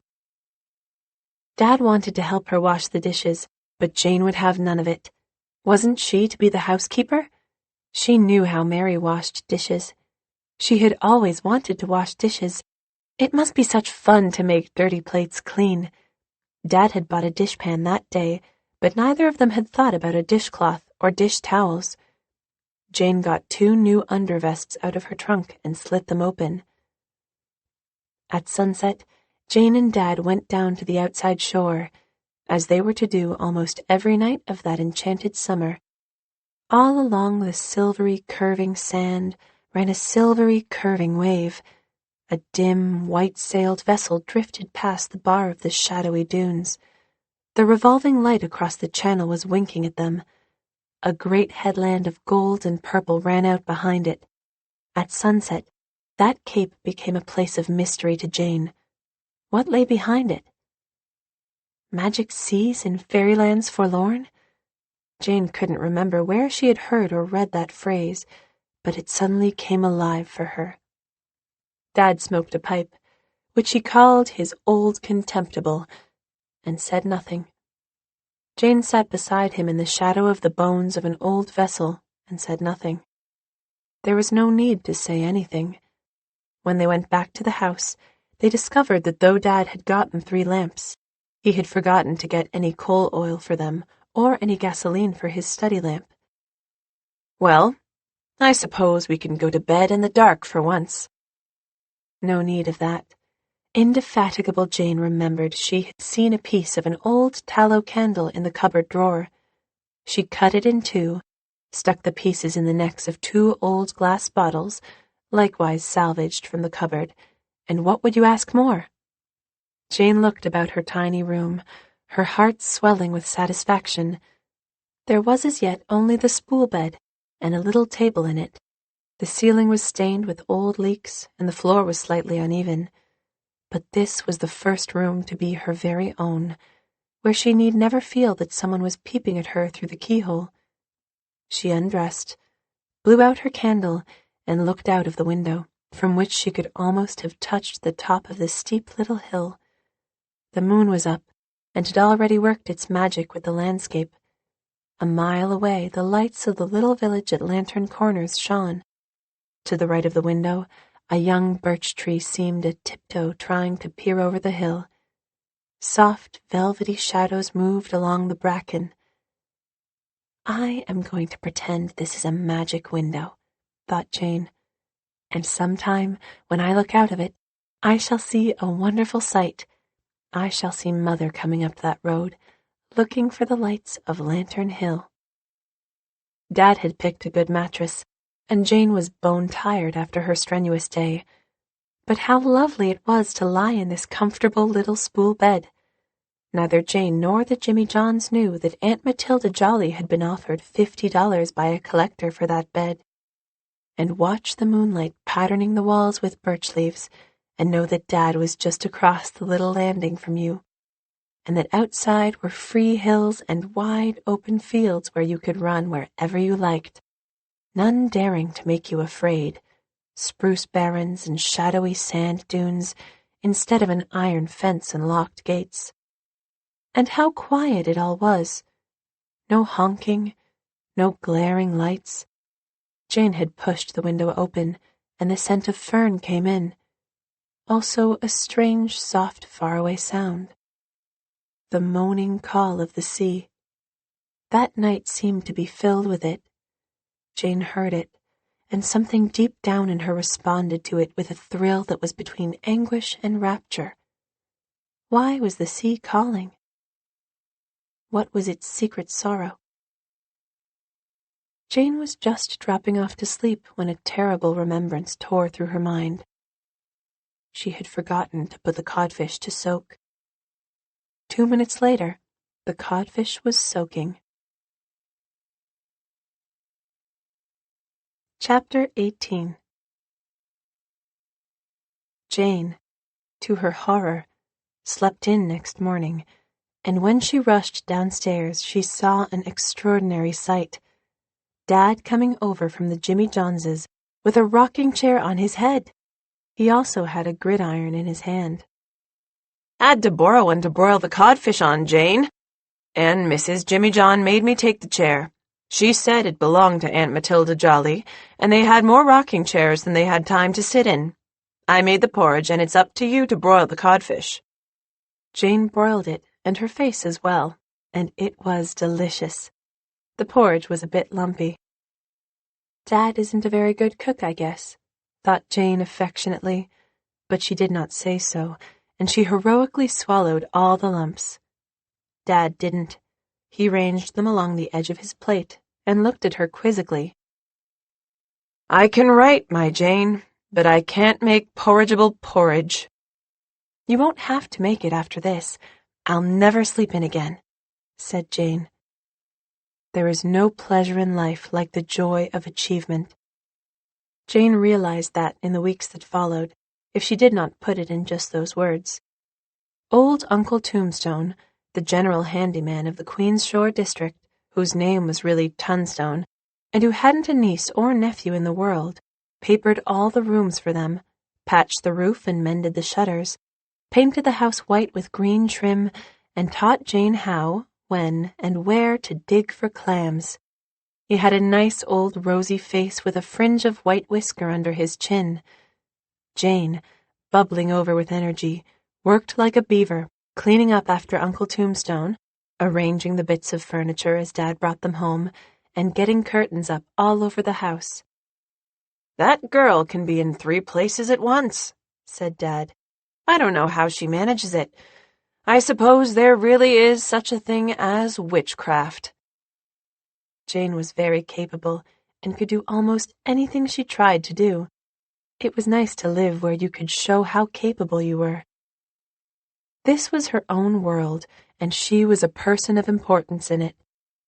There was joy in her heart the clock round. Life here was one endless adventure. When Jane was not cleaning up, she was getting the meals. She studied her cookery for beginners every spare moment and went about muttering, "All measurements are level," and things like that. Because she had watched Mary, and because it was born in her to be a cook, she got on amazingly well. From the very first, her biscuits were never soggy, or her roast underdone. But one day she flew too high, and produced for dessert something that a charitable person might have called a plum pudding. Uncle Tombstone ate some of it, and had to have the doctor that night. Or so he said. He brought his own dinner the next day, cold bacon and cold pancakes tied up in a red handkerchief, and told Jane he was on a diet. That pudding of yours yesterday, miss, it was a mite too rich. My stomach ain't used to Toronto cookery. Them there vitamins now. I reckon you have to be brought up on them for them to agree with you. To his cronies he averred that that pudding would have given the rats indigestion. But he liked Jane. Your daughter is a very superior person, he told Dad. Most of the girls nowadays are all tops and no taters, but she's superior. Yes, sir, she's superior. How Dad and Jane laughed over that. Dad called her Superior Jane in a tone of mock awe till the joke wore out. Jane liked Uncle Tombstone, too. In fact, nothing in her new life amazed her more than the ease with which she liked people. It seemed as if everyone she met was sealed of her tribe. She thought it must be that the P.E. Islanders were nicer, or at least more neighborly, than the Toronto people. She did not realize that the change was in herself. She was no longer rebuffed, frightened, awkward because she was frightened. Her foot was on her native heath, and her name was Jane. She felt friendly towards all the world, and all the world responded. She could love all she wanted to, everybody she wanted to, without being accused of low tastes. Probably grandmother would not have recognized Uncle Tombstone socially, but the standards of 60 Gay were not the standards of Lantern Hill. As for the Jimmy Johns, Jane felt as if she must have known them all her life. They were so called, she discovered, because Mr. James John Garland had a James Garland to the northeast of him and a John Garland to the southwest of him, and so had to be distinguished in some way. Her first forenoon at Lantern Hill, all the Jimmy Johns came galloping over in a body. At least, the young fry galloped with the 3 dogs, a brindled bull terrier, a golden collie, and a long brown dog who was just a dog. Mrs. Jimmy John, who was as tall and thin as her Jimmy John was short and fat, with very wise, gentle gray eyes, walked briskly, carrying in her arms a baby as fat as a sausage. Miranda Jimmy John, who was 16, was as tall as her mother and as fat as her father. She had a double chin at 10, and nobody would ever believe that she was secretly overflowing with romance. Polly Jimmy John was Jane's age, but looked younger because she was short and thin. Punch Jimmy John, who had brought the key, was 13. There were the 8-year-old twins, the George twin and the Ella twin, their bare, chubby legs all spotted with mosquito bites, and every one of them had a pleasant smile. "Jane Victoria Stewart?" said Mrs. Jimmy John with a questioning smile. "Jane!" said Jane, with such an intonation of triumph that the Jimmy Johns all stared at her. "Jane, of course," smiled Mrs. Jimmy John. Jane knew she was going to like Mrs. Jimmy John. Everybody except the baby had brought a present for Jane. Mrs. Jimmy John gave her a lambskin dyed red for a bedside rug. Miranda brought her a little fat white jug with pink roses on its sides. Punch brought her some early radishes. Polly brought her a rooted geranium slip, and the twins brought a toad apiece for her garden. "You have to have toads in your garden for luck," explained Punch. Jane felt it would never do to let her first callers go home without something to eat, especially when they had come bearing gifts. "Mrs. Meade's pie will go round if I don't take a piece," she thought. "The baby won't want any." The baby did want some, but Mrs. Jimmy John shared hers with him. They sat around in the kitchen on the chairs and on the sandstone doorstep and ate the pie while Jane radiated hospitality. "Come over whenever you can, dear," Mrs. Jimmy John told her. Mrs. Jimmy John thought Jane pretty young to be keeping house for anybody. "If there's any way we can help you, we'll be glad to." "Will you teach me how to make bread?" said Jane coolly. "We can get it at the Corners, of course, but Dad likes homemade bread. And what kind of cake flour would you recommend?" Jane got acquainted with the Snowbeams also that week. The Solomon Snowbeams were a rather neglected rapscallion family who lived in a ramshackle house where the spruce barrens ran down to a curve of the harbor shore known as Hungry Cove. Nobody knew how Solomon Snowbeam contrived to feed his family. He fished a little, and worked out a little, and shot a little. Mrs. Snowbeam was a big, pink, overblown woman, and Caraway Snowbeam, Shingle Snowbeam, Penny Snowbeam, and young John Snowbeam were impudent, friendly little creatures who certainly did not look starved. Millicent Mary Snowbeam, aged 6, was neither impudent nor friendly. Millicent Mary was, so Polly Garland told Jane, not all there. She had blank, velvety, nut-brown eyes.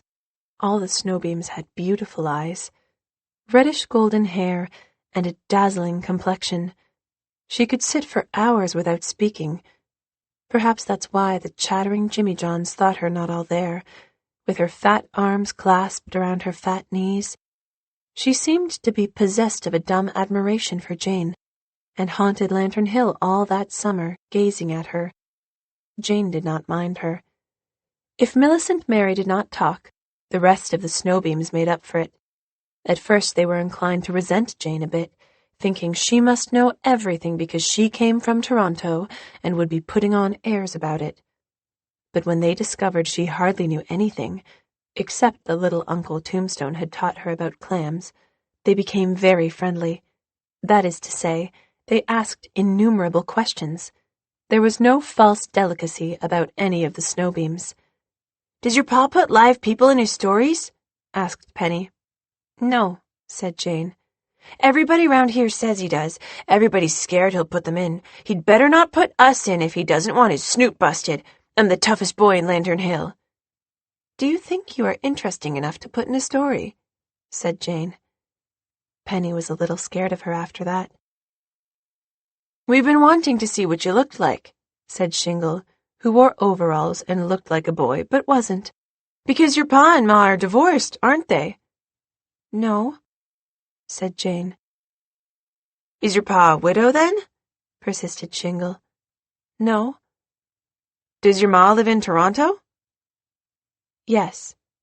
"Why doesn't she live here with your pa?" "If you ask me any more questions about my parents," said Jane, "I'll get Dad to put you into one of his stories. Every one of you." Shingle was cowed, but Caraway took up the tale.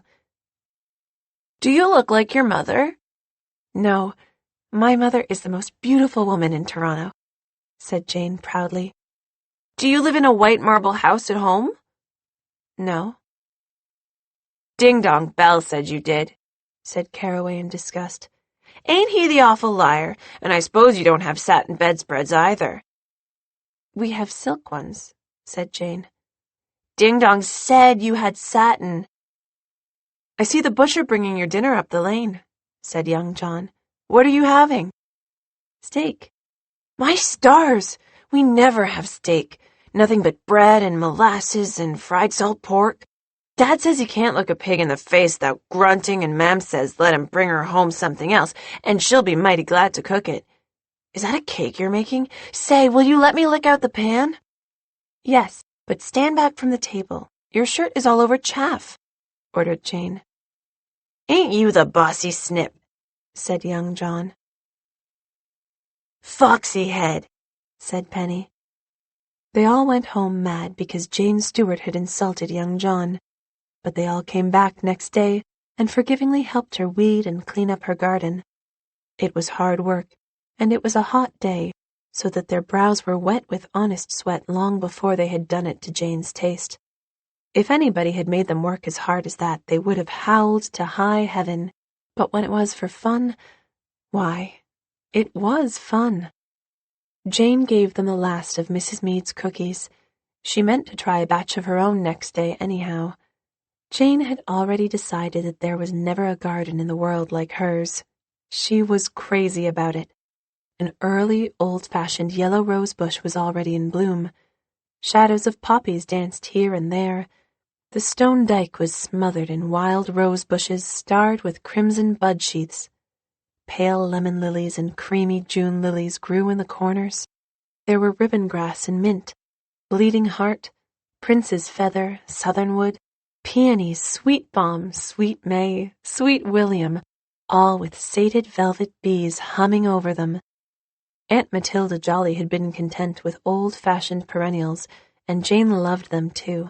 But she made up her mind that by hook or crook she would have some annuals next summer. Jane, at the beginning of this summer, was already planning for next. In a very short time she was to be full of garden lore, and was always trying to extract information about fertilizers from anybody who knew. Mr. Jimmy John gravely advised well-rotted cow manure, and Jane dragged basketfuls of it home from his barnyard. She loved to water the flowers, especially when the earth was a little dry and they drooped pleadingly. The garden rewarded her. She was one of those people at whose touch things grow. No weed was ever allowed to show its face. Jane got up early every morning to weed. It was wonderful to wake as the sun came over the sea. The mornings at Lantern Hill seemed different from the mornings anywhere else. More morning-ish. Jane's heart sang as she weeded and raked and hoed and pruned and thinned out. "Who taught you these things, woman?" asked Dad. "I think I've always known them," said Jane dreamily. The Snowbeams told Jane their cat had kittens, and she could have one. Jane went down to choose. There were 4, and the poor, lean old mother cat was so proud and happy. Jane picked a black one with a pansy face, a really pansy face, so dark and velvety, with round golden eyes. She named it Peter on the spot. Then the Jimmy Johns, not to be outdone, brought over a kitten also, but this kitten was already named Peter, and the Ella twin wept frantically over the idea of anybody changing it. So Dad suggested calling them First Peter and Second Peter, which Mrs. Snowbeam thought was sacrilegious. Second Peter was a dainty thing in black and silver, with a soft white breast. Both Peters slept at the foot of Jane's bed, and swarmed over Dad the minute he sat down. "What is home without a dog?" said Dad, and got one from old Timothy Salt at the harbor mouth. They named him Happy. He was a slim white dog with a round brown spot at the root of his tail, a brown collar, and brown ears. He kept the Peters in their place, and Jane loved him so much it hurt her. "I like living things around me, Dad." Dad brought home the ship clock with the dog. Jane found it useful to time meals by, but as far as anything else was concerned, there really was no such thing as time at Lantern Hill. By the end of a week, Jane knew the geography and people of Lantern Hill and Lantern Corners perfectly. Every hill seemed to belong to somebody. Big Donald's Hill, Little Donald's Hill, Old Man Cooper's Hill. She could pick out Big Donald Martin's farm and Little Donald Martin's farm. Every household light she could see from the hilltop had its own special significance. She knew just where to look to see Min's ma's light sparkle out every night from the little white house in a misty fold of the hills. Min herself, an owl-eyed gypsy scrap full of ginger, was already a bosom friend of Jane's. Jane knew that Min's colorless ma was entirely unimportant, except as a background for Min. Min never would wear shoes or stockings in summer, and her bare feet twinkled over the red roads to Lantern Hill every day. Sometimes Elmer Bell, better known as Ding Dong, came with her. Ding Dong was freckled, and his ears stuck out, but he was popular, though pursued through life by some scandalous tale of having sat in his porridge when he was an infant. When young John wanted to be especially annoying, he yelled at Ding Dong, "Sot in your porridge, you did! Sot in your porridge!" Elmer and Min and Polly Garland and Shingle and Jane were all children of the same year, and they all liked each other and snubbed each other and defended each other and stood up for each other against the older and younger Fry. Jane gave up trying to believe she hadn't always been friends with them. She remembered the woman who had called Gay Street dead.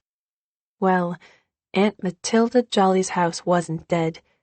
It was alive, every inch of it. Jane's friends swarmed all over it. "You're so nice you ought to have been born in P.E. Island," Ding Dong told her. "I was," said Jane triumphantly.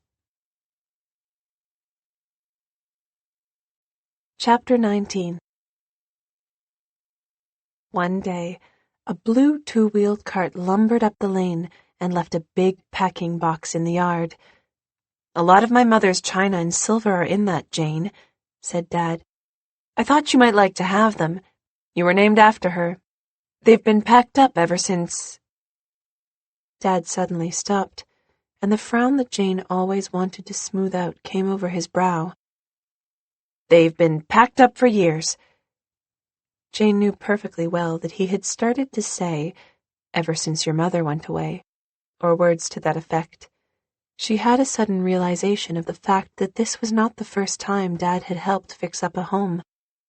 Not the first time he had been nicely excited over choosing wallpaper and curtains and rugs. He must have had it all before with Mother. Perhaps they had had just as much fun over it as Dad and she were having now. More. Mother must have been sweet over fixing up her own home. She never had anything to say over the arrangements at 60 Gay. Jane wondered where the house Dad and Mother had lived in was, the house where she had been born. There were so many things she would have liked to ask Dad if she had dared. But he was so nice. How could Mother ever have left him? It was great fun unpacking Grandmother Stewart's box. There was lovely bits of glass and china in it, Grandmother Stewart's dinner set of white and gold, slender-stemmed glass goblets, quaint pretty dishes of all kinds, and silver, a tea set, forks, spoons, apostle spoons, salt cellars. That silver does need cleaning, said Jane in rapture. What fun she would have cleaning it and washing up all those dainty and delicate dishes.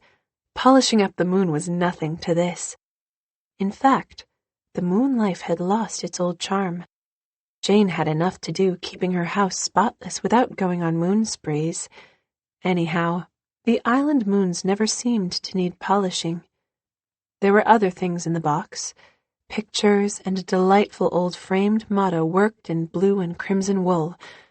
May the peace of God abide in this house. Jane thought this was lovely.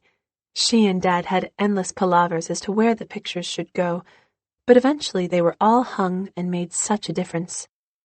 As soon as you hang a picture on the wall, said Dad, the wall becomes your friend. A blank wall is hostile. They hung the motto in Jane's room, and every night when she went to bed, and every morning when she got up, Jane read it over like a prayer. The beds blossomed out in wonderful patchwork quilts after that box came home.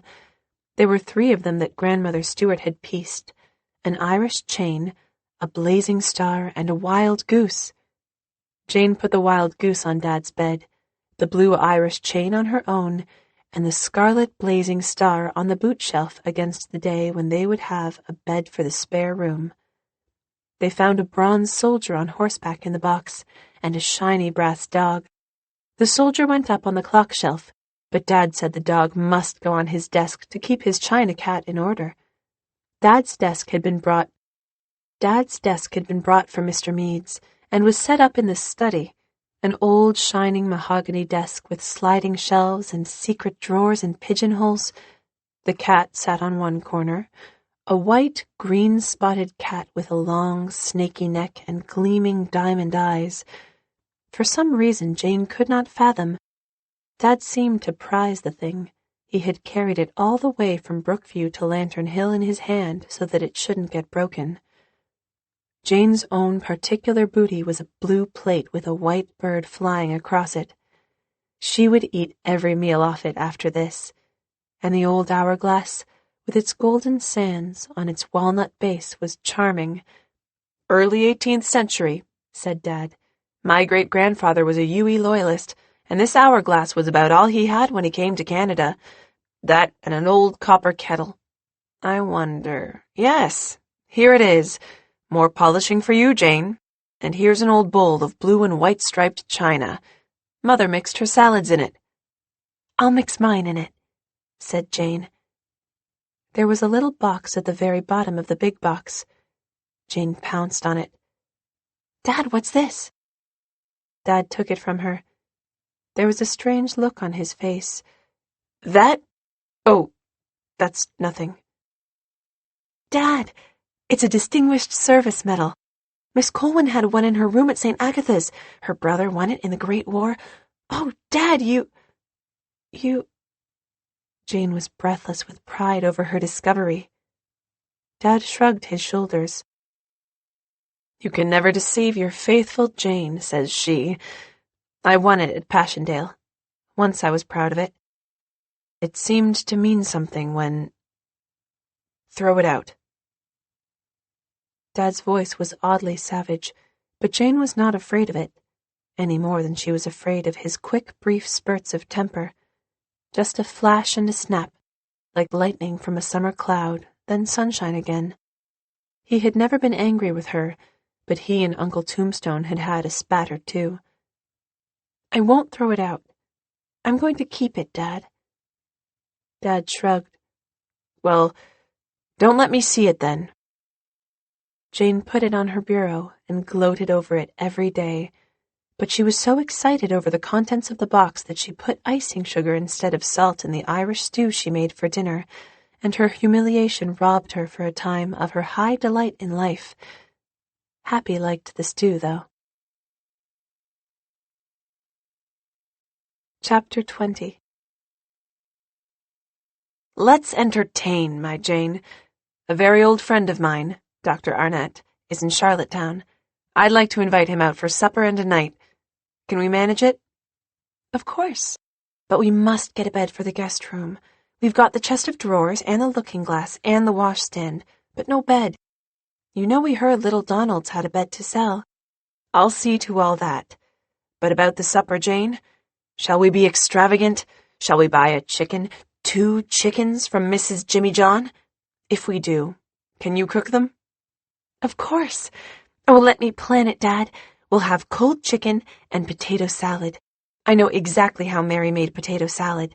I've often helped her peel the potatoes. And hot biscuits. You must get me a can of Flewell's baking powder at the Corners, Dad. Flewell's, mind. It's the only one you can rely on. Already Jane was an authority on baking powders. And wild strawberries and cream. Min and I found a bed of wild strawberries down the hill yesterday. We ate a lot, but we left plenty. Unluckily, Aunt Irene came the very afternoon they were expecting Dr. Arnett. She passed them in her car as Jane and her father were carrying an iron bedstead up the lane. Dad had bought it from little Donald, and little Donald had left it at the end of the lane because he was in too much of a hurry to bring it all the way. It was a windy day, and Jane had her head tied up in an old shawl of Aunt Matilda Jolly's because she had had a slight toothache the night before. Aunt Irene looked quite horrified, but kissed them both as they came into the yard. So you've bought old Tilly Jolly's house, Drew. What a funny little place. Well, I think you might have spoken to me about it first. Jane wanted it kept a secret.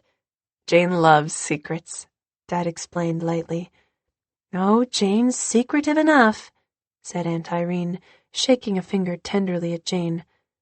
I hope it's only secretive, but I do think you're a little inclined to be sly. Aunt Irene was smiling, but there was an edge to her voice. Jane thought she would almost prefer grandmother's venom. You didn't have to look as if you liked that. If I had known, I would have advised against it strongly, Andrew. I hear you paid $400 for it. Jimmy John simply cheated you. $400 for a little old shack like this. $3 would have been enough. But the view, Irene. The view. The extra $100 was for the view. You're so impractical, Andrew, shaking a laughing finger at him in return. At least you felt the finger laughed. Jane, you'll have to hold up the purse strings. If you don't, your father will be penniless by the fall. Oh, I think we'll be able to make both ends meet, Irene. If not, we'll pull them as close together as possible. Jane's a famous little manager. She looketh well to the trays of her household, and eateth not the bread of idleness.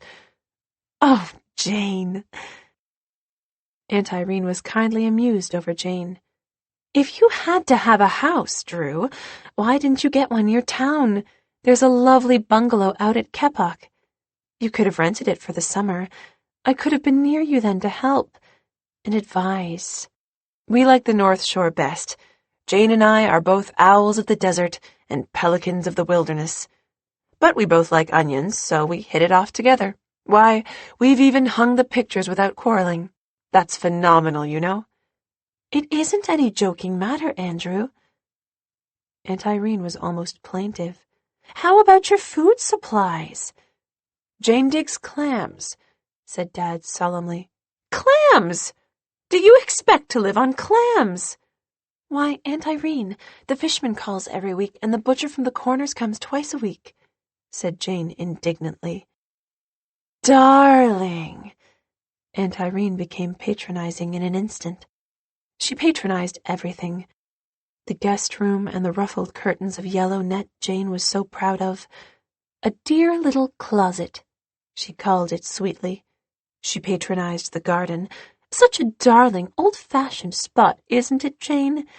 She patronized the boot shelf. Really, Aunt Matilda Jolly had all the conveniences, hadn't she, lovey? The only thing she didn't patronize was the apostle spoons. There was something acid in her sweetness when she spoke of them. I always think Mother intended I should have them, Drew. She gave them to Robin, said Drew quietly. Jane felt a tingle go over her. This was the first time she had heard Dad mention Mother's name. But when she left— We won't discuss it, Irene, if you please. Of course not, dear one. I understand. Forgive me. And now, Jane lovey, I'll borrow an apron and help you get ready for Dr. Arnett. Bless her little heart trying to get ready for company all by herself. Aunt Irene was amused at her. Aunt Irene was laughing at her. Jane was furious and helpless.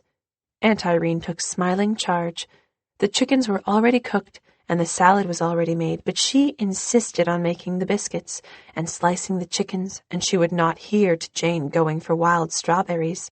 Luckily, I brought a pie with me. I knew Andrew would like it. Men like something substantial, you know, lovey. This maddened Jane. She vowed in her heart that she would learn pie-making in a week's time. Meanwhile, she could only submit. When Dr. Arnett came, Aunt Irene, a smiling and gracious hostess, made him welcome. Aunt Irene, still more smiling and gracious, sat at the head of the table and poured the tea, and was charmed because Dr. Arnett took a second helping of potato salad. Both men enjoyed the pie. Dad told Aunt Irene she was the best pie-maker in Canada. Eating is not such bad fun after all, said Dad, with a faint air of surprise, as if he had just discovered the fact, thanks to the pie. Bitterness overflowed the heart of Jane. At that moment, she could cheerfully have torn everybody in pieces. Aunt Irene helped Jane wash the dishes before she went away. Jane thanked her stars that she and Min had walked to Lantern Corners 3 days before and bought towels. What would Aunt Irene have said if she had had to wipe dishes with an undervest? I have to go now, lovey. I want to get home before dark.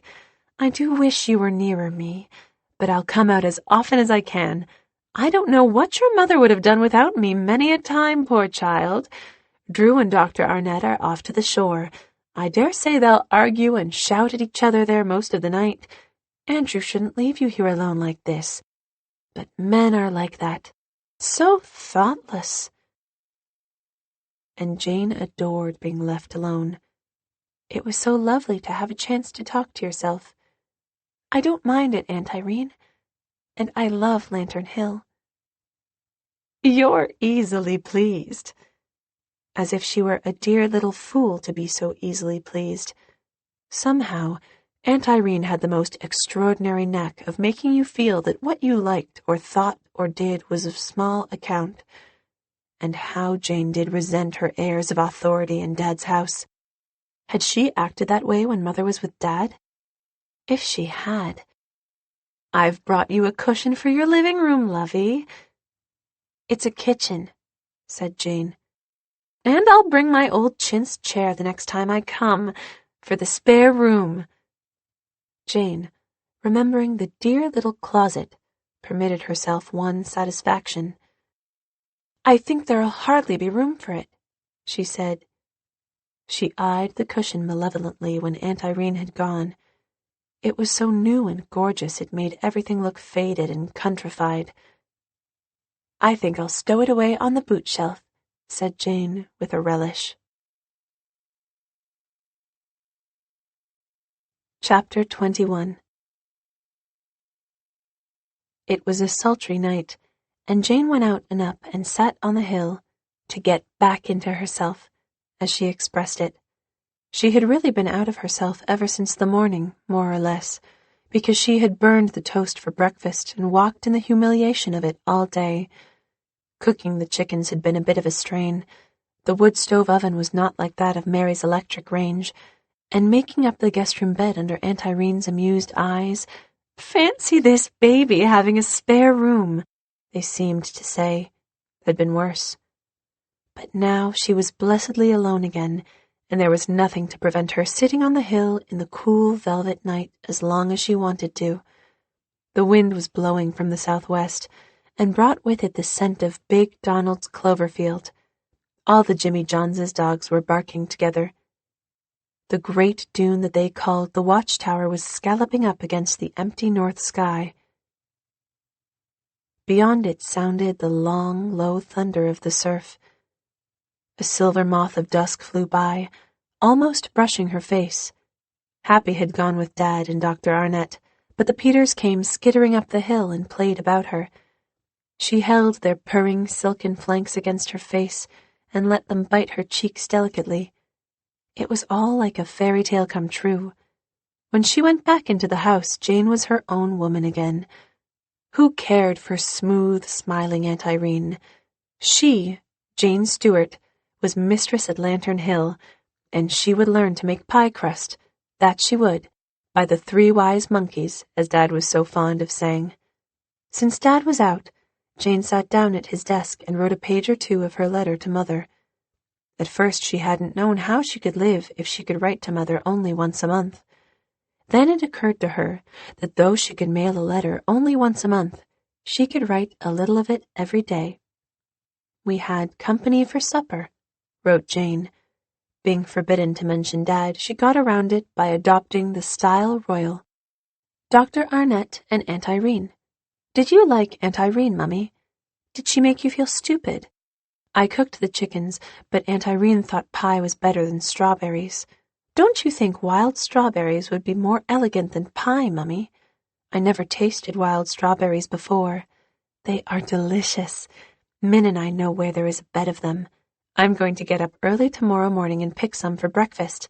Min's ma says if I can pick enough of them, she will show me how to make them up into jam. I like Min's ma. Min likes her too. Min only weighed 3.5 pounds when she was born. Nobody thought she'd live. Min's ma has a pig she's feeding for their winter pork. She let me feed it yesterday. I like feeding things, Mummy. It makes you important to feed things. Pigs have great appetites. So have I. There's something in the island air, I guess. Miranda Jimmy John can't bear to be joked about being fat. Miranda milks 4 of the cows every night. The Jimmy Johns have 15 cows. I haven't got acquainted with them yet. I don't know whether I'll like cows or not. I think they have an unfriendly look. The Jimmy Johns have big hooks in the kitchen rafters to hang hams on. The Jimmy John baby is so funny and solemn. It has never laughed, yet although it is 9 months old, they are worried about it. It has long, curly black eyelashes. I didn't know babies were so sweet, Mummy. Shingle Snowbeam and I have found a robin's nest in one of the little spruce trees behind the house. There are 4 blue eggs in it. Shingle says we must keep it a secret from Penny and young John, or they would blow the eggs. Some secrets are nice things. I like Shingle now. Her real name is Marilyn Florence Isabel. Mrs. Snowbeam says the only thing she could give her children was real fancy names. Shingle's hair is almost white, but her eyes are just the right kind of blue. Something like yours, Mummy. But nobody could have quite such nice eyes as you. Shingle is ambitious. She is the only one of the Snowbeams that has any ambition. She says she is going to make a lady of herself or die in the attempt. I told her if she wanted to be a lady, she must never ask personal questions, and she is not going to do it any more. But Caraway isn't particular whether she is a lady or not, so she asks them, and Shingle hears the answers. I don't like young John Snowbeam much. He makes snoots, but he can pick up sticks with his toes. I like the sound of the wind here at night, Mummy. I like to lie awake just to listen to it. I made a plum pudding one day last week. It would have been very successful if it had succeeded. Mrs. Jimmy John says I should have steamed it, not boiled it. I don't mind Mrs. Johnny John knowing about my mistakes. She has such sweet eyes. It's such fun to boil potatoes in a 3-legged iron pot, Mummy. The Jimmy Johns have 4 dogs. 3 who go everywhere with them, and 1 who stays home. We have 1 dog. Dogs are very nice, Mummy. Steppyard is the name of the Jimmy Johns' hired man. Not his real name, of course. Miranda says he has been in love all his life with Miss Justina Titus, and knows it's quite hopeless because Miss Justina is faithful to the memory of Alex Jacks, who was killed in the Great War. She still wears her hair pompadour, Miranda says, because that is how she wore it when she said goodbye to Alec. I think that is touching, Mummy. Mummy, darling, I love to think you'll read this letter and hold it in your hands. It did not give Jane so much pleasure to reflect that Grandmother would read it too.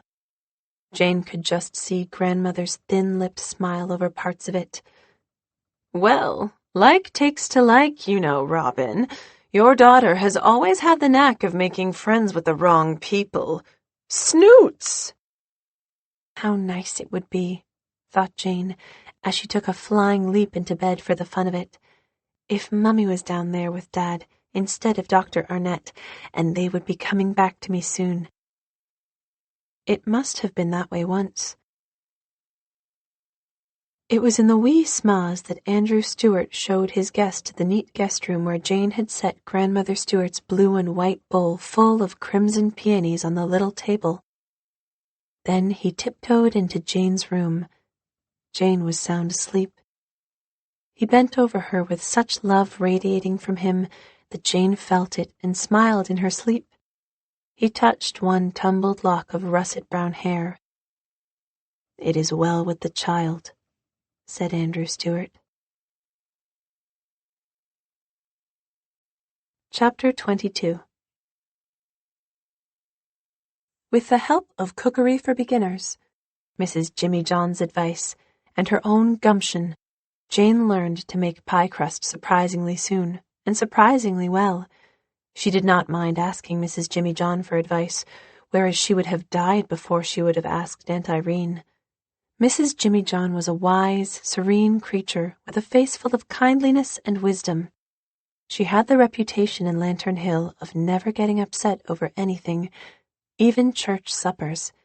She did not laugh when Jane came over, white with despair, because a cake had fallen or a lemon filling had run all over the plate, and Dad had quirked a humorous eyebrow over it. In truth, Jane, for all her natural flair for cooking, would have made a good many muddles if it had not been for Mrs. Jimmy John. "I'd use a heaping tablespoon of cornstarch instead of a level one, Jane." "It says all measurements are level," said Jane doubtfully. "You can't always go by what the books say," said Steppyard, who was as much interested in Jane's progress as anyone. "Just use gumption. Cooks are born, not made, I've always said, and you're a born one, or I miss my guess. Them codfish balls you made the other day were the owl's whiskers." The day Jane achieved unaided a dinner of roast lamb with dressing, creamed peas, and a plum pudding that even Uncle Tombstone could have eaten was the proudest day of her life. What bliss to have had Dad pass his plate with, "A little more of the same, Jane. What matter the planetesimal hypothesis or the quantum theory compared to such a dinner? Come, Jane, don't tell me you're ignorant of the quantum theory. A woman may get by without knowing about the planetesimal hypothesis, but the quantum theory, Jane, is a necessity in any well-regulated household." Jane didn't mind when Dad ragged her. If she didn't know what the quantum theory was, she did know the plum pudding was good. She had got the recipe from Mrs. Big Donald.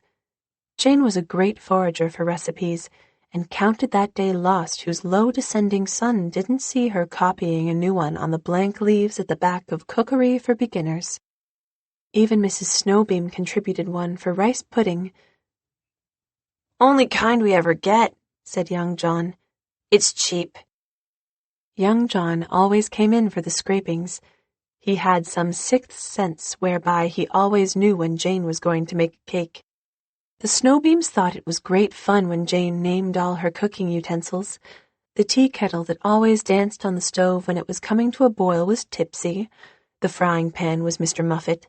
The dishpan was Polly. The stewpan was Timothy. The double boiler was Booties. The rolling pin was Tilly Tid.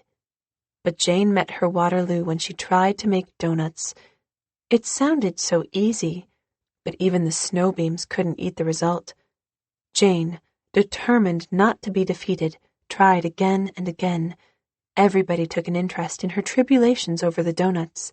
Mrs. Jimmy John suggested, and Min's Ma gave hints. The storekeeper at the corner sent her a new brand of lard. Jane had begun by frying them in Timothy. Then she tried Mr. Muffet. No use. The perverse donuts soaked fat every time. Jane woke up in the lone of the night and worried about it. "This won't do, my adored Jane," said Dad. "Don't you know that worry killed the widow's cat? Besides, people are telling me that you are old for your years. Just turn yourself into a windsong, my Jane, and think no more on donuts." In fact, Jane never did learn to make really good donuts, which kept her humble and prevented her showing off when Aunt Irene came. Aunt Irene came quite often. Sometimes she stayed all night. Jane hated to put her in the beloved guest room. Aunt Irene was always so delicately amused over Jane's having a guest room, and Aunt Irene thought it just too funny to find Jane splitting kindling. "Dad mostly does it, but he's busy writing all day, and I wouldn't disturb him," said Jane. "Besides, I like to split kindling."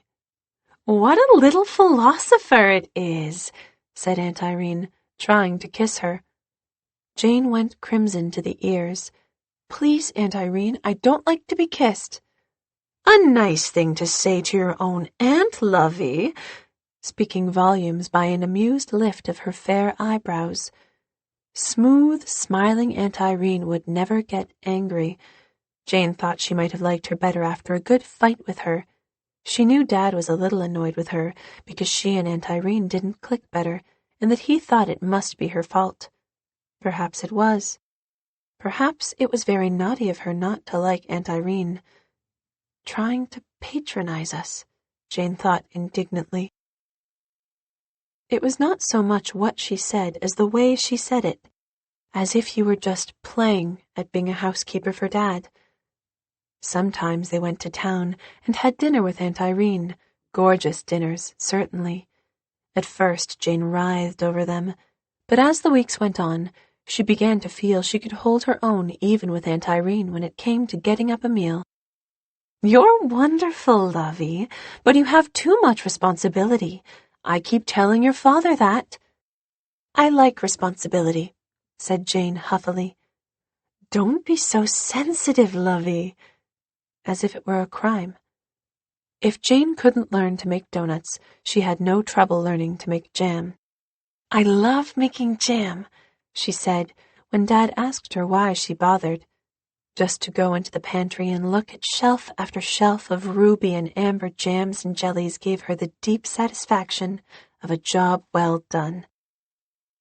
Morning after morning she got up early to go raspberrying with Min or the Snowbeams. Later on, Lantern Hill reeked with the spicy smells of pickles. When Jenny Lister at the Corners was given a jam and pickle shower before her wedding, Jane went proudly with the others and took a basket full of jellies and pickles. She had great fun at the shower, for by this time she knew everybody, and everybody knew her. A walk to the village was a joy. She could stop to chat now with everyone she met, and every dog would pass the time of day with her. Jane thought almost everybody was nice in a way. There were so many different kinds of niceness. She found no difficulty in talking to anybody on any subject. She liked to play with the young fry, but she liked to talk to the older people.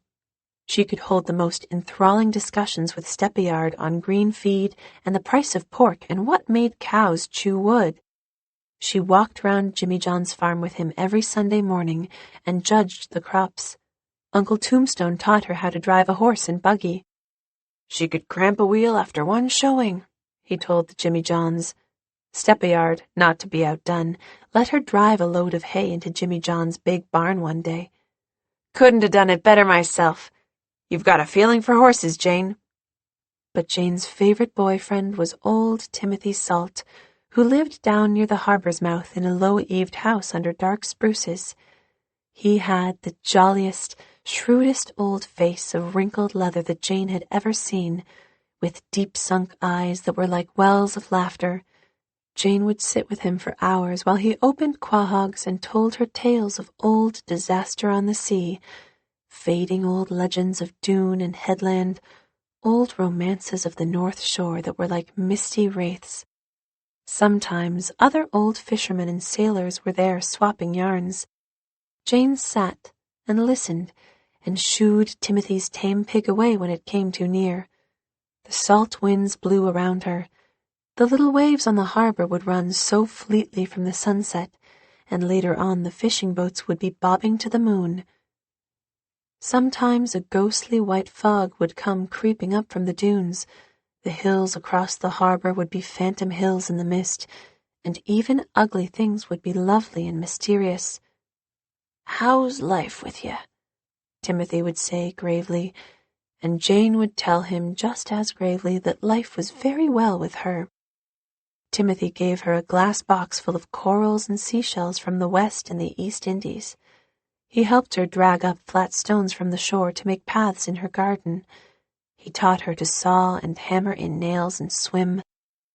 Jane swallowed most of the Atlantic Ocean learning to swim, or thought she did, but she learned and ran home, a wet, delighted creature, to brag to Dad. And she made a hammock out of barrel staves that was the talk of Lantern Hill. "That child will stick at nothing," said Mrs. Snowbeam. Timothy swung it between two of the spruces for her. Dad wasn't much good at doing things like that, though he told her he would do it if she would get him a rhyme for silver. Timothy taught her to discern the signs of the sky. Jane had never felt acquainted with the sky before. To stand on Lantern Hill and see the whole sky around you was wonderful. Jane could sit for hours at the roots of the spruces gazing at sky and sea, or in some happy golden hollow among the dunes. She learned that a mackerel sky was a sign of fine weather, and mare's tails meant wind. She learned that red sky at morning foretokened rain, as did the dark firs on Little Donald's Hill when they looked so near and clear. Jane welcomed rain at Lantern Hill. She had never liked rain in the city, but here by the sea she loved it. She loved to listen to it coming down in the night on the ferns outside her window. She liked the sound and the scent and the freshness of it. She loved to get out in it, get sopping wet in it. She liked the showers that sometimes fell across the harbor, misty and purple, when it was quite fine on the Lantern Hill side. She even liked thunderstorms, when they passed out to sea beyond the bar of the shadowy dunes and didn't come too close. But one night there was a terrible one. Blue swords of lightning stabbed the darkness. Thunder crackled all about Lantern Hill. Jane was crouching in her bed, her head buried in a pillow, when she felt Dad's arm go around her. He lifted her up and held her close to him, displacing an indignant pair of Peters. "Frightened, my Jane?" "No," lied Jane valiantly. "Only, it isn't decent." Dad shouted with laughter. "You've got the word. Thunder like that is an insult to decency. But it will soon pass. It is passing now. The pillars of heaven tremble and are astonished at his reproof. Do you know where that is found, Jane?" "It sounds like the Bible," said Jane, as soon as she got her breath after a crash that must have split the hill in two. "I don't like the Bible." "Not like the Bible? Jane, Jane, this will never do. If anyone doesn't like the Bible, there's something wrong either with him or with the way he was introduced to it. We must do something about it. The Bible is a wonderful book, my Jane, full of corking good stories and the greatest poetry in the world, full of the most amazingly human nature, full of incredible, ageless wisdom and truth and beauty and common sense. Yes, we'll see about it. I think the worst of the storm is over, and tomorrow morning we'll hear the little waves whispering to each other again in the sunlight." and there'll be a magic of silver wings over the bar when the gulls go out. I shall begin the second canto of my epic on Methuselah's life, and Jane will swither in delightful anguish trying to decide whether to have breakfast indoors or out. And all the hills will be joyful together. More of the Bible, Jane. You'll love it. Perhaps so, though Jane thought it would really need a miracle. Anyhow, she loved Dad. Mother still shone on her life, like a memory of the evening star, but Dad was Dad. Jane dropped asleep again and had a terrible dream that she couldn't find the onions and Dad's socks with the blue toes that needed mending. Chapter 23. After all, Jane found it did not require a miracle to make her like the Bible. She and Dad went to the shore every Sunday afternoon, and he read to her from it. Jane loved those Sunday afternoons. They took their suppers with them and ate them squatted on the sand. She had an inborn love of the sea and all pertaining to it. She loved the dunes. She loved the music of the winds that whistled along the silvery solitude of the sandshore. She loved the far dim shores that would be jeweled with home lights on fine blue evenings. And she loved Dad's voice reading the Bible to her. He had a voice that would make anything sound beautiful. Jane thought, if Dad had had no other good quality at all, she must have loved him for his voice. And she loved the little comments he made as he read, things that made the verses come alive for her.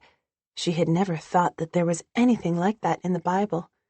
But then, Dad did not read about knops and tashes. When all the morning stars sang together, the essence of creation's joy is in that, Jane. Can't you hear that immortal music of the spheres? Sun, stand thou still upon Gibeon, and thou, moon, in the vale of Ajalon. Such sublime arrogance, Jane. Mussolini himself couldn't rival that. Here shall thy proud waves be stayed. Look at them rolling in there, Jane. So far and no further. The majestic law to which they yield, obedience never falters or fails.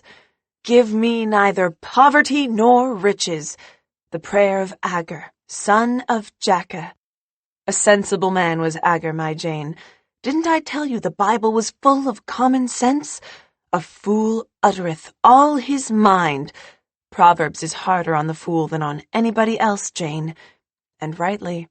It's the fools that make all the trouble in the world, not the wicked. Whither thou goest, I will go, and where thou lodgest, I will lodge. Thy people shall be my people, and thy God my God. Where thou diest, I will die, and there will I be buried. The Lord do so to me, and more also, if aught but death part thee and me. The watermark of the expression of emotion in any language that I'm acquainted with, Jane. Ruth to Naomi, and all such simple words, hardly any more than one syllable.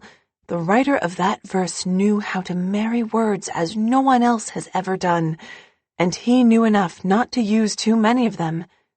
Jane, the most awful as well as the most beautiful things in the world can be said in 3 words or less. I love you. He is gone. He is come. She is dead. Too late. And life is illumined or ruined. All the daughters of music shall he brought low. Aren't you a little sorry for them, Jane? Those foolish, light-footed daughters of music? Do you think they quite deserved such a humiliation? They have taken away my lord, and I know not where they have laid him. That supreme cry of desolation! Ask for the old paths and walk therein, and ye shall find rest.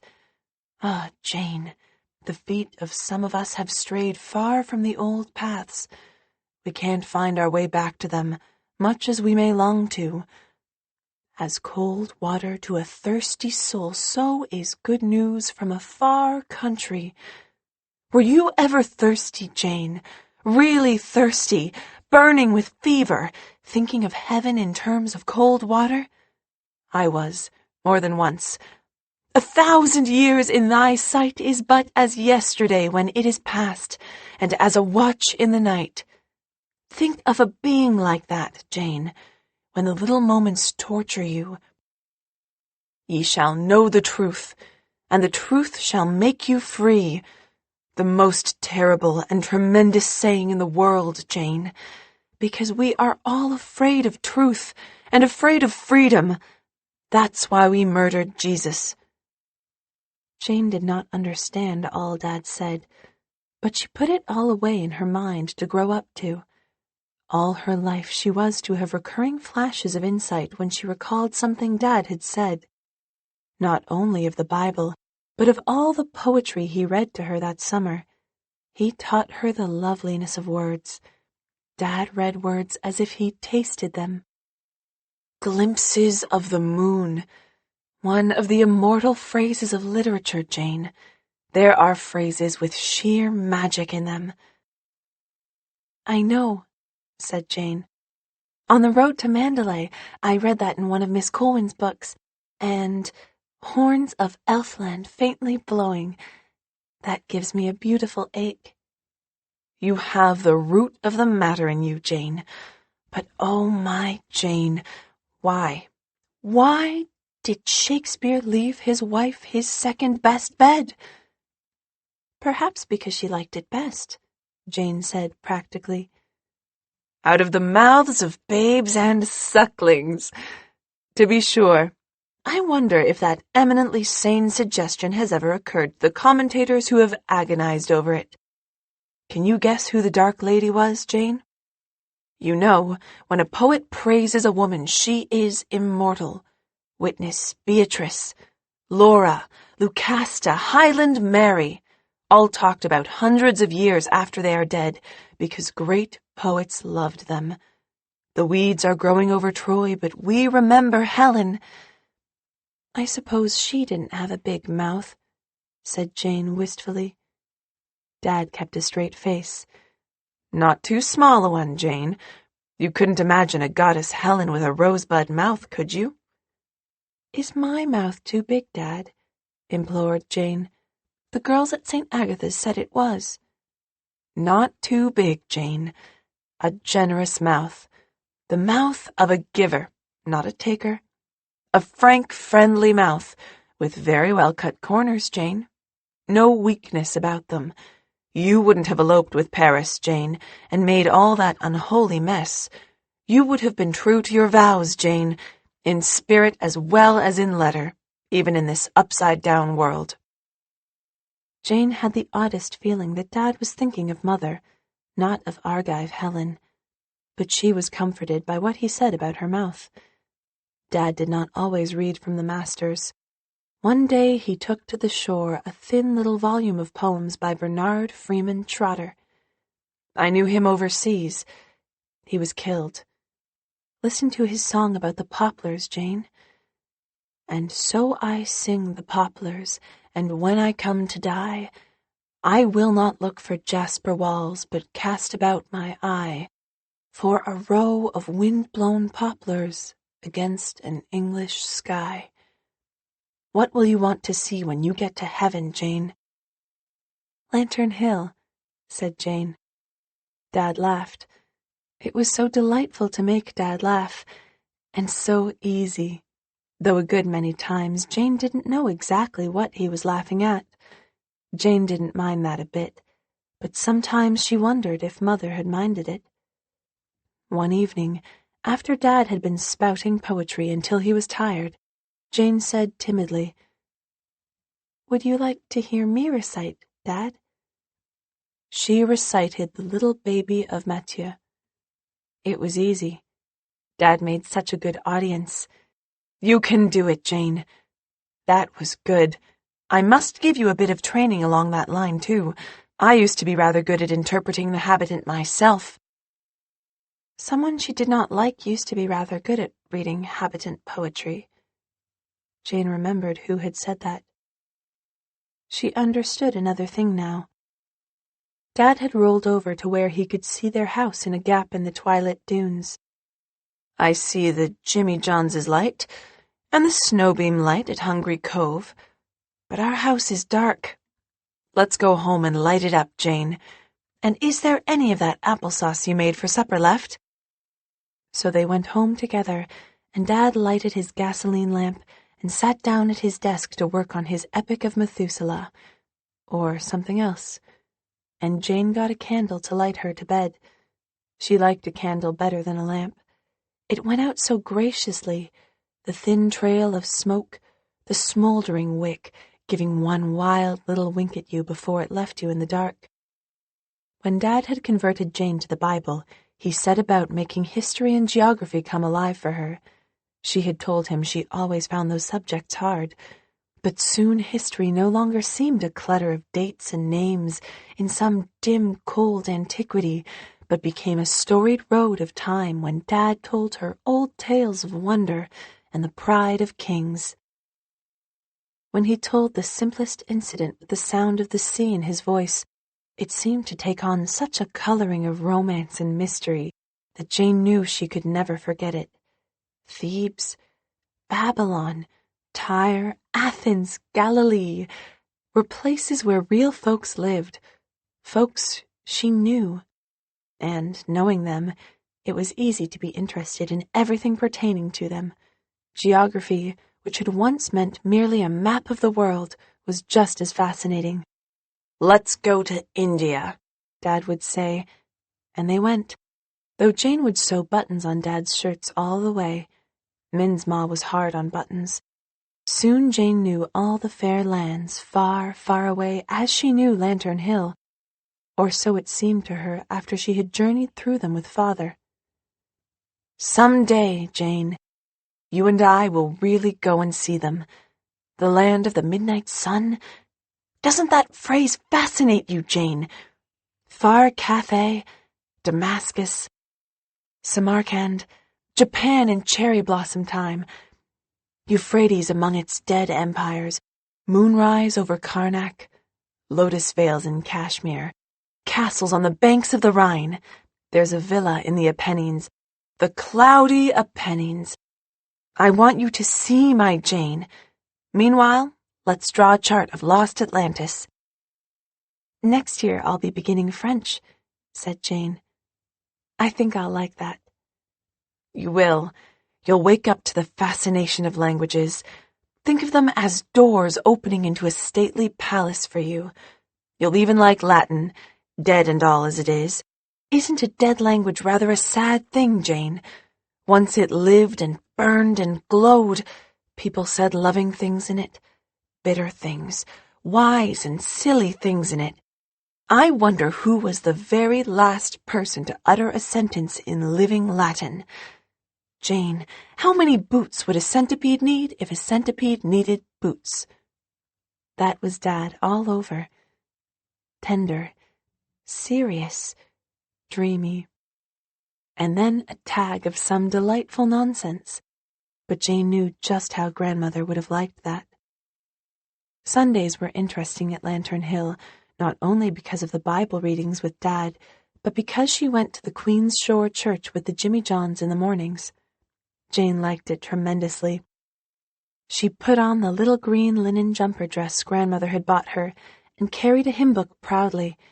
They went across the fields by a path that wound around the edge of Big Donald's woods, through a cool back pasture where sheep grazed, down the road past Min's ma's house, where Min joined them, and finally along a grassy lane to what was called the Little South Church, a small white building set in a grove of beech and spruce, where lovable winds seemed always purring. Anything less like St. Barnabas's could hardly be imagined, but Jane liked it. The windows were plain glass, and you could see out of them right into the woods and past the big wild cherry tree that grew close up to the church. Jane wished she could have seen it in blossom time. All the people had what Steppyard called their Sunday faces on, and Elder Tommy Perkins looked so solemn and otherworldly that Jane found it almost impossible to believe that he was the same man as the jolly Tommy Perkins of weekdays. Mrs. Little Donald always passed her a peppermint over the top of the pew, and though Jane didn't like peppermints, she seemed to like that one. There was, she reflected, something so nice and religious about its flavor. For the first time, Jane could join in the singing of the hymns, and she did it lustily. Nobody at 60 Gay had ever supposed Jane could sing, but she found that she could at least follow a tune, and was duly thankful therefor, as otherwise she would have felt like an outsider at the Jimmy Johnses' sing-songs in their old orchard on Sunday evenings. In a way, Jane thought the sing-songs the best part of Sunday. All the Jimmy Johns sang like linnets, and everybody could have his or her favorite hymn in turn. They sang what Steppeyard, who carried a tremendous bass, called giddier hymns than were sung in church, out of little dog-eared, limp-covered hymn books. Sometimes the stay-at-home dog tried to sing too. Beyond them was the beauty of a moonlit sea. They always ended up with God Save the King, and Jane went home, escorted to the door of Lantern Hill by all the Jimmy Johns and the 3 dogs who didn't stay at home. Once Dad was sitting in the garden, on the stone seat Timothy Salt had built for her, smoking his old contemptible and enjoying the beauty of the darkness, as he said. Jane sat down beside him, and he put his arm around her. First Peter prowled darkly around them. It was so still they could hear the cows grazing in Jimmy Johns's field, and so cool that Jane was glad of the warmth of Father's tweed arm across her shoulders. Still and cool and sweet, and in Toronto at that moment everyone was gasping in a stifling heat wave, so the Charlottetown paper had said yesterday. But Mother was with friends in Muskoka. It was poor Jody who would be smothering in that hot little attic room. If only Jody were here. Jane, Dad was saying, should I have sent for you last spring? Of course, said Jane. But should I? Did it hurt anybody? Jane's heart beat more quickly. It was the first time Dad had ever come so near to mentioning Mother. Not very much, because I would be home in September. Ah, yes. Yes, you will go back in September.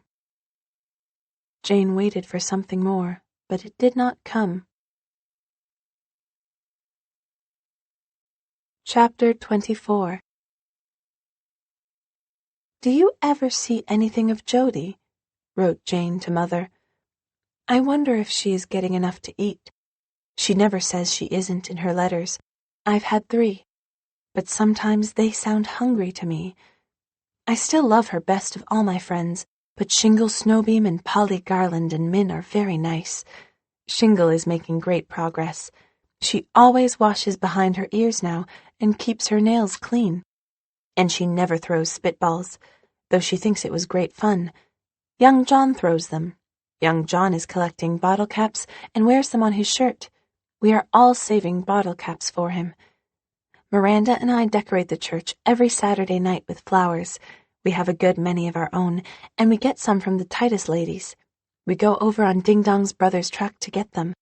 They live at a place called Brook Valley. Isn't that a nice name? Miss Justina is the oldest, and Miss Violet the youngest. They are both tall and thin, and very ladylike. They have a lovely garden, and if you want to stand in well with them, Miranda says you must compliment them on their garden. Then they will do anything for you. They have a cherry walk which is wonderful in spring, Miranda says. They are both pillows in the church, and everyone respects them highly, but Miss Justina has never forgiven Mr. Snowbeam because he once called her Mrs. when he was absent-minded. He said he would have thought she'd be pleased. Miss Violet is going to teach me hem-stitching. She says every lady ought to know how to sew. Her face is old, but her eyes are young. I am very fond of them both. Sometimes they quarrel. They have had a bad time this summer over a rubber plant that was their mother's, who died last year. They both think it ugly but sacred, and would never dream of throwing it away. But Miss Violet thinks that now their mother is gone they could keep it in the back hall, but Miss Justina said, no, it must stay in the parlor. Sometimes they would not speak to each other on account of it. I told them I thought they might keep it in the parlor one week and in the back hall one week. Turnabout. They were very much struck with the idea and adopted it, and now everything is smooth at Brook Valley. Miranda sang Abide With Me in church last Sunday night. They have preaching at night once a month. She says she loves to sing because she always feels thin when she sings. She is so fat she is afraid she will never have any beaux, but Steppayard says, no fear, the men like a good armful. Was that coarse, Mummy? Mrs. Snowbeam says it was. We sing every Sunday night in the Jimmy Johns's orchard, all sacred songs, of course. I like the Jimmy Johns's orchard. The grass is so nice and long there, and the trees grow just as they like. The Jimmy Johns have such fun together. I think a big family is splendid. Punch Jimmy John is teaching me how to run across a stubble field on bare feet so it won't hurt. I go barefoot sometimes here. The Jimmy Johns and Snowbeams all do.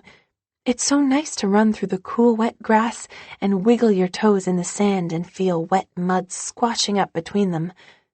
You don't mind, do you, Mother? Min's ma does our washing for us. I'm sure I could do it, but I'm not allowed to. Min's ma does washing for all the summer boarders at the Harbor Head, too. Min's ma's pig was very sick, but Uncle Tombstone doctored it up and cured it. I'm so glad it got well, for if it had died, I don't know what Min and her ma would have to live on next winter. Min's ma is noted for her clam chowder. She is teaching me how to make it. Shingle and I dig the clams. I made a cake yesterday, and ants got in the icing. I was so mortified because we had company for supper.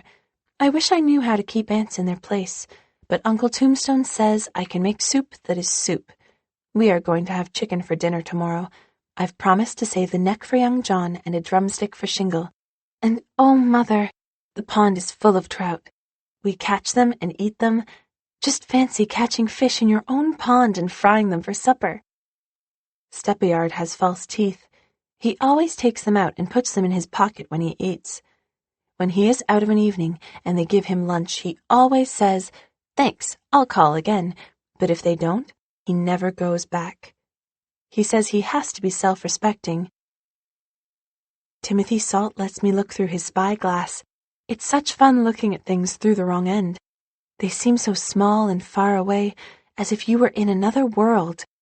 Polly and I found a bed of sweetgrass on the sandhills yesterday. I've picked a bunch to take back for you, Mother. It's nice to put among handkerchiefs, Miss Violet Titus says. We named the Jimmy Johns' calves today. We called the pretty ones after people we like, and the ugly ones after people we don't like.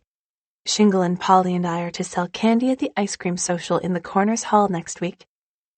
We all made a fire of driftwood on the shore the other night and danced about it. Penny Snowbeam and Punch Jimmy John are very busy now bugging potatoes. I don't like potato bugs. When Punch Jimmy John said I was a brave girl because I wasn't afraid of mice, Penny said, "Oh ho, put a bug on her and see how brave she'll be." I'm glad Punch did not put me to the test because I am afraid I could not have stood it. The front door got sticky, so I borrowed Steppayard's plane and fixed it. I also patched young John's trousers. Mrs. Snowbeam said she'd run out of patches, and his little bottom was almost bare. Mrs. Little Donald is going to show me how to make marmalade. She puts hers up in such dinky little stone jars her aunt left her, but I'll have to put mine in sealers. Uncle Tombstone got me to write a letter to his wife, who is visiting in Halifax. I started it, "My dear wife," but he said he never called her that, and it might give her a turn, and I'd better put "Dear Ma." He says he can write himself, but it is the spelling sticks him. Mummy, I love you, love you, love you. Jane laid her head down on the letter and swallowed a lump in her throat. If only Mother were here, with her and Daddy, going swimming with them, lying on the sand with them, eating fresh trout out of the pond with them, laughing with them over the little household jokes that were always coming up, running with them under the moon. How beautiful everything would be. Chapter 25. Little Aunt Em had sent word to Lantern Hill that Jane Stewart was to come and see her. "You must go," said Dad. Little Aunt Em's invitations are like those of royalty in this neck of the woods." "Who is little Aunt Em?" "Blessed if I know exactly. She's either Mrs. Bob Barker or Mrs. Jim Gregory. I can never remember which of them was her last husband. Anyway, it doesn't matter. Everybody calls her Little Aunt Em. She's about as high as my knee and so thin she once blew over the harbor and back. But she's a wise old goblin. She lives on that little side road you were asking about the other day and does weaving and spinning and dyeing rug rags. Dyes them in the good old-fashioned way with herbs and barks and lichens. What little Aunt Em doesn't know about the colors you can get that way isn't worth knowing. They never fade. Better go this evening, Jane. I've got to get the 3rd canto of my Methuselah epic done this evening. I've only got the young chap along as far as his first 300 years. At first, Jane had believed with a touching faith in that epic of Methuselah, but now it was just a standing joke at Lantern Hill. When Dad said he must knock off another canto, Jane knew he had to write some profound treatise for Saturday evening and must not be disturbed. He did not mind having her around when he wrote poetry, love lyrics, idylls, golden sonnets, but poetry did not pay very well, and Saturday evening did. Jane set out after supper for little Aunt Em's. The Snowbeams, who had already missed one excitement that afternoon, wanted to go with her in a body, but Jane refused their company. Then they were all mad, and, with the exception of Shingle, who decided it wasn't ladylike to push yourself in where you weren't wanted and went home to Hungry Cove, persisted in accompanying Jane for quite a distance, walking close to the fence in exaggerated awe and calling out taunts as she marched disdainfully down the middle of the road. "Ain't it a pity her ears stick out?" said Penny. Jane knew her ears didn't stick out, so this didn't worry her. But the next thing did. "Supposing you meet a crocodile on the side road," called Caraway. "That'd be worse than a cow." Jane winced. How in the world did the Snowbeams know she was afraid of cows? She thought she had hidden that very cleverly. The Snowbeams had got their tongues loosened up now and peppered Jane with a perfect barrage of insults. The Snowbeams had got their tongues loosened up now and peppered Jane with a perfect barrage of insults. "Did you ever see such a high and lofty stuck-up minx? Proud as a cat driving a buggy, ain't you? Too grand for the likes of us. I always said you'd a proud mouth. Do you think little Aunt Em will give you any lunch? If she does, I know what it will be," yelled Penny. "Raspberry vinegar and 2 cookies and a sliver of cheese. Yeah, who'd eat that? Yeah. I bet you're afraid of the dark." Jane, who was not in the least afraid of the dark, still preserved a withering silence. "You're a foreigner," said Penny. Nothing else they had said mattered. Jane knew her Snowbeams, but this infuriated her. She, a foreigner, in her own darling island where she had been born. She stopped short at Penny. "Just you wait," she said with concentrated venom, "till the next time any of you want to scrape a bull." The Snowbeams all stopped short. They had not thought of this. Better not rile Jane Stewart any more. "Oh, we didn't mean to hurt your feelings. Honest," protested Caraway. They promptly started homeward, but the irrepressible young John yelled, "Goodbye, collarbones," as he turned. Jane, after she had shrugged off the Snowbeams, had a good time with herself on that walk. That she could go where she liked over the countryside, unhindered, uncriticized, was one of the most delightful things about her life at Lantern Hill. She was glad of an excuse to explore the side road where little Aunt Em lived. She had often wondered where it went to. That timid little red road, laced with firs and spruces, that tried to hide itself by twisting and turning. The air was full of the scent of sun-warmed grasses gone to seed. The trees talked all about her in some lost, sweet language of elder days. Rabbits hopped out of the ferns and into them. In a little hollow she saw a faded sign by the side of the road, straggling black letters on a white board, put up years ago by an old man, long since dead. Ho, everyone that thirsteth, come ye to the waters. Jane followed the pointing finger down a fairy path between the trees and found a deep, clear spring rimmed in by mossy stones. She stooped and drank, cupping the water in her brown palm. A squirrel was impudent to her from an old beech, and Jane sassed him back. She would have liked to linger there, but the western sky above the treetops was already filled with golden rays, and she must hasten. When she passed up out of the brook hollow, she saw little Aunt Em's house curled up like a cat on the hillside.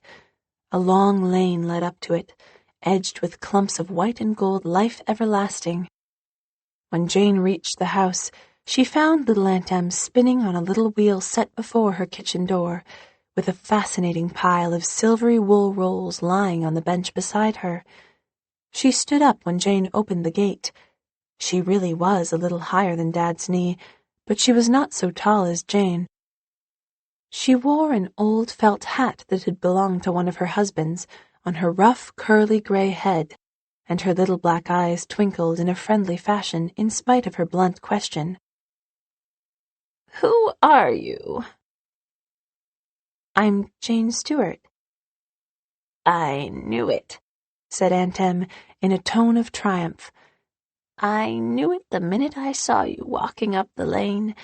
You can always tell a Stewart anywhere you see him by his walk." Jane had her own way of walking, quickly but not jerkily, lightly but firmly.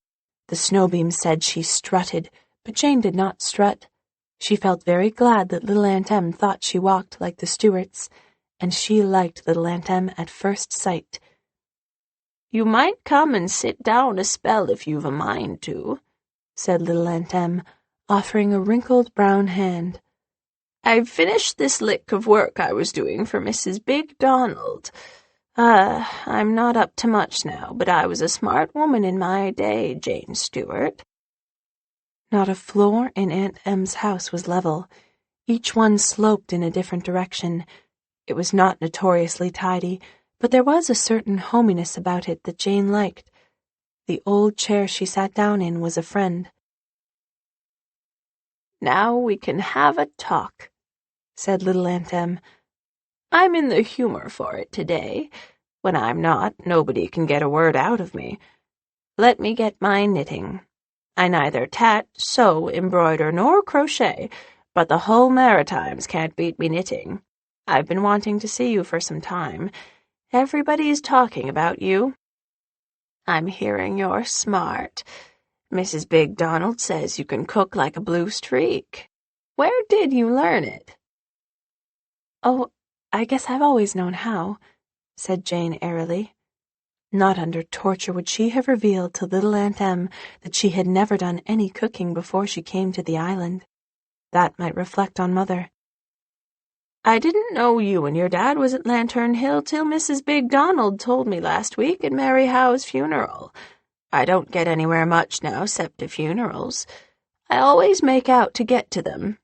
You see everybody and hear all the news. Soon as Mrs. Big Donald told me, I made up my mind I'd see you.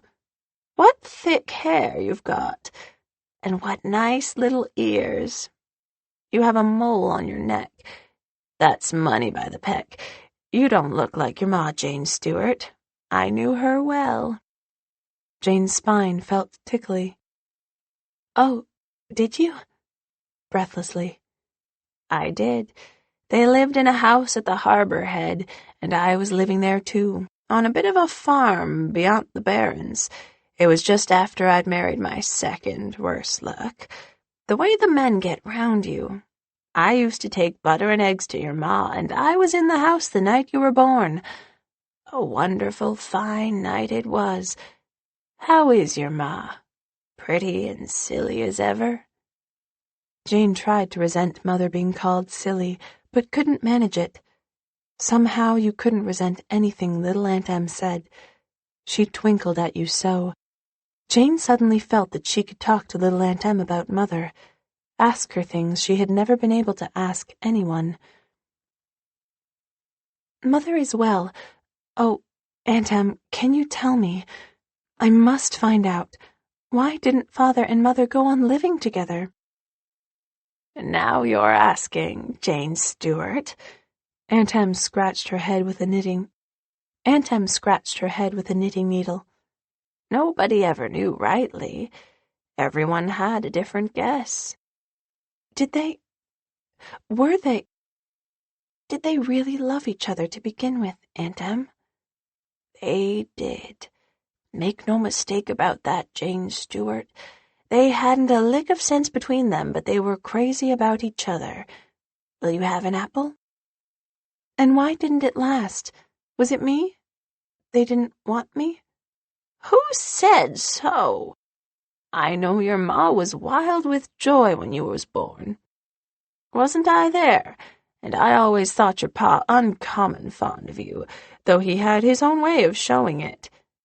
Then why? Lots of people thought your grandmother Kennedy was at the bottom of it. She was dead against them marrying, you know. They were staying at the big hotel on the South Shore that summer after the war. Your dad was just home. It was love at first sight with him. I dunno's I blamed him. Your ma was the prettiest thing I ever did see. Like a little gold butterfly she was. That little head of hers sorter shone like. Oh, didn't Jane know it? She was seeing that wonderful knot of pale luminous gold at the nape of Mother's white neck. And her laugh. It was just a little tinkling, sparkling young laugh.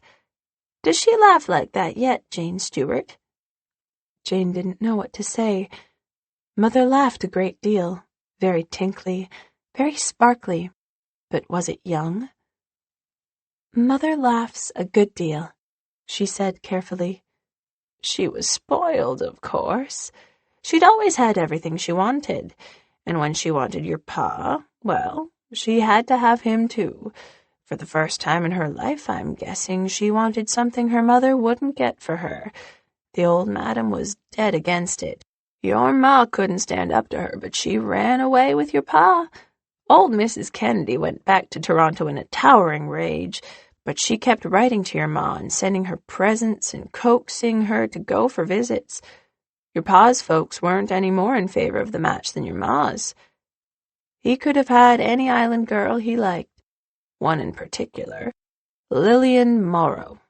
She was yaller and spindling then, but she's grown into a handsome woman. Never married.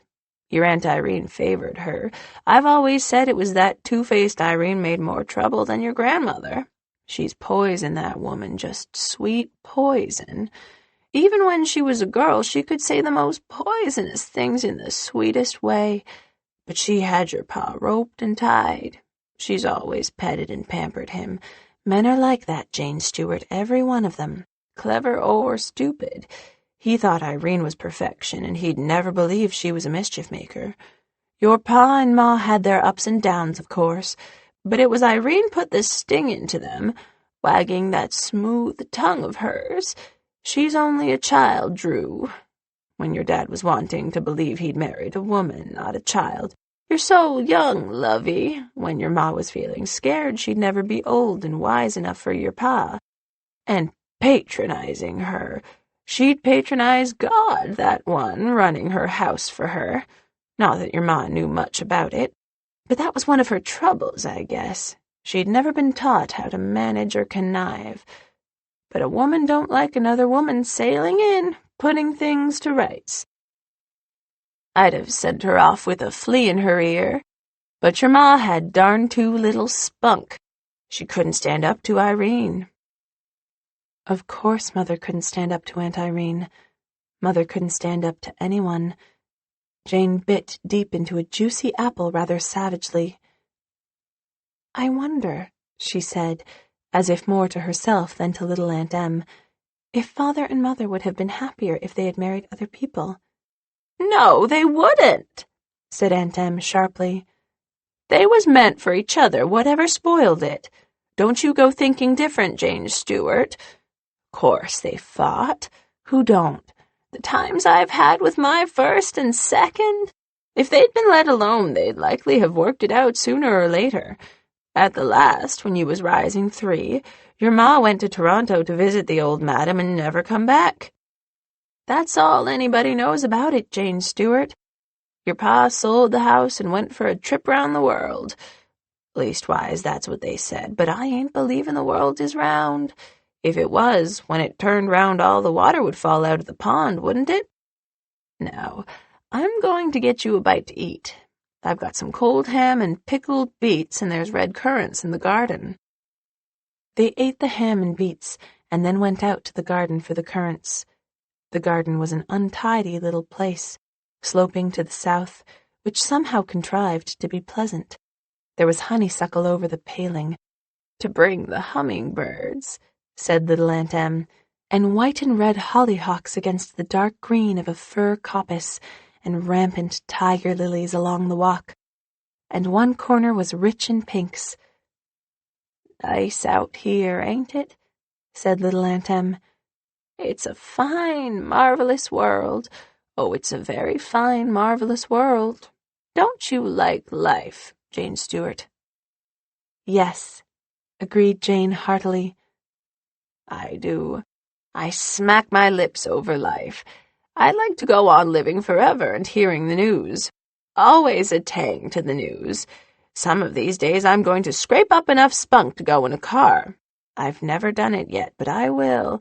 Mrs. Big Donald says it's the dream of her life to go up in an airyplane, but I draw the line at sky-hooting. What if the engine stopped going while you was up there? How are you going to get down?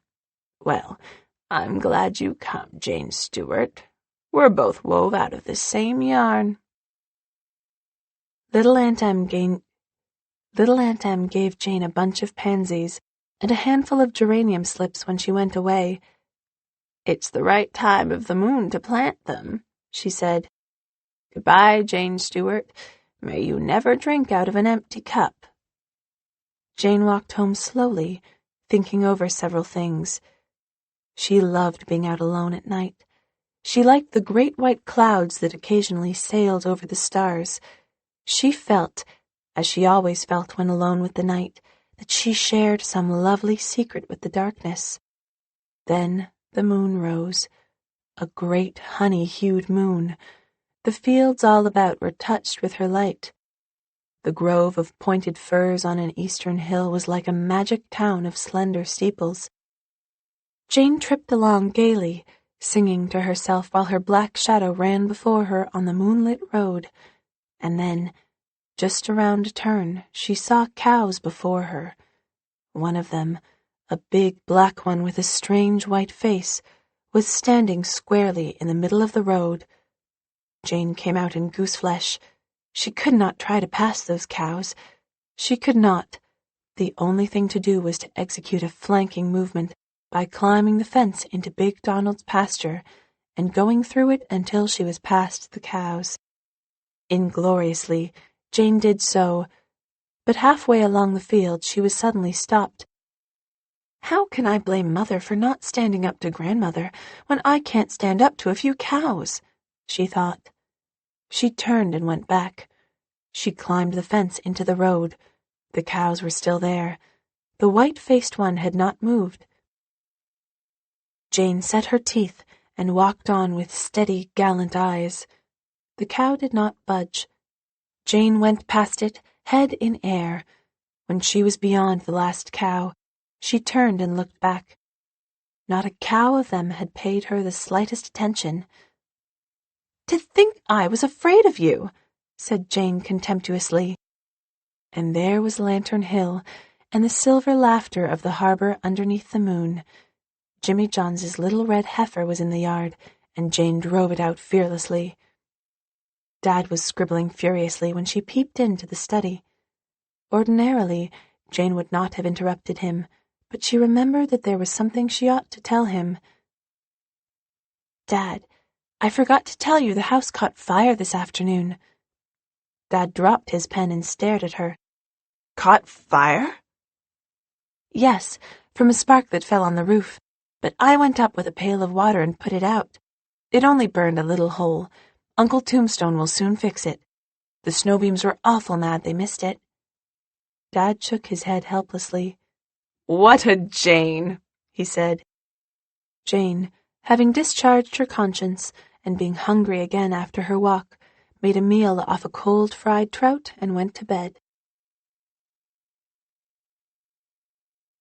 Chapter 26.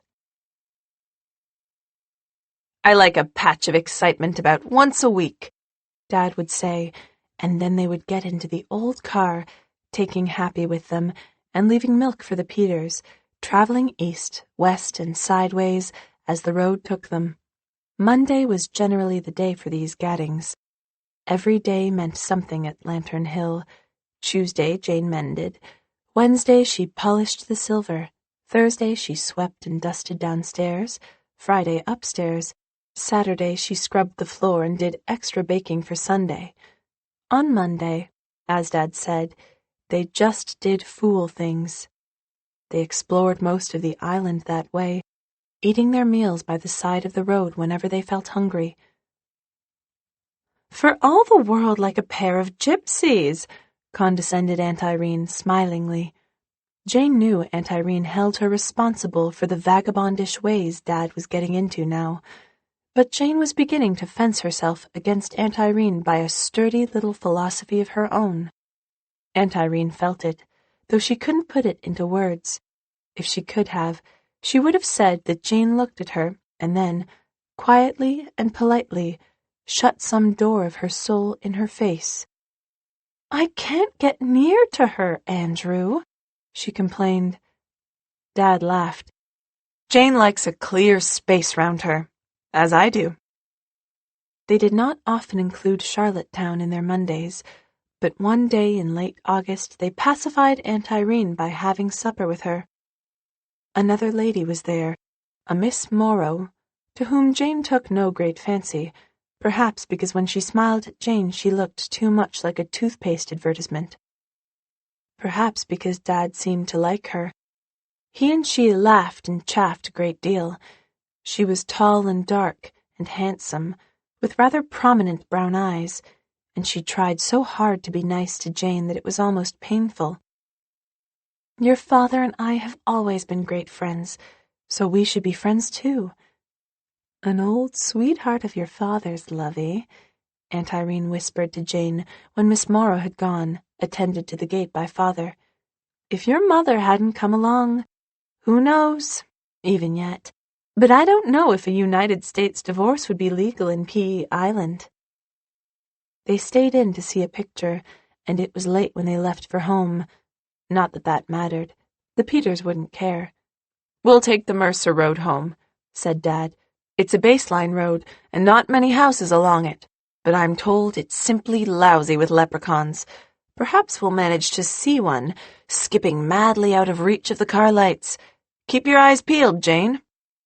Leprechauns or no leprechauns, the Mercer Road was not a very good place to be cast away in.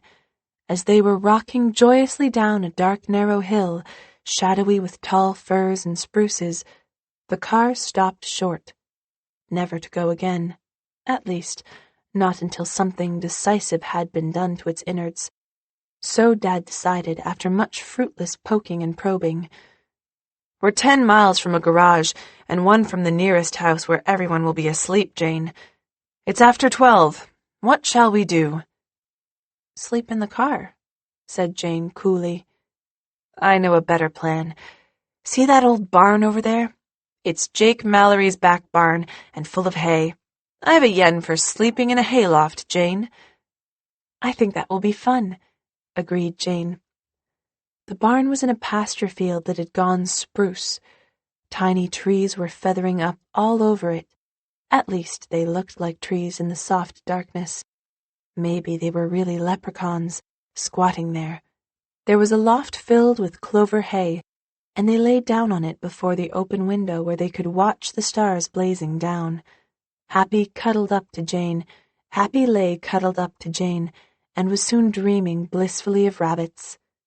Jane thought Father had gone to sleep too. Somehow she couldn't sleep. She didn't especially want to. She was at one and the same time very happy, and a little miserable. Happy because she was there with Dad, under the spell of the moonless night.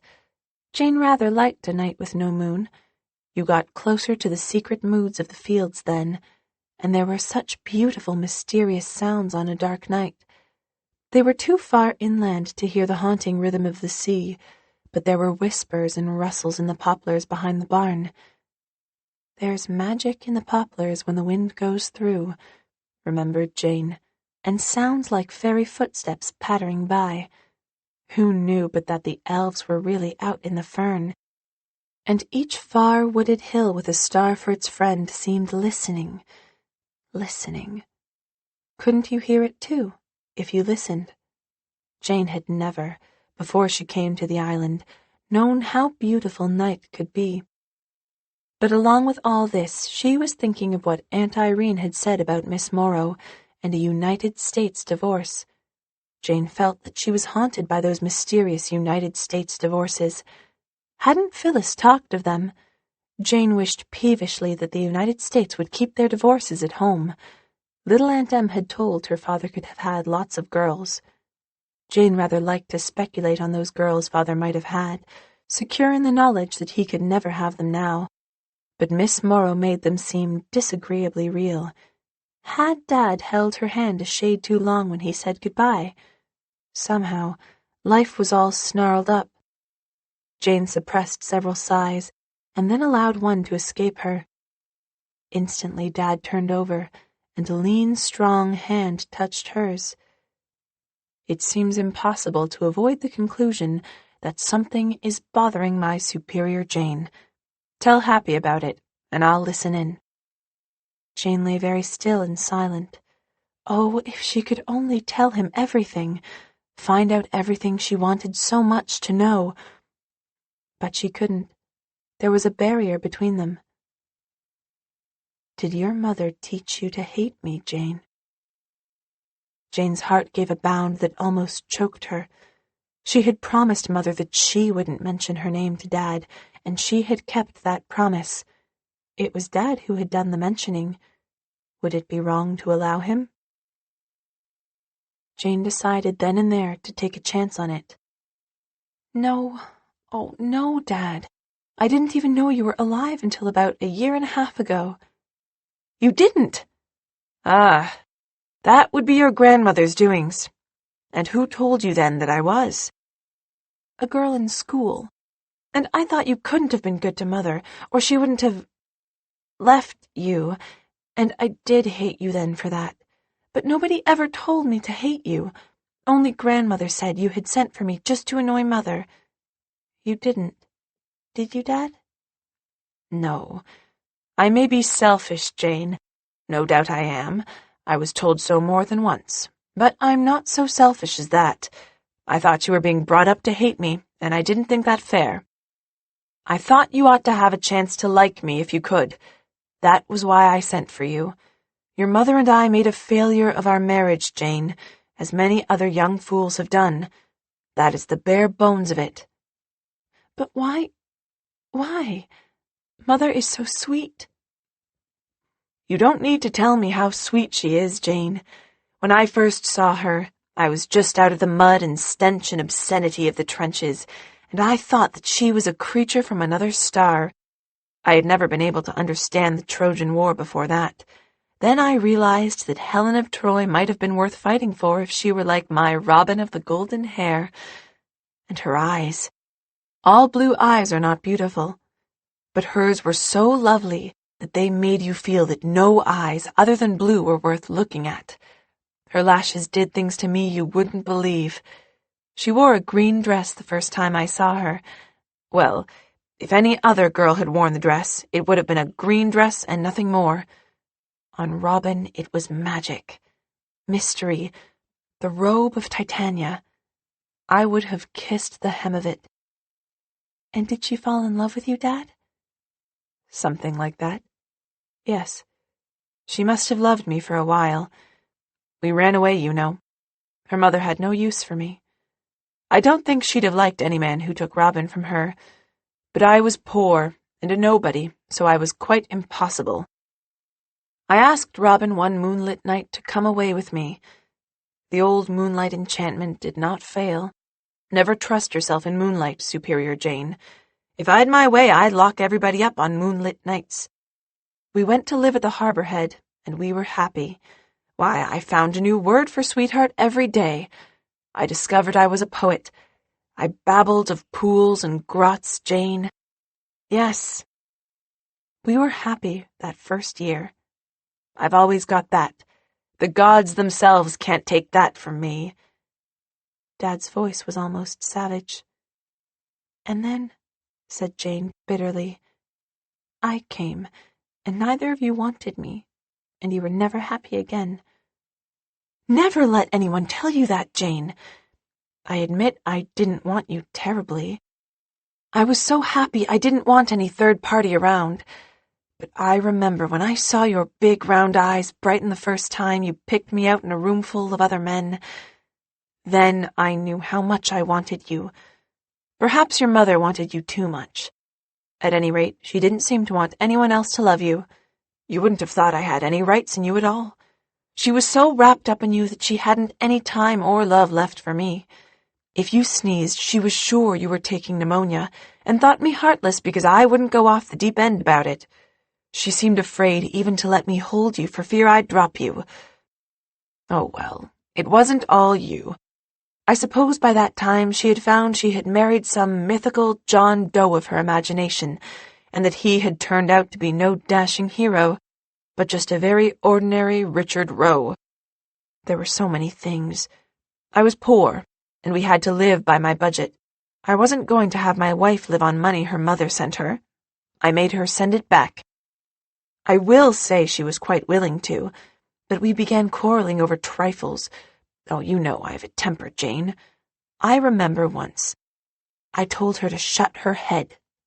But every normal husband says that to his wife at least once in his life, Jane. I don't wonder that hurt her. But she was hurt by so many things I never thought would hurt her. Perhaps I don't understand women, Jane. No, you don't, agreed Jane. Hey! What? Dad seemed a bit startled, and only half pleased over Jane's candid agreement with him. Well, upon my word. Well, we won't argue about it, but Robin didn't understand me either. She was jealous of my work. She thought I put it before her. I know she was secretly glad when my book was rejected. Jane remembered that Mother had thought Dad was jealous, too. Don't you think Aunt Irene had something to do with it, Dad? Irene? Nonsense. Irene was her best friend, and your mother was jealous of my love for Irene. Your mother couldn't help being a little jealous. Her mother was the most jealous creature that ever breathed. It was a disease with her. In the end, Robin went back to Toronto for a visit, and when she got there, she wrote me that she was not coming back. Oh, Dad. Well, I suppose her mother got round her. But she had stopped loving me. I knew that. And I didn't want to see hate growing in the eyes where I had seen love. That is a terrible thing, Jane. So I didn't answer the letter. Oh, Dad, if you had asked her, I agree with Emerson that the highest price you can pay for a thing is to ask for it. Too high sometimes. A year later, I weakened. I did write and ask her to come back. I knew it had been as much my fault as hers. I teased her. Once I said you had a face like a monkey. Well, you had, Jane, at that time. I'll swear you had. I never got my answer, so I knew it was no use. A question came into Jane's head. Had Mother ever seen that letter? It's all best as it is, Jane. We weren't suited to each other. I was 10 years her senior, and the war had made me 20. I couldn't give her the luxuries and good times she craved. She was very wise to discard me. Let's not discuss it further, Jane. I merely wanted you to know the rights of it, and you must not mention anything I've said to your mother. Promise me that, Jane. Jane promised dismally. There were so many things she wanted to say, and she couldn't say them. It mightn't be fair to Mother. But she had to falter. Perhaps it isn't too late yet, Dad. Don't get any foolish notions like that into your russet head, my Jane. It is too late. I shall never again ask Mrs. Robert Kennedy's daughter to come back to me. We must make the best of things as they are. You and I love each other. I am to be congratulated on that." For a moment, Jane was perfectly happy. Dad loved her. She was sure of it at last. "Oh, Dad, can't I come back next summer? Every summer?" she burst out eagerly. "Do you really want to, Jane?" "Yes," said Jane eloquently. "Then we'll have it so. After all, if Robin has you in the winter, I should have you in the summer. She needn't grudge me that. And you're a good little egg, Jane. In fact, I think we're both rather nice." "Dad," Jane had to ask the question. She had to go right to the root of the matter. "Do you love Mother still?" There was a moment of silence during which Jane quaked. Then she heard Dad shrug his shoulders in the hay. "The rose that once has blown forever dies," he said. Jane did not think that was an answer at all, but she knew it was all she was going to get. She turned things over in her mind before she went to sleep. So Dad hadn't sent for her just to annoy Mother. But he didn't understand Mother. That habit of his, ragging you, she, Jane, liked it, but perhaps Mother hadn't understood, and Father hadn't liked it because he thought Mother neglected him for her baby. And he couldn't see through Aunt Irene. And was this what Mother had cried about that night in the darkness? Jane couldn't bear to think of Mother crying in the dark. Between little Aunt Em and Dad, she now knew a good deal she had not known before, but "I'd like to hear Mummy's side of it," was Jane's last thought as she finally fell asleep. There was a pearl-like radiance of dawn over the eastern hills when she awoke knowing something she had not known when she went to sleep. Dad still loved Mother. There was no further question in Jane's mind about that. Dad was still asleep, but she and Happy slipped down the ladder and out.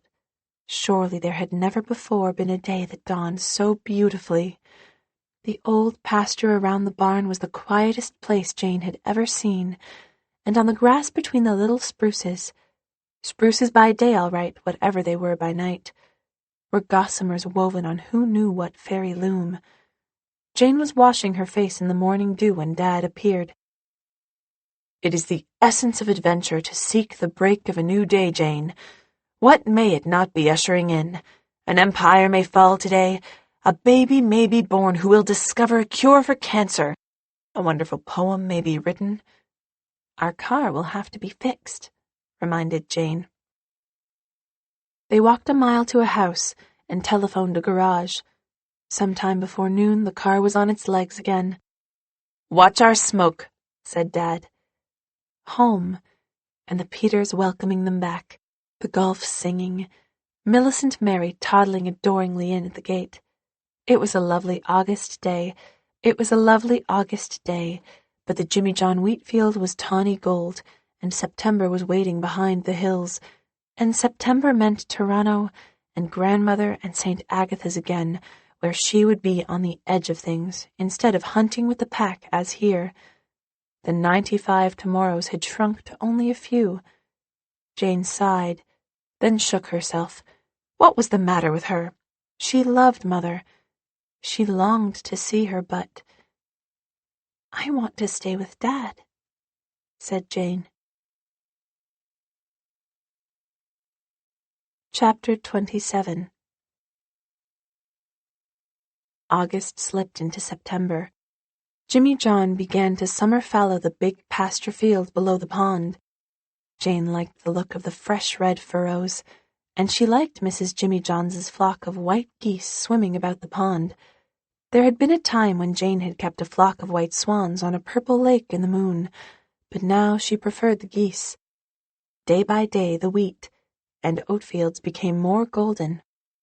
Then Steppyard mowed the Jimmy John wheat. The Peters grew so fat catching evicted field mice that Dad told Jane she would really have to put them on a slimming diet. Summer was ended. A big storm marked the ending, preceded by a week of curiously still weather. Steppyard shook his head and didn't like it. Something uncommon was brewing, he said. The weather all summer had behaved itself well. Days of sun and days of friendly rain. Jane had heard of the North Shore storms and wanted to see one. She got her wish with a vengeance. One day the gulf changed sulkily from blue to gray. The hills were clear and sharp, foretelling rain. The sky to the northeast was black. The clouds were dark with bitter wind. "Lots of interesting weather coming. Don't hold me responsible for it," warned Steppyard when Jane started home from the Jimmy Johnses. She literally blew along the path and felt that if Lantern Hill hadn't stood in the way, she might have emulated little Aunt Em's reputed exploit of blowing over the harbor. There was a wild, strange, hostile look all over the world. The trees seemed strangers in the oncoming storm. "Shut the doors and windows tight, Jane," said Dad. "Our house will just laugh at the east wind." The storm broke presently and lasted for 2 days. The wind that night didn't sound like wind at all. It sounded like the roar of a wild beast. For 2 days you could see nothing but a swirl of gray rain over a grayer sea, hear nothing but the tremendous music of huge breakers booming against the stubborn rocks of Lower Queen's shore. Jane liked it all after she got used to it. Something in her thrilled to it. And they were very cozy, sitting before their fire of white birchwood those wild nights, while the rain poured against the window and the wind roared and the gulf thundered. "This is something like, Jane," said Dad, puffing at the old contemptible with a Peter on either shoulder. "Mankind must have its hearth fire after all. It's a cold life warming yourself before other people's stoves." And then he told Jane that he had decided to keep on living at Lantern Hill. Jane gave a gasp of joy and relief. At first it had been vaguely understood that when Jane went, Dad would shut up Lantern Hill and go to town for the winter, and Jane had consequently been cumbered with certain worries. What would become of her window full of geraniums? The Jimmy Johns had enough of their own to look after. Dad would take Happy with him, but what about the Peters? And the house itself? The thought of its unlighted windows was unbearable. It would be so lonely, so deserted. Oh, Dad, I'm so glad. I couldn't bear to think of it missing us. But won't you? How about your meals? "Oh, I can get up a bite for myself, I dare say." "I'm going to teach you to fry a steak and boil potatoes before I go," said Jane resolutely. "You can't starve then." "Jane, you'll beat your husband. I know you will. It is no use trying to teach me to cook. Remember our first porridge? I dare say the Jimmy Johns won't see me starve. I'll arrange for one good meal a day there. Yes, I'm staying on here, Jane. I'll keep the heart of Lantern Hill beating for you. I'll water the geraniums and see that the Peters don't get rheumatism in their legs. But I can't imagine what the place will be like without you." You will miss me a little, won't you, Dad? "A little? My Jane is trying to be humorous. But one consolation is that I'll likely get a little real work done on my Methuselah epic. I won't have so many interruptions, and I'll be able to growl without getting dirty looks." "You may just have one growl a day," grinned Jane. "Oh, I'm so glad I made lots of jam. The pantry is full of it." It was the next night Dad showed her the letters. He was at his desk with Second Peter snoozing at his feet when Jane went in after washing the supper dishes. He was leaning his head on his hand, and Jane thought with a sudden pang that he looked old and tired. The cat with the green spots and the diamond eyes was winking at him. "Where did you get that cat, Dad?" "Your mother gave it to me. For a joke, before we were married. We saw it in a shop window and were taken by the weirdness of it. And here are some letters I wrote her, Jane." One week she and her mother went over to Halifax. I found them tonight when I was cleaning out a drawer. I've been laughing at myself, the bitterest kind of laughter in the world. You'll laugh too, Jane. Listen. "Today I tried to write a poem to you, Robin, but it is not finished because I could not find words fine enough, as a lover could not find raiment dainty enough for his bride. The old words that other men have used in singing to their loves seem too worn and common for you. I wanted new words, crystal clear or colored only by the iris of light, not words that have been stamped and stained with all the hues of other men's thoughts. Wasn't I a sentimental fool, Jane? I watched the new moon tonight, Robin. You told me you always watched the new moon set. It has been a bond between us ever since. Oh, how dear and human and girlish and queenly you are, half saint and half very womanly woman. It is so sweet to do something for one we love, even if it be only opening a door for her to pass through, or handing her a book. You are like a rose, my Robin, like a white tea rose by moonlight.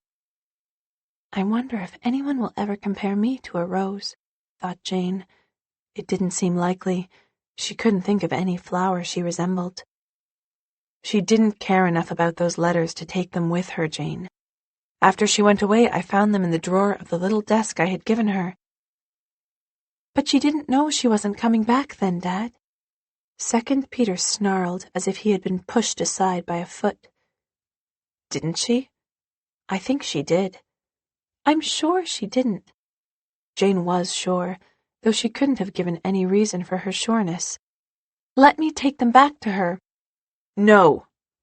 Dad brought his hand down so heavily on his desk that he hurt himself and winced. I'm going to burn them. Oh, no, no! Somehow Jane couldn't bear to think of those letters being burned. Give them to me, Dad. I won't take them to Toronto. I'll leave them in my table drawer. But please don't burn them. Well. Dad pushed the letters over to her and picked up a pen, as if dismissing the subject of the letters and her at the same time. Jane went out slowly, looking back at him. How she loved him. She loved even his shadow on the wall, his lovely, clear-cut shadow. How could Mother ever have left him? The storm spent itself that night, with a wild red sunset and a still wilder northwest wind, the wind of fine weather. The beach was still a maelstrom of foam the next day, and the shadows of wild black clouds kept tearing over the sands. But the rain had ceased, and the sun shone between the clouds. The harvest fields were drenched and tangled, the ground in the Jimmy John orchard was covered with apples, and the summer was ended. There was an undefinable change over everything that meant autumn. Chapter 28. Those last few days were compounded of happiness and misery for Jane. She did so many things she loved to do and would not do again until next summer, and next summer seemed 100 years away. It was funny. She hadn't wanted to come, and now she didn't want to go. She cleaned everything up and washed every dish in the house and polished all the silver and scoured Mr. Muffet and Company till their faces shone. She felt lonely and left out when she heard the Jimmy Johns and the Snowbeams talking about the cranberrying in October, and when Dad said, I wish you could see those maples over yonder against that spruce hill in 2 weeks' time, and she realized that in 2 weeks' time there would be 1,000 miles between them. Well, it seemed to her that she just couldn't bear it. Aunt Irene came out one day when Jane was house-cleaning furiously. Aren't you tired of playing at housekeeping yet, lovey? But that true Aunt Irenian touch could not disturb Jane. I'm coming back next summer, said Jane triumphantly. Aunt Irene sighed. I suppose that would be nice, in some ways, but so many things may happen before then. It's a whim of your father's to live here now, but we don't know when he'll take another. Still, we can always hope for the best, can't we, lovey? The last day came. Jane packed her trunk, not forgetting a jar of very special wild strawberry jam she was taking home to Mother, and 24 russet apples Polly Snowbeam had given her for her own and Jody's consumption. Polly knew all about Jody and sent her her love. They had a chicken dinner. The Ella twin and the George twin had brought the birds over with Miranda's compliments, and Jane wondered when she would have a slice off the breast again. In the afternoon she went down alone to say goodbye to the shore. She could hardly bear the loneliness of the waves lapping on the beach. The sound and the tang and the sweep of the sea would not let her go. She knew the fields and the windy golden shore were a part of her. She and her island understood each other. "I belong here," said Jane. "Come back soon. P.E. Island needs you," said Timothy Salt, offering her the quarter of an apple on the point of his knife. "You will," he added. "The island's got into your blood. It does that to some folks." Jane and Dad had expected a last quiet evening together, but instead there was a surprise party. All Jane's particular friends, old and young, came, even Millicent Mary, who sat in a corner all the evening, staring at Jane and never spoke a word. Steppyard came, and Timothy Salt, and Min's Ma, and Ding Dong Bell, and the big Donalds and the little Donalds, and people from the corners that Jane didn't know knew her. Everyone brought her a farewell gift. The Snowbeams clubbed together and brought her a white plaster of Paris plaque to hang on her bedroom wall. It cost 25 cents and had a picture of Moses and Aaron on it in blue turbans and red gowns. And Jane saw Grandmother looking at it. Little Aunt Em could not come, but she sent word to Jane Stewart that she would save some hollyhock seeds for her. They had a very gay evening, although all the girls cried after they had sung "For She's a Jolly Good Fellow."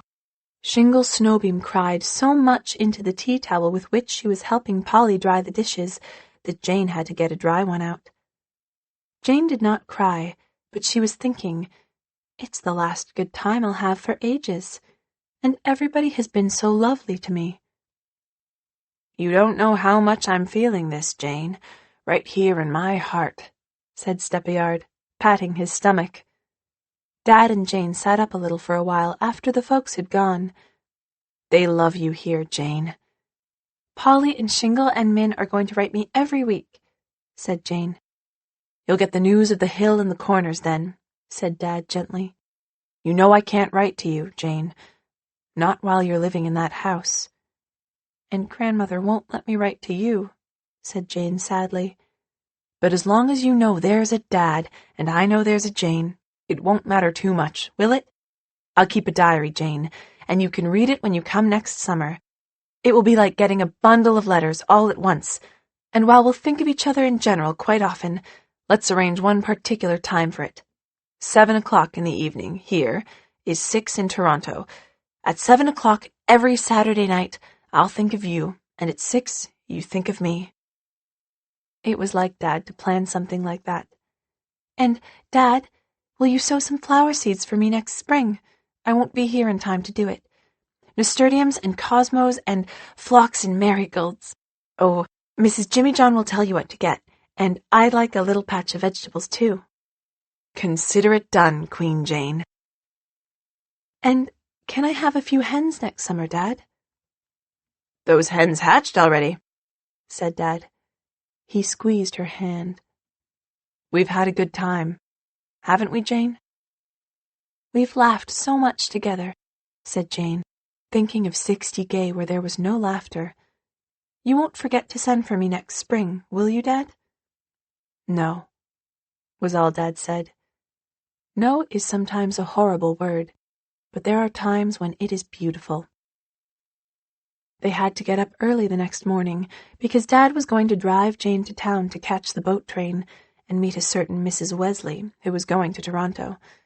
Jane thought she could travel very well by herself, but for once Dad was adamant. The morning sky was red with trees growing black against it. The old moon was visible, like a new moon turned the wrong way, above the birches on Big Donald's Hill.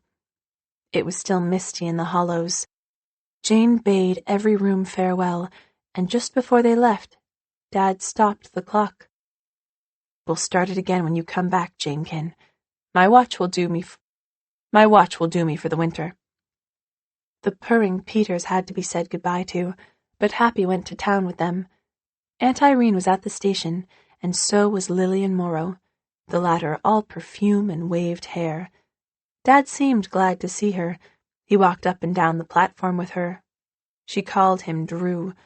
You could hear the apostrophe before it like a coo or a kiss.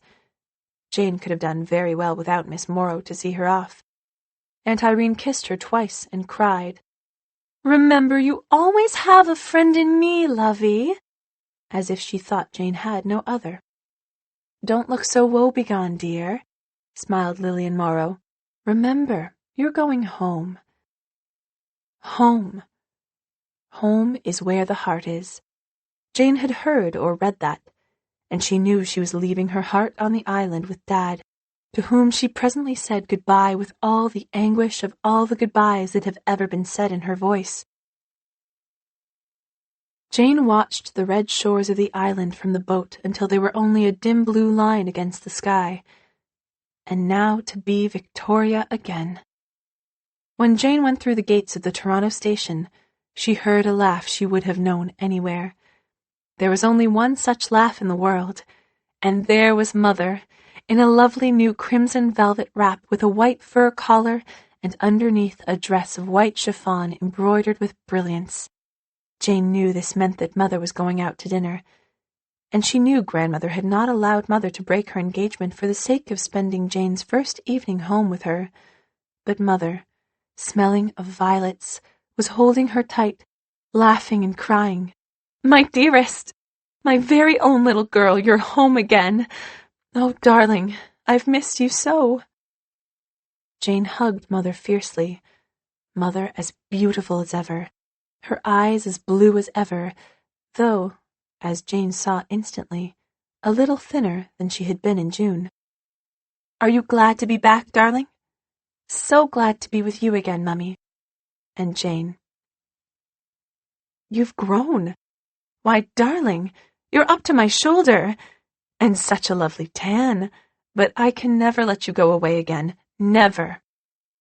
Jane kept her own counsel about that. She felt curiously changed and grown-uppish as she went through the big lighted station with Mother. Frank was waiting with the limousine, and they went home through the busy, crowded streets to 60 Gay. 60 Gay was neither busy nor crowded. The clang of the iron gates behind her seemed like a knell of doom. She was re-entering prison. The great, cold, still house struck a chill to her spirit. Mother had gone on to the dinner, and Grandmother and Aunt Gertrude were meeting her. She kissed Aunt Gertrude's narrow, white face, and Grandmother's soft, wrinkled one. "You've grown, Victoria," said Grandmother icily. She did not like Jane looking into her eyes on the level, and Grandmother saw at a glance that Jane had somehow learned what to do with her arms and legs, and was looking entirely too much mistress of herself. "Don't smile with your lips closed, if you please. I've never really been able to see the charm of La Gioconda." They had dinner. It was 6 o'clock. Down home it would be 7. Dad would be... Jane felt she could not swallow a mouthful. "Will you be good enough to pay attention when I am speaking to you, Victoria?" "I beg your pardon, Grandmother." "I am asking you what you wore this summer. I have looked into your trunk, and the clothes you took with you don't seem to have been worn at all." "Only the green linen jumper suit," said Jane. "I wore it to church and the ice cream social. I had gingham dresses to wear at home. I kept house for Father, you know." Grandmother wiped her lips daintily with her napkin. It seemed as if she were wiping some disagreeable flavor off them. "I am not inquiring about your rural activities." Jane saw Grandmother looking at her hands. "It will be wise for you to forget them." "But I'm going back next summer, Mother." "Be kind enough not to interrupt me, Victoria. And as you must be tired after your journey, I would advise you to go to bed at once. Mary has prepared a bath for you. I suppose you will be rather glad to get into a real bathtub once more." When she had had the whole gulf for a bathtub all summer. "I must run over and see Jody first," said Jane, and went. She could not forget her new freedom so quickly. Grandmother watched her go with tightening lips. Perhaps she realized that never again would Jane be quite the meek, overawed Victoria of the old days. She had grown in mind as well as in body. Jane and Jody had a rapturous reunion. Jody had grown too. She was thinner and taller, and her eyes were sadder than ever. "Oh, Jane, I'm so glad you're back. It's been so long." "I'm so glad you're still here, Jody. I was afraid Miss West might have sent you to the orphanage." "She's always saying she will. I guess she will yet. Did you really like the island so much, Jane?" "I just loved it," said Jane, glad that here was at least one person to whom she could talk freely about her island and her father. Jane was horribly homesick as she climbed the soft-carpeted stairway to bed. If she were only skipping up the bare, painted steps at Lantern Hill. Her old room had not grown any friendlier. She ran to the window, opened it, and gazed out, but not on starry hills and the moon shining on woodland fields. The clamor of Bloor Street assailed her ears. The huge old trees about 60 were sufficient unto themselves. They were not her friendly birches and spruces. A wind was trying to blow. Jane felt sorry for it, checked here, thwarted there, but it was blowing from the west. Would it blow right down to the island? To the velvety black night starred with harbor lights beyond Lantern Hill? Jane leaned out the window and sent a kiss to Dad on it. "And now," remarked Jane to Victoria, "there will be only 9 months to put in." Chapter 29. "She will soon forget everything about Lantern Hill," said Grandmother. Mother wasn't so sure. She felt the change in Jane, as did everybody. Uncle David's family thought Jane much improved. Aunt Sylvia said Victoria had actually become able to get through a room without danger to the furniture, and Phyllis was a shade less patronizing, though with plenty of room for improvement yet. "I heard you went barefoot down there," she said curiously. "Of course," said Jane. "All the children do in summer." "Victoria has gone quite P.E. Island," said Grandmother with her bitter little smile, much as if she had said, "Victoria has gone quite savage." Grandmother had already learned a new way to get under Jane's skin. It was to say little biting things about the island. Grandmother employed it quite mercilessly. She felt that Jane, in so many respects, had somehow slipped beyond her power to hurt. All the color still went out of Jane in Grandmother's presence, but she was not thereby reduced to the old flabbiness.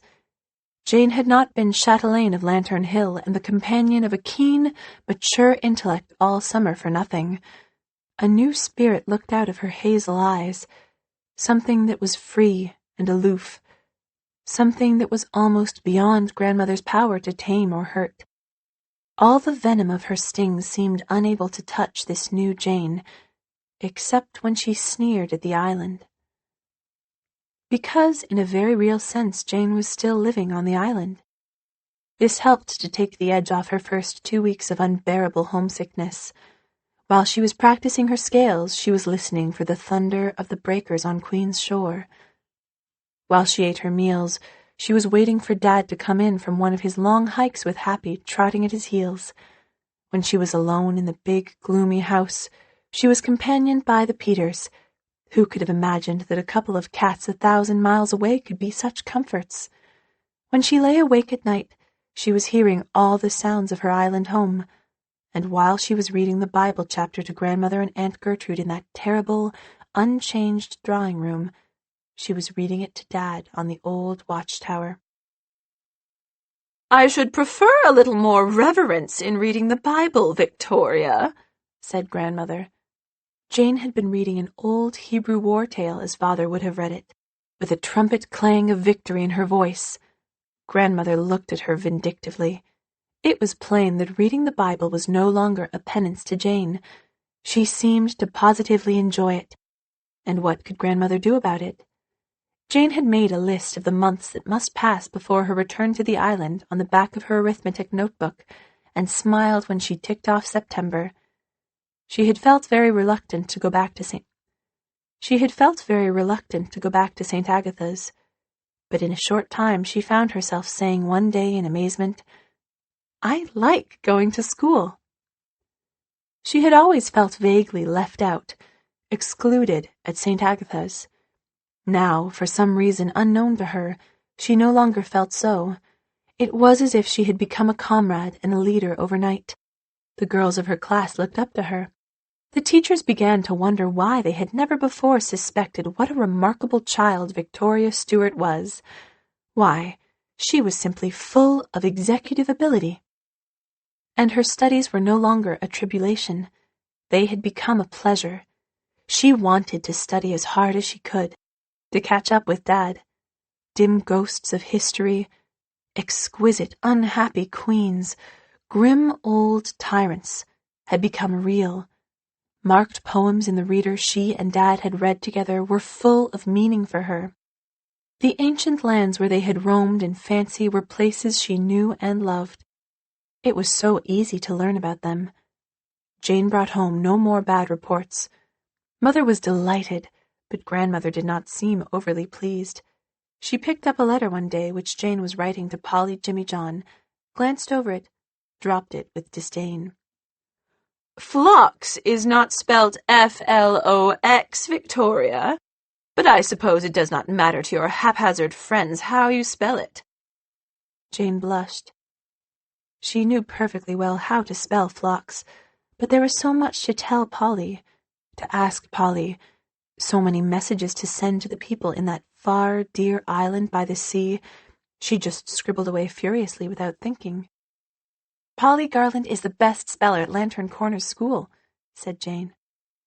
Oh, I have no doubt whatever, that she has all the backwoods virtues, said Grandmother. Grandmother's sneers could not poison Jane's delight in the letters she got from the island. They came as thick as autumn leaves in Vallombroso. Somebody at Lantern Hill or Hungry Cove or the Corners was always writing to Jane. The Snowbeams sent composite letters, dreadfully spelled and blotted, written paragraph about. They possessed the knack of writing the most amusing things, illustrated along the edges with surprisingly well-done thumbnail sketches by Shingle. Jane always wanted to shriek with laughter over the Snowbeam letters. Elder Tommy had the mumps. Fancy Elder Tommy with the mumps! Shingle had fancied it in a few side-splitting curves. The tailboard of Big Donald's cart had come out when he was going up Little Donald's hill, and all his turnips had rolled out and down the hill, and was he mad! The pigs had got into the Corners graveyard. Min's ma was making a silk quilt. Jane immediately began saving patches for Min's ma's quilt. Ding Dong's dog had torn the whole seat out of Andy Pearson's second-best trousers. The frost had killed all the dahlias. Steppyard was having boils. There had been a lovely lot of funerals this fall. Old Mrs. Dugald Mackay had died, and people who were at the funeral said she looked perfectly gorgeous. The Jimmy Johns' baby had laughed at last. The big tree on Big Donald's hill had blown down. Jane was sorry for that. She had loved that tree. We miss you awful, Jane. Oh, Jane, we wish you could be here for Halloween night. Jane wished it, too. If one could but fly in the darkness over rivers and mountains and forests to the island for just that one night. What fun they would have running about putting turnip and pumpkin jack-o'-lanterns on gateposts and perhaps helping to carry off somebody's gate. "What are you laughing at, darling?" asked Mother. "A letter from home," said Jane thoughtlessly. "Oh, Jane Victoria! Isn't this your home?" cried Mother piteously. Jane was sorry she had spoken, but she had to be honest. Home. A little house looking seaward. A white gull. Ships going up and down. Spruce woods. Misty barrens, salt air cold from leagues of gulf. Quiet. Silence. That was home. The only home she knew. But she hated to hurt Mother. Jane had begun to feel curiously protective about Mother, as if somehow she must be shielded and guarded. Oh, if she could only talk things over with her mother, tell her everything about Dad, find out everything. What fun it would be to read those letters to Mother. She did read them to Jody. Jody was as much interested in the Lantern Hill folks as Jane herself. She began sending messages to Polly and Shingle and Min. The elms around 60 Gay turned a rusty yellow. Far away the red leaves would be falling from the maples. The autumn mists would be coming in from the sea. Jane opened her notebook and ticked off October. November was a dark, dry, windy month. Jane scored a secret triumph over Grandmother 1 week of it. "Let me make the croquettes for lunch, Mary," she begged one day. Mary consented very skeptically, remembering that there was plenty of chicken salad in the refrigerator if the croquettes were ruined. They were not. They were everything croquettes should be. Nobody knew who had made them, but Jane had the fun of watching folks eat them. Grandmother took a second helping. "Mary seems to have learned how to make croquettes properly at last," she said. Jane wore a poppy on Armistice Day because Dad was a DS. She was hungry to hear about him, but she would not ask her island correspondents.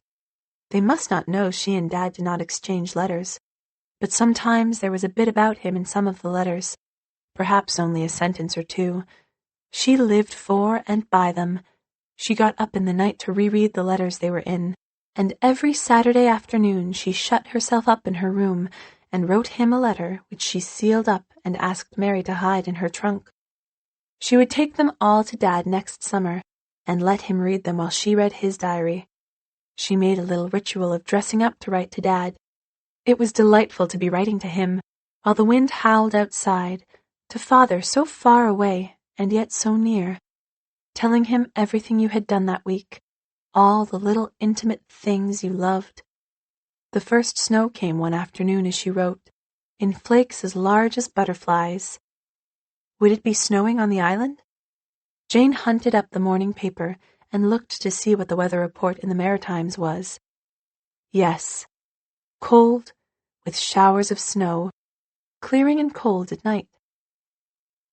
Jane shut her eyes and saw it. Great soft flakes falling over the gray landscape against the dark spruces.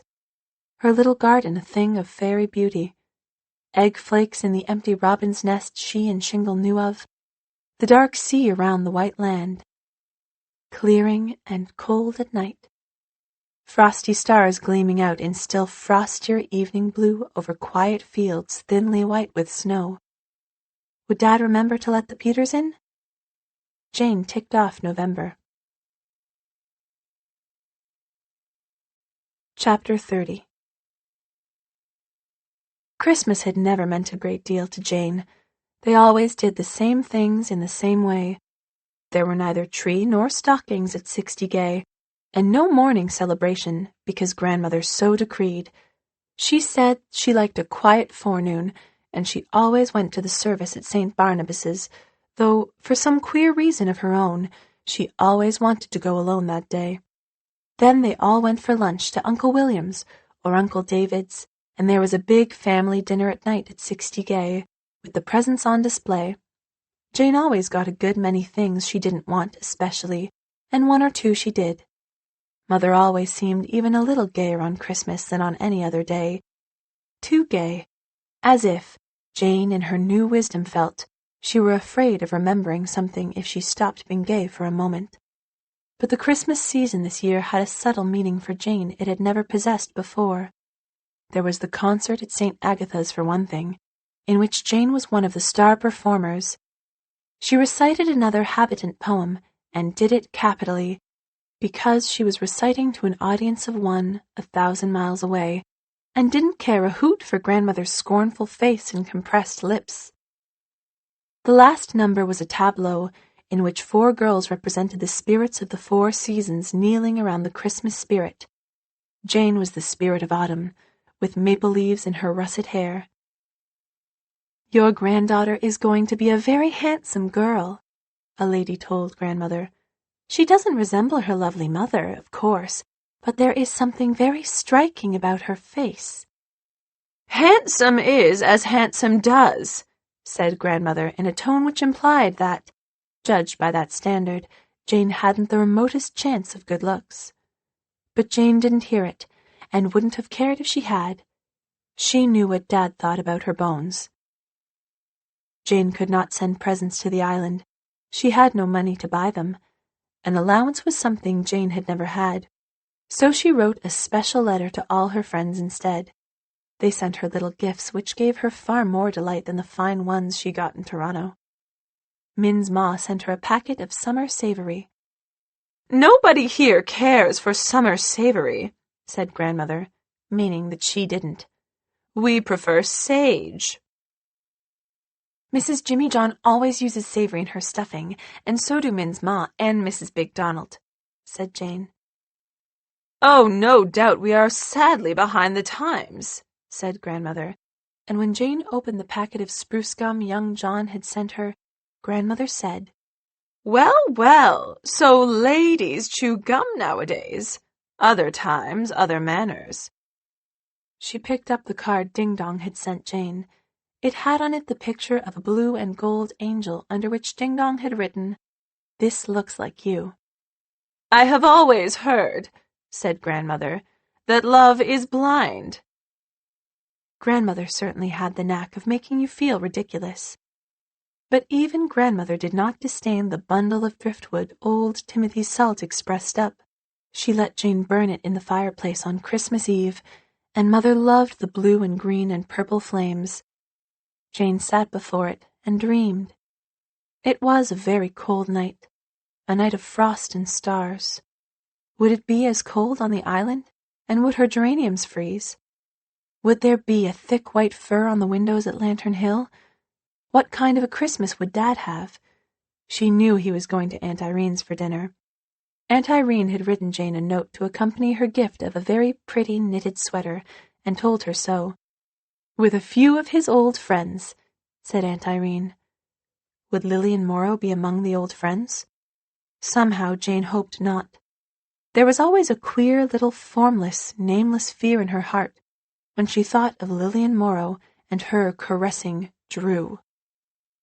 Lantern Hill would be empty on Christmas. Jane resented that. Dad would take Happy with him, and the poor Peters would be all alone. Jane had one thrill on Christmas Day nobody knew anything about. They went to lunch at Uncle David's, and there was a copy of Saturday Evening in the library. Jane pounced on it. Would there be anything of Dad's in it? Yes, there was. Another front-page article on the consequences of Confederation in regard to the Maritime Provinces. Jane was totally out of her depth in it, but she read every word of it with pride and delight. Then came the cat. Chapter 31. They had had dinner at 60 Gay, and were all in the big drawing-room, which, even with a fire blazing on the hearth, seemed cold and grim. Frank came in with a basket. "It's come, Mrs. Kennedy," he said. Grandmother took the basket from Frank and opened it. A magnificent white Persian cat was revealed, blinking pale green eyes disdainfully and distrustfully at everybody. Mary and Frank had discussed that cat in the kitchen. "Whatever has the old dame got into her noodle now?" said Frank. "I thought she hated cats and wouldn't let Miss Victoria have one on any consideration, and here she's giving her one, and it costing $75. $75 for a cat!" "Money's no object to her," said Mary, "and I'll tell you what's in her noddle. I haven't cooked for her for 20 years without learning to read her mind. Miss Victoria has a cat on that island of hers. Her grandmother wants to cut that cat out. She isn't going to have Andrew Stewart letting Miss Victoria have cats when she isn't allowed to have them here. The old lady is at her wits' end how to wean Miss Victoria away from the island, and that's what this cat means. Thinks she, a real Persian, costing $75 and looking like the king of all cats, will soon put the child out of conceit with her miserable common kittens. Look at the presents she gave Miss Victoria this Christmas, as if to say, you couldn't get anything like that from your father. Oh, I'm knowing her. But she's met her match at last, or I'm mistaken. She can't overcrow Miss Victoria any longer, and she's just beginning to find out." "This is a Christmas present for you, Victoria," said Grandmother. "It should have been here last night, but there was some delay. Somebody was ill." Everybody looked at Jane as if they expected her to go into spasms of delight. "Thank you, grandmother," said Jane flatly. She didn't like Persian cats. Aunt Minnie had one, pedigreed smoke blue, and Jane had never liked it. Persian cats were so deceptive. They looked so fat and fluffy, and then when you picked them up, expecting to enjoy a good, satisfying squeeze, there was nothing to them but bones. Anybody was welcome to their Persian cat for all of Jane. "Its name is Snowball," said grandmother. So she couldn't even name her own cat. But grandmother expected her to like the cat, and Jane went to work heroically in the following days trying to like it. The trouble was, the cat didn't want to be liked. No friendliness ever warmed the pale green fire of its eyes. It did not want to be petted or caressed. The Peters had been lapsters, with eyes of amber, and Jane from the first had been able to talk to them in their own language. But Snowball refused to understand a word she said. "I thought, correct me if I'm wrong, that you professed to be fond of cats," said grandmother. "Snowball doesn't like me," said Jane. "Oh," said grandmother. "Well, I suppose your taste in cats is on a par with your taste in friends, and I don't suppose there is very much that can be done about it." "Darling, couldn't you like Snowball a little more?" pleaded Mother as soon as they were alone. "Just to please your grandmother. She thought you would be delighted. Can't you pretend to like it?" Jane was not very good at pretending. She looked after Snowball faithfully, combed and brushed him every day, saw that he had the right kind of food and plenty of it, saw that he did not get out in the cold and take pneumonia. Would not have cared in the least if he had. She liked pussies who went out boldly on their own mysterious errands, and later appeared on the doorstep pleading to get in where there was a warm cushion and a drop of cream. Snowball took all her attention as a matter of course, paraded around 60 gay, waving a plumy tail, and was rapturously adored by all callers. "Poor Snowball," said grandmother ironically. At this unlucky point, Jane giggled. She couldn't help it. Snowball looked so little desirous of pity. Sitting on the arm of the Chesterfield, he was monarch of all he surveyed, and quite happy about it. "I like a cat I can hug," said Jane. "A cat that likes to be hugged." "You forget you are talking to me, not to Jody," said grandmother. After 3 weeks, Snowball disappeared. Luckily, Jane was at St. Agatha's, or grandmother might have suspected her of conniving at his disappearance. Everybody was away, and Mary had left the front door open for a few moments. Snowball went out, and apparently wandered into the 4th dimension. A lost and found ad had no results. "He's been stole," said Frank. "That's what comes of having them expensive cats." "It's not me that's sorry. He had to be more pampered than a baby," said Mary. "And I'm not of the opinion Miss Victoria will break her heart about it either. She's still hankering after her Peters. She's not one to change, and the old lady can put that in her pipe and smoke it." Jane couldn't pretend any great grief, and grandmother was very angry. She smoldered for days over it, and Jane was uncomfortable. Perhaps she had been ungrateful. Perhaps she hadn't tried hard enough to like Snowball. Anyhow, on the night the big white Persian suddenly materialized on the street corner, as she and her mother were waiting for the Bloor car amid a swirl of snow, and wrapped itself around her legs in apparent frenzy of recognition and hoarse meows, Jane yelped with genuine delight. "Mummy! Mummy! Here's Snowball!" That she and mother should be standing alone on a street corner, waiting for a car on a blustery January night was an unprecedented thing. There had been doings at St. Agatha's that night. The senior girls had put on a play, and mother had been invited. Frank was laid up with influenza, and they had to go with Mrs. Austen. Before the play was half through, Mrs. Austen had been summoned home because of sudden illness in her family, and mother had said, "Don't think of us for a moment. Jane and I can go home perfectly well on the streetcars." Jane always loved a ride on a streetcar, and it was twice as much fun with mother.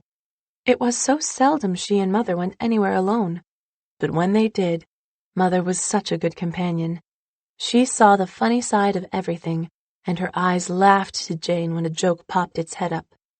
Jane was sorry when they got off at Bloor, for that meant they were comparatively near home. "Darling, how can this be Snowball?"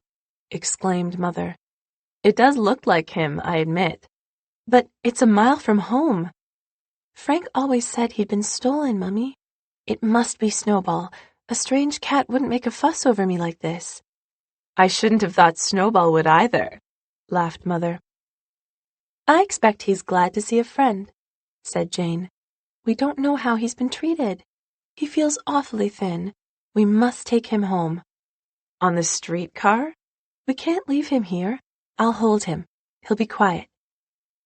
Snowball was quiet for a few moments after they entered the car. There were not many people on it. 3 boys at the far end sniggered as Jane sat down with her armful of cat. A pudgy child edged away from her in terror. A man with a pimply face scowled at her, as if he were personally insulted by the sight of a Persian cat. Suddenly, Snowball seemed to go quite mad.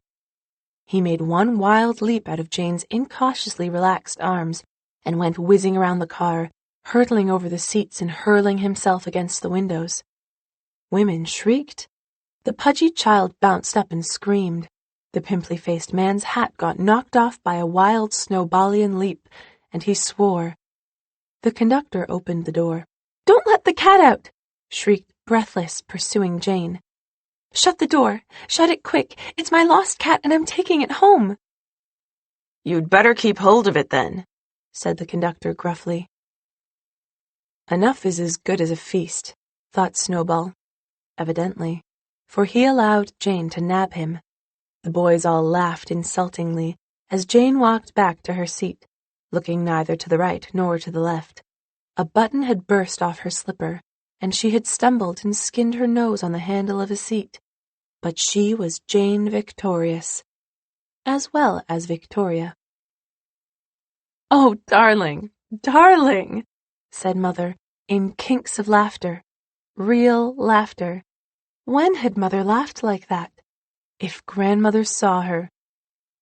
"That's a dangerous animal," said the pimply-faced man warningly. Jane looked at the boys. They made irresistibly comic faces at her, and she made faces back.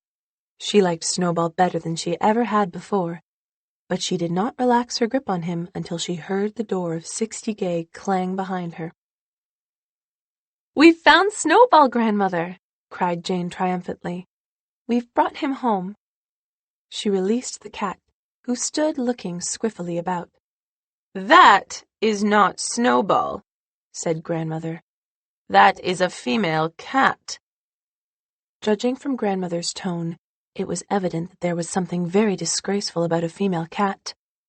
The owner of the female cat was eventually discovered through another lost and found, and no more Persians appeared at 60 Gay. Jane had ticked off December, and January was speeding away. The Lantern Hill news was still absorbing. Everybody was skating, on the pond or on the little round, tree-shadowed pool beyond the corners. Shingle Snowbeam had been queen in a Christmas concert, and had worn a crown of scalloped tin. The new minister's wife could play the organ. The Jimmy John baby had eaten all the blooms off Mrs. Jimmy John's Christmas cactus. Every last one of them. Mrs. Little Donald had had her gobbler for Christmas dinner. Jane remembered that magnificent white gobbler with the coral-red wattles, and accorded him a meed of regret. Uncle Tombstone had butchered Min's Ma's pig, and Min's Ma had sent a roast to Dad. Min's Ma had got a new pig to bring up, a nice pink pig exactly like Elder Tommy. Mr. Spragg's dog at the Corners had bit the eye out of Mr. Loney's dog, and Mr. Loney was going to law about it. Mrs. Angus Scatterby, whose husband had died in October, was disappointed over the result. "It's not so much fun being a widow as I expected," she was reported to have said. Sherwood Morton had gone into the choir, and the managers had put a few more nails in the roof. Jane suspected Steppyard of that joke. There was wonderful coasting on Big Donald's Hill. Her dad had got a new dog, a fat white dog named Bubbles. Her geraniums were blooming beautiful. And me too far away to see them, thought Jane with a pang. William McAllister had had a fight with Thomas Crowder because Thomas told William he didn't like the whiskers William would have had if he had had whiskers. They had had a silver thaw. Jane could see it. Ice jewels, the maple wood a thing of unearthly splendor. Every stalk sticking up from the crusted snow of the garden a spear of crystal. Steppeyard was mudding. What on earth was mudding? She must find out next summer. Mr. Snowbeam's pig house roof had blown off. If he'd nailed the ridgepole firmly on last summer when I advised him to, this wouldn't have happened, thought Jane virtuously. Bob Woods had fallen on his dog and sprained his back. Was it Bob's back or the dog's that was sprained? Caraway Snowbeam had to have her tonsils out and was putting on such airs about it. Jabes Gibbs had set a trap for a skunk and caught his own cat. Uncle Tombstone had given all his friends an oyster supper. Some said Mrs. Alec Carson at the Corners had a new baby. Some said she hadn't. What had 60 Gay to offer against the color and flavor of news like that? Jane ticked January off. February was stormy. Jane spent many a blustery evening while the wind howled up and down Gay Street, poring over seed catalogues, picking out things for Dad to plant in the spring. She loved to read the description of the vegetables and imagine she saw rows of them at Lantern Hill. She copied down all Mary's best recipes to make them for Dad next summer. Dad, who was likely at this very moment to be sitting cozily by their own fireside, with 2 happy dogs curled up at his feet, and outside a wild white night of drifting snow. Jane ticked off February. Chapter 32. When Jane ticked off March, she whispered, just 2.5 months more.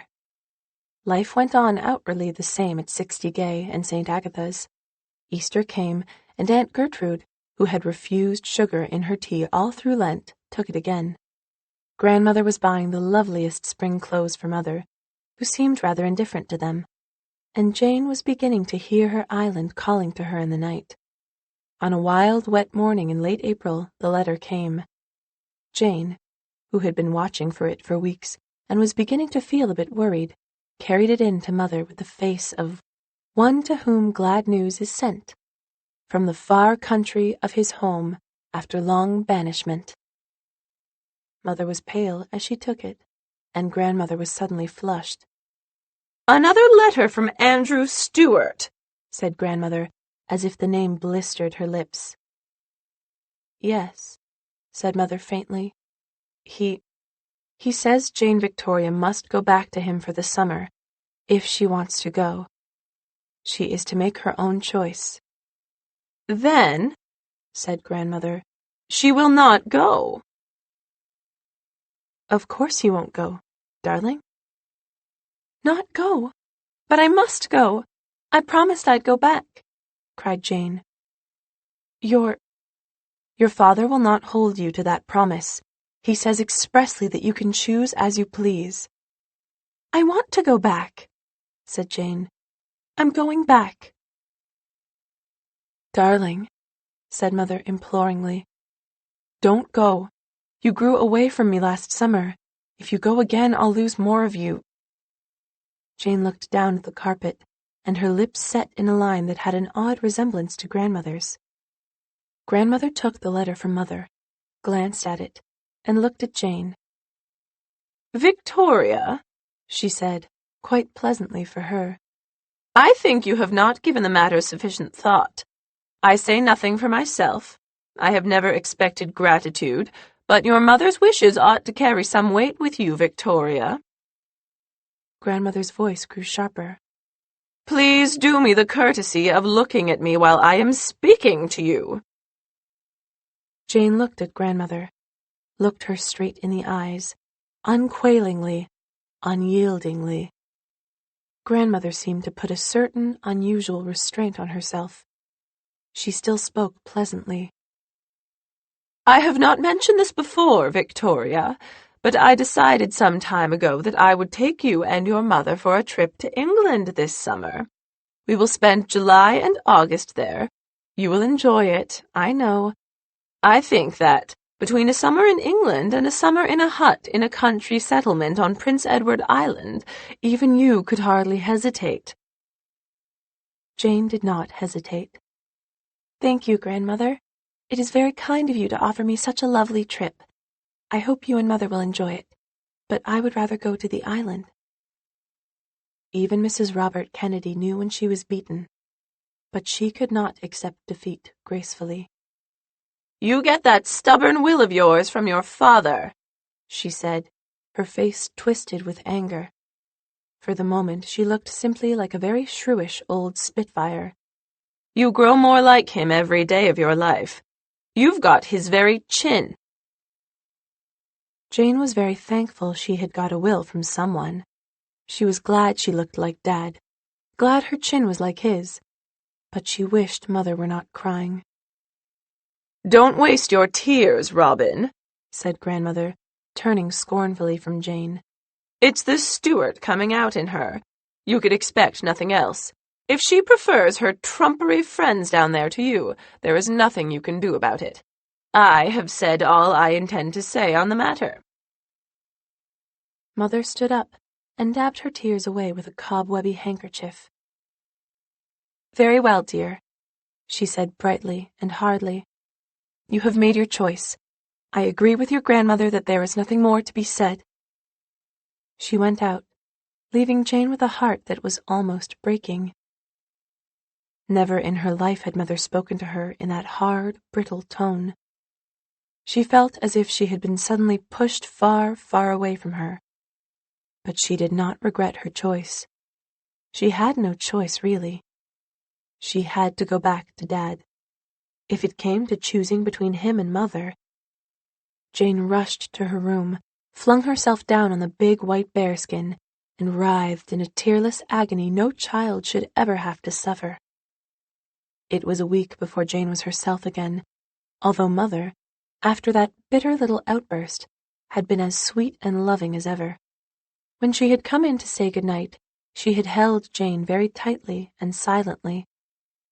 Jane hugged her mother closer to her. "I have to go, Mother. I have to go. But I do love you." "Oh, Jane, I hope you do. But sometimes you seem so far away from me that you might as well be beyond serious. Don't let anyone ever come between us. That is all I ask." "No one can. No one wants to, Mother." In one way, it occurred to Jane. That was not strictly true.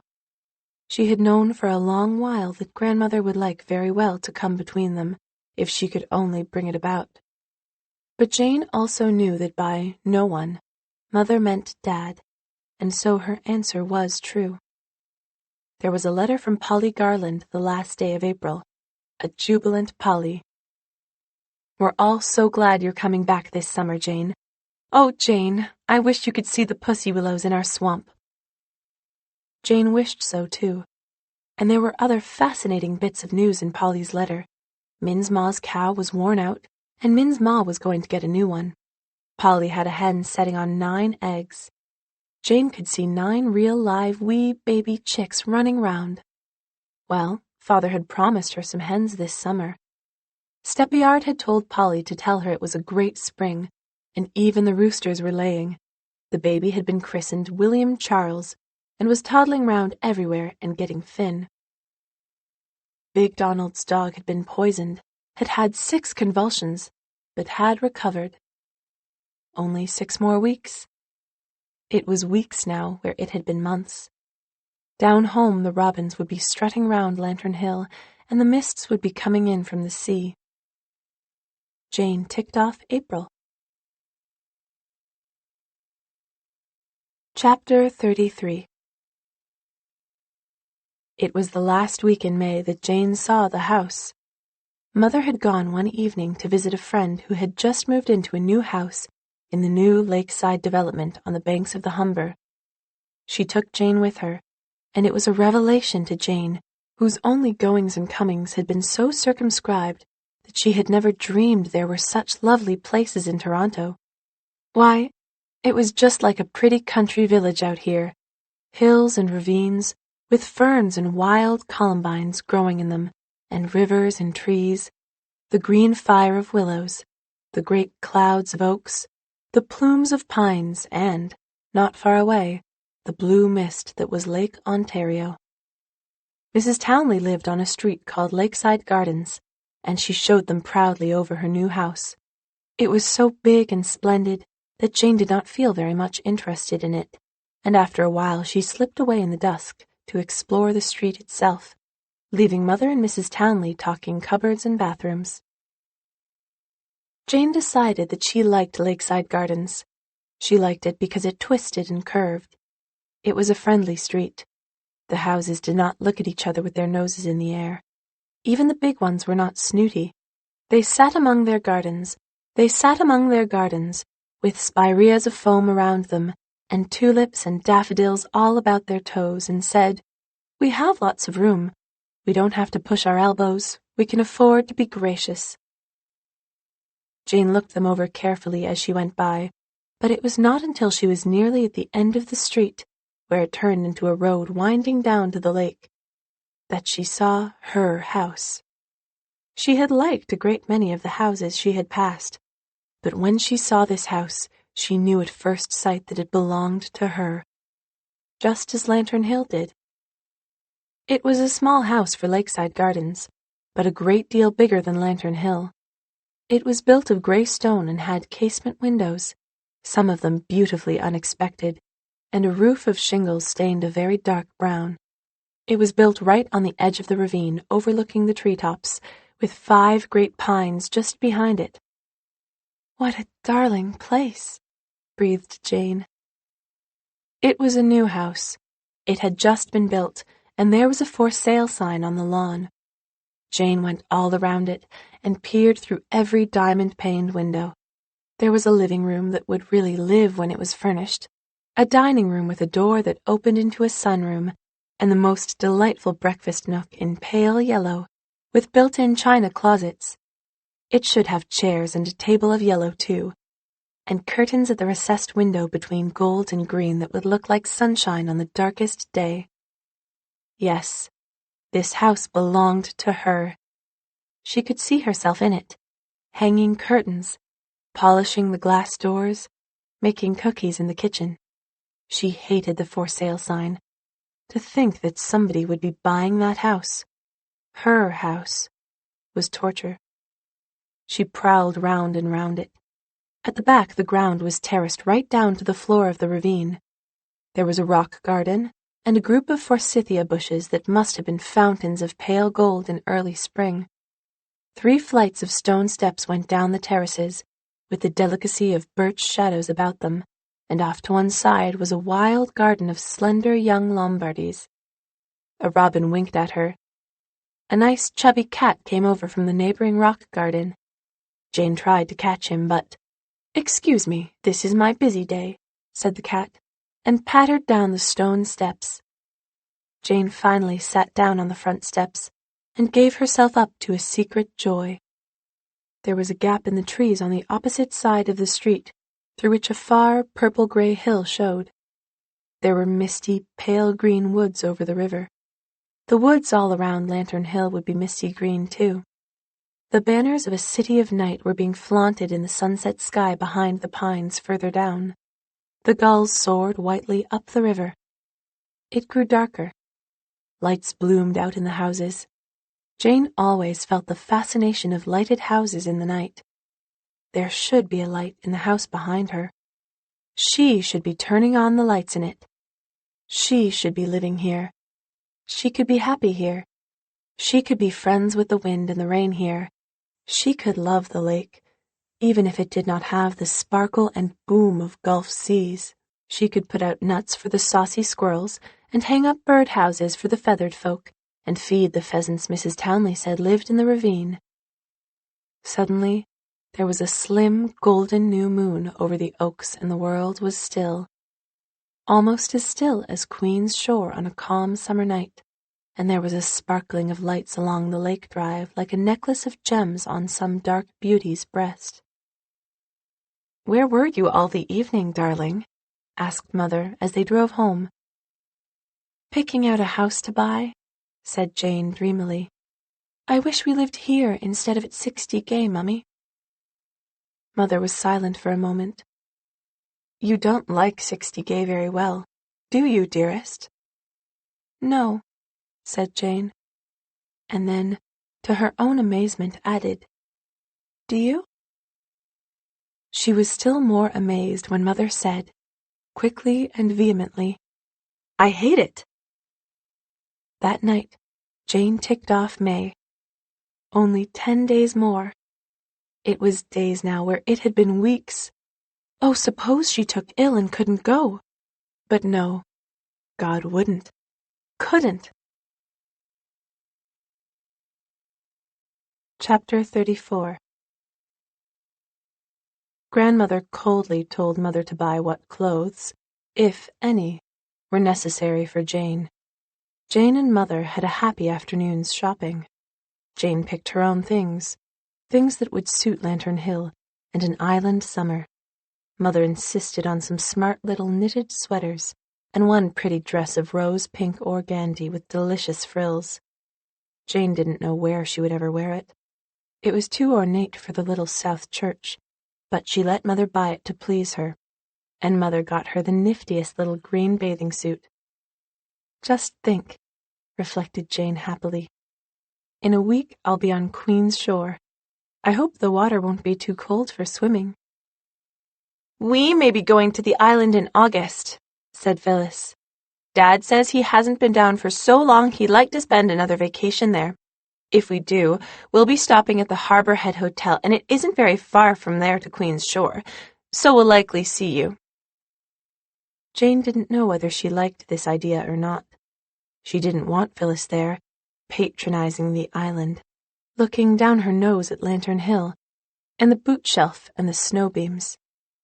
Jane went to the Maritimes with the Randolphs this year, and they left on the morning train instead of the night. It was a dull, cloudy day, but Jane was so happy she positively radiated happiness around her like sunshine.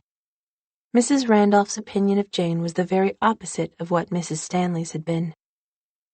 Mrs. Randolph thought she had never met a more charming child, interested in everything, finding beauty everywhere, even in those interminable stretches of pulpwood lands and lumber forests in New Brunswick.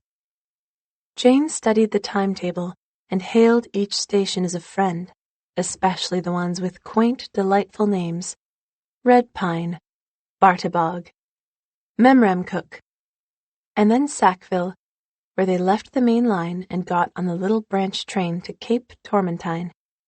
How sorry Jane felt for anyone who was not going to the island. Cape Tormentine, the car ferry, watching for the red cliffs of the island. There they were. She had really forgotten how red they were, and beyond them misty green hills. It was raining again, but who cared? Everything the island did was right. If it wanted to rain, why, rain was Jane's choice. Having left Toronto on the morning train, they were in Charlottetown by mid-afternoon.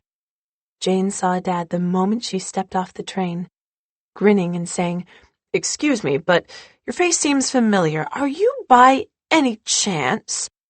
But Jane had hurled herself at him. They had never been parted. She had never been away at all. The world was real again. She was Jane again. Oh, Dad, Dad! She had been afraid Aunt Irene would be there too, possibly Miss Lillian Morrow as well. But Aunt Irene, it transpired, was away on a visit to Boston and had taken Miss Morrow with her.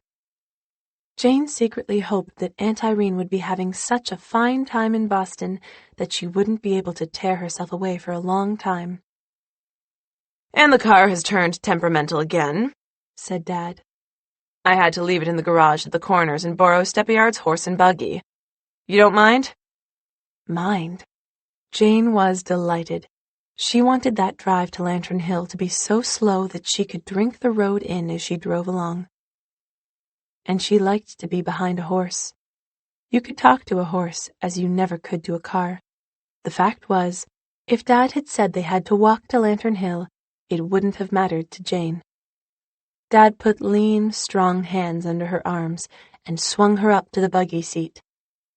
Let's just go on from where we left off. You've grown since last summer, my Jane. An inch, said Jane proudly. It had stopped raining. The sun was coming out. Beyond, the white wave crests on the harbor were laughing at her, waving their hands at her. Let's go uptown and buy our house some presents, Jane. A double boiler that won't leak, Dad. Booties always did. A little. And a potato ricer. Can we get a potato ricer, Dad? Dad thought the budget would stretch to a potato ricer. It was delightful. All of it. But Jane sparkled when they had left town behind them, going home to all the things they loved. Drive slow, Dad. I don't want to miss anything on the road. She was feasting her eyes on everything. Spruce-clad hills, bits of gardens full of unsung beauty tucked away here and there, glimpses of sparkling sea, blue rivers. Had those rivers really been so blue last summer? It had been an early spring, and all the blossom show was over. Jane was sorry for that. She wondered if she would ever be able to get to the island in time to see the Titus Lady's famous cherry walk in its spring blow. They called for a moment to see Mrs. Meade, who kissed Jane and was sorry Mr. Meade couldn't come out to see her, because he was in bed with an abyss in his ear. She gave them a packet of ham sandwiches and cheese to stay their stomachs if they were hungry on the road. They heard the ocean before they saw it. Jane loved the sound. It was as if the spirit of the sea called to her. And then the first snuff of salt in the air. There was one particular hill where they always got the first tang, and from that same hill they caught their first faraway glimpse of Lantern Hill. It was wonderful to be able to see your own home so far off, to feel that every step the horse took was bringing you nearer to it. From there on, Jane was on her own stamping ground. It was so exciting to recognize all the spots along the road, greenwood lanes, old beloved farms that held out their little arms to her. The single row of spruces was still marching up Little Donald's Hill, the dunes, and the fishing boats sailing in, and the little blue pond laughing at her, and Lantern Hill, home after exile.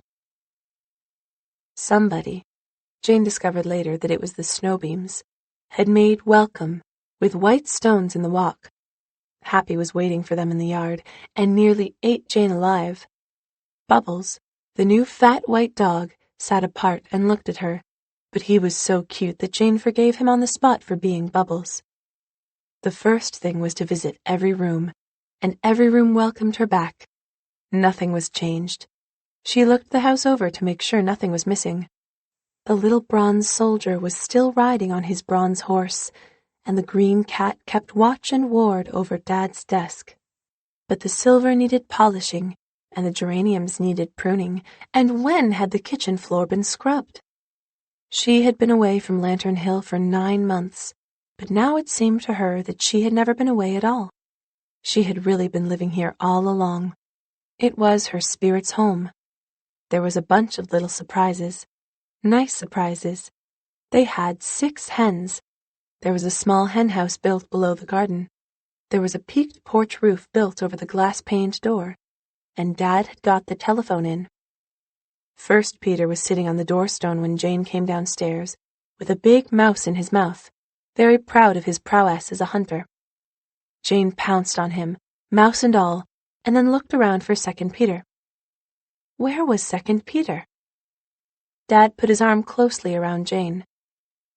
Second Peter died last week, Jane. I don't know what happened to him. He got sick. I had the vet for him, but he could do nothing. Jane felt a stinging in her eyes. She would not cry, but she choked. I didn't think anything I loved could die, she whispered into Dad's shoulder. Ah, Jane, love can't fence out death. He had a happy life, if a short one, and we buried him in the garden. Come out and see the garden, Jane. It burst into bloom as soon as it heard you were coming." A wind ran through the garden as they entered it, and it looked as if every flower and shrub were nodding a head or waving a hand at them. Dad had a corner where vegetables were all up in neat little rows, and there were new beds of annuals. "Miranda got what you wanted from the seedsman. I think you'll find everything, even the scabiosa." "What do you want with scabiosa, Jane? It's an abominable name. Sounds like a disease." "Oh, the flowers are pretty, Dad. And there are so many nicer names for them. Lady's Pincushion and Morning Bride. Aren't the pansies lovely? I'm so glad I sowed them last August." "You look like a pansy yourself, Jane. That red-brown one there with the golden eyes." Jane remembered she had wondered if anyone would ever compare her to a flower. In spite of the little pile of shore stones under the lilac, which young John had piled over the grave of Second Peter, she was happy. Everything was so lovely. Even Mrs. Big Donald's washing, streaming gallantly out against the blue sky on her hilltop, was charming. And away down by the watchtower the surf was breaking on the sand. Jane wanted to be out in that turmoil and smother of the waves, but that must wait till morning. Just now there was supper to be gotten. How jolly to be in a kitchen again, thought Jane, girding on an apron. "I'm glad my cook is back," said Dad. "I practically lived on salt codfish all winter. It was the easiest thing to cook. But I don't deny the neighbors helped the commissariat out, and they've sent in no end of things for our supper." Jane had found the pantry full of them. A cold chicken from the Jimmy Johns, a pat of butter from Mrs. Big Donald, a jug of cream from Mrs. Little Donald, some cheese from Mrs. Snowbeam, some rose-red early radishes from Min's Ma, a pie from Mrs. Bell. "She said she knew you could make as good pies as she can, but she thought it would fill in till you'd have time to make some. There's a goodish bit of jam left yet, and practically all the pickles." Jane and Dad talked as they ate supper. They had a whole winter of talk to catch up with. Had he missed her? Well, had he now? What did she think? They regarded each other with great content. Jane saw the new moon over her right shoulder through the open door, and Dad got up and started the ship clock. Time had begun once more. Jane's friends, having considerately let her have her first rapture over, came to see her in the evening. The brown, rosy Jimmy Johns and the Snowbeams, and Min and Ding Dong, they were all glad to see her. Queen's Shore had kept her in its heart. It was wonderful to be somebody again, wonderful to be able to laugh all you wanted to without anyone resenting it, wonderful to be among happy people again. All at once Jane realized that nobody was happy at 60 Gay, except perhaps Mary and Frank. Grandmother wasn't. Aunt Gertrude wasn't. Mother wasn't. Steppyard whispered to her that he had brought over a wheelbarrow load of sheep manure for her garden. "You'll find it by the gate. Nothing like well-rotted sheep manure for a garden." Ding Dong had brought her a kitten to replace Second Peter, a scrap about as big as its mother's paw, but which was destined to be a magnificent cat in black with 4 white paws. Jane and Dad tried out all kinds of names on it before they went to bed and finally agreed on Silver Penny because of the round white spot between its ears. To go to her own dear room, where a young birch was fairly poking an arm in through the window from the steep hillside. To hear the sound of the sea in the night. To waken in the morning and think she would be with Dad all day. Jane sang the song of the morning stars as she dressed and got breakfast. The first thing Jane did after breakfast was to run with the wind to the shore and take a wild, exultant dip in the stormy waves. She fairly flung herself into the arms of the sea. And what a forenoon it was, polishing silver and window panes. Nothing had changed, really, though there were surface changes. Steppyard had grown a beard because of throat trouble. Big Donald had repainted his house. The calves of last summer had grown up. Little Donald was letting his hill pasture go spruce. It was good to be home. "Timothy Salt is going to take me cod fishing next Saturday, Dad." Chapter 35. Uncle David and Aunt Sylvia and Phyllis came in July to the Harbor Head Hotel, but could stay only a week. They brought Phyllis over to Lantern Hill late one afternoon and left her there while they went to visit friends in town. "We'll come back for her around 9, said Aunt Sylvia, looking in horror at Jane, who had just got back from Queen's Creek, where she had been writing a love letter for Joe Gautier to his lady friend in Boston. Evidently there was nothing Jane was afraid to tackle.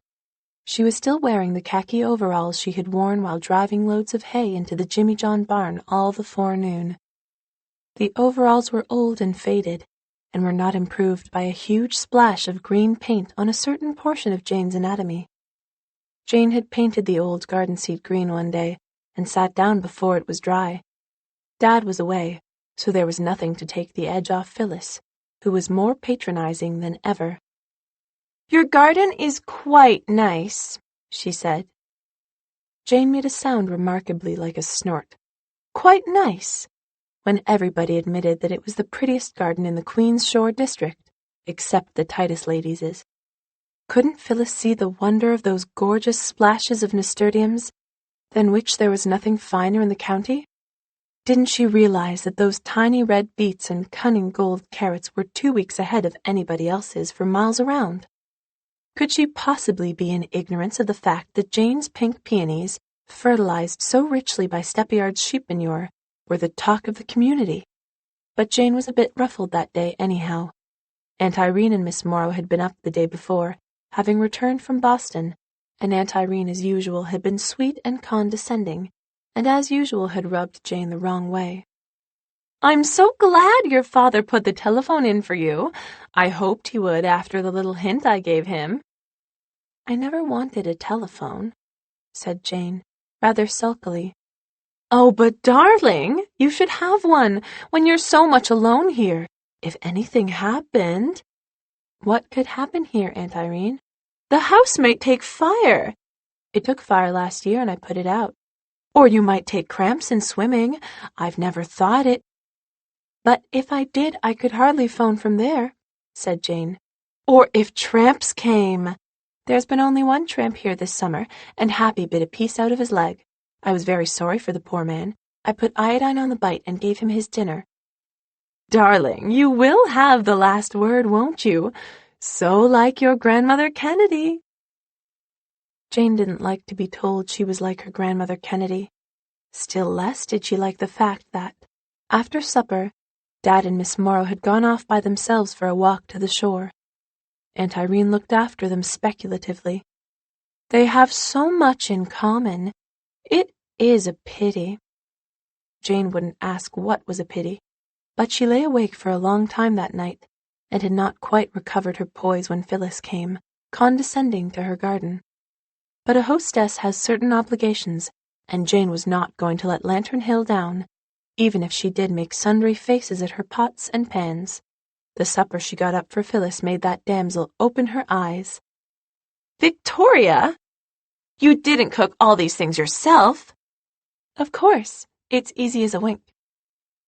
Some of the Jimmy Johns and Snowbeams turned up after supper, and Phyllis, whose complacency had been somewhat jarred by that supper, was really quite decent to them. They all went to the shore for a dip, but Phyllis was scared of the tumbling waves, and would only sit on the sand and let them break over her while the others frolicked like mermaids. "I didn't know you could swim like that, Victoria." "You ought to see me when the water is calm," said Jane. Still, Jane was rather relieved when it was time for Uncle David and Aunt Sylvia to come for Phyllis. Then the telephone rang, and Uncle David was calling from town to say they were delayed by car trouble, and wouldn't likely be able to come till late. So could the Lantern Hill folks see that Phyllis got to the hotel? Oh, yes. Yes, indeed, Jane assured them. "Dad can't be back till midnight, so we'll have to walk," she told Phyllis. "I'll go with you." "But it's 4 miles to the Harbor Head," gasped Phyllis. "Only 2 by the shortcut across the fields. I know it well." "But it's dark." "Well, you're not afraid of the dark, are you?" Phyllis did not say whether she was afraid of the dark or not. She looked at Jane's overalls. "Are you going in them?" No, I only wear these around home, explained Jane patiently. I was driving in hay all the forenoon. Mr. Jimmy John was away and Punch had a sore foot. I'll change in a jiffy and we'll start. Jane slipped into a skirt and one of her pretty sweaters and fluffed a comb through her russet hair. People were beginning to look twice at Jane's hair. Phyllis looked more than twice at it. It was really wonderful hair. What had come over Victoria, anyhow? Victoria, whom she used to think so dumb. This tall arms and legs girl, who somehow had ceased to be awkward in spite of arms and legs, was certainly not dumb. Phyllis gave a small sigh, and in that sigh, though neither of them was conscious of it, their former positions were totally reversed. Phyllis, instead of looking down on Jane, looked up to her. The cool evening air was heavy with dew when they started. The winds were folded among the shadowy glens. The spice ferns were fragrant in the corners of the upland pastures. It was so calm and still you could hear all kinds of faraway sounds. A cart rattling down Old Man Cooper's hill, muted laughter from Hungry Cove, an owl on Big Donald's Hill calling to an owl on Little Donald's Hill. But it got darker and darker. Phyllis drew closer to Jane. "Oh, Victoria, isn't this the darkest night that ever was?" "Not so very. I've been out when it was darker." Jane was not in the least scared, and Phyllis was much impressed. Jane felt that she was impressed. Jane knew she was scared. Jane began to like Phyllis. They had to climb a fence, and Phyllis fell over it, tore her dress, and skinned her knee. So Phyllis couldn't even climb a fence, thought Jane. But thought it kindly, protectively. "Oh, what's that?" Phyllis clutched Jane. "That? Only cows." "Oh, Victoria, I'm so scared of cows. I can't pass them. I can't. Suppose they think—" "Who cares what a cow thinks?" said Jane superbly. She had forgotten that she had once been fussy about cows and their opinion of her. And Phyllis was crying. From that moment, Jane lost every shred of her dislike of Phyllis. Phyllis, patronizing and perfect in Toronto, was very different from a terrified Phyllis in a back pasture on an island hill. Jane put her arm around her. "Come on, honey. The cows won't even look at you. Little Donald's cows are all friends of mine, and then it's just a walk through that bit of woods and we'll be at the hotel." "Will you walk between me and the cows?" sobbed Phyllis. Phyllis, holding tightly to Jane, was safely convoyed past the cows. The little wood lane that followed was terribly dark, but it was short, and at its end were the lights of the hotel. "You're all right now. I won't go in," said Jane. "I must hurry home to get some supper ready for Father. I always like to be there when he comes home." "Victoria, are you going back alone?" "Of course. How else would I go?" "If you'd wait, Father would drive you home when he comes." Jane laughed. "I'll be at Lantern Hill in half an hour, and I love walking." "Victoria, you're the very bravest girl I ever saw in my life," said Phyllis earnestly. There wasn't a trace of patronage in her tone. There was never to be again. Jane had a good time with herself on the walk back. The dear night brooded over her. Little wings were folded in nest homes, but there was wildlife astir. She heard the distant bark of a fox, the sound of tiny feet in the fern. She saw the pale glimmer of night moths and took friendly counsel with the stars. Almost they sang, as if one star called to another in infinite harmony. Jane knew them all. Dad had given her lessons in astronomy all summer, having discovered that the only constellation she knew was the Big Dipper. "This won't do, my Jane. You must know the stars. Not that I blame you for not being well acquainted with them. Humanity in its great lighted cities is shut out from the stars, and even the country folk are too used to them to realize their wonder. Emerson says something somewhere about how marvelous a spectacle we should deem them if we saw them only once in 1,000 years. So, with Dad's field glasses, they went star hunting on moonless nights, and Jane became learned in lore of far-off suns. "What star shall we visit tonight, Janelet? Antares, Fomalhaut? Serious? Jane loved it. It was so wonderful to sit out on the hills with Dad in the dark and the beautiful aloneness, while the great worlds swung above them in their appointed courses. Polaris, Arcturus, Vega, Capella, Altair. She knew them all. She knew where to look for Cassiopeia enthroned on her jeweled chair, for the milk dipper upside down in the clear southwest, for the great eagle flying endlessly across the Milky Way, for the golden sickle that reaped some harvest of heaven. "Watch the stars whenever you are worried, Jane," said Dad. "They'll steady you, comfort you, balance you. I think if I had watched them, years ago, but I learned their lesson too late." Chapter 36. "Aunt Elmira is dying again," said Ding Dong cheerfully. Jane was helping Ding Dong shingle his father's small barn, doing it very well, too, and getting no end of a kick out of it. It was such fun to be away up in the air where you could see over the whole countryside under its gay and windy clouds, and keep easy tabs on what your neighbors were doing. "Is she very bad this time?" asked Jane, hammering diligently. Jane knew all about Aunt Elmira and her dying spells. She took one every once in so long, and it had really become a nuisance. Aunt Elmira picked such inconvenient times for dying.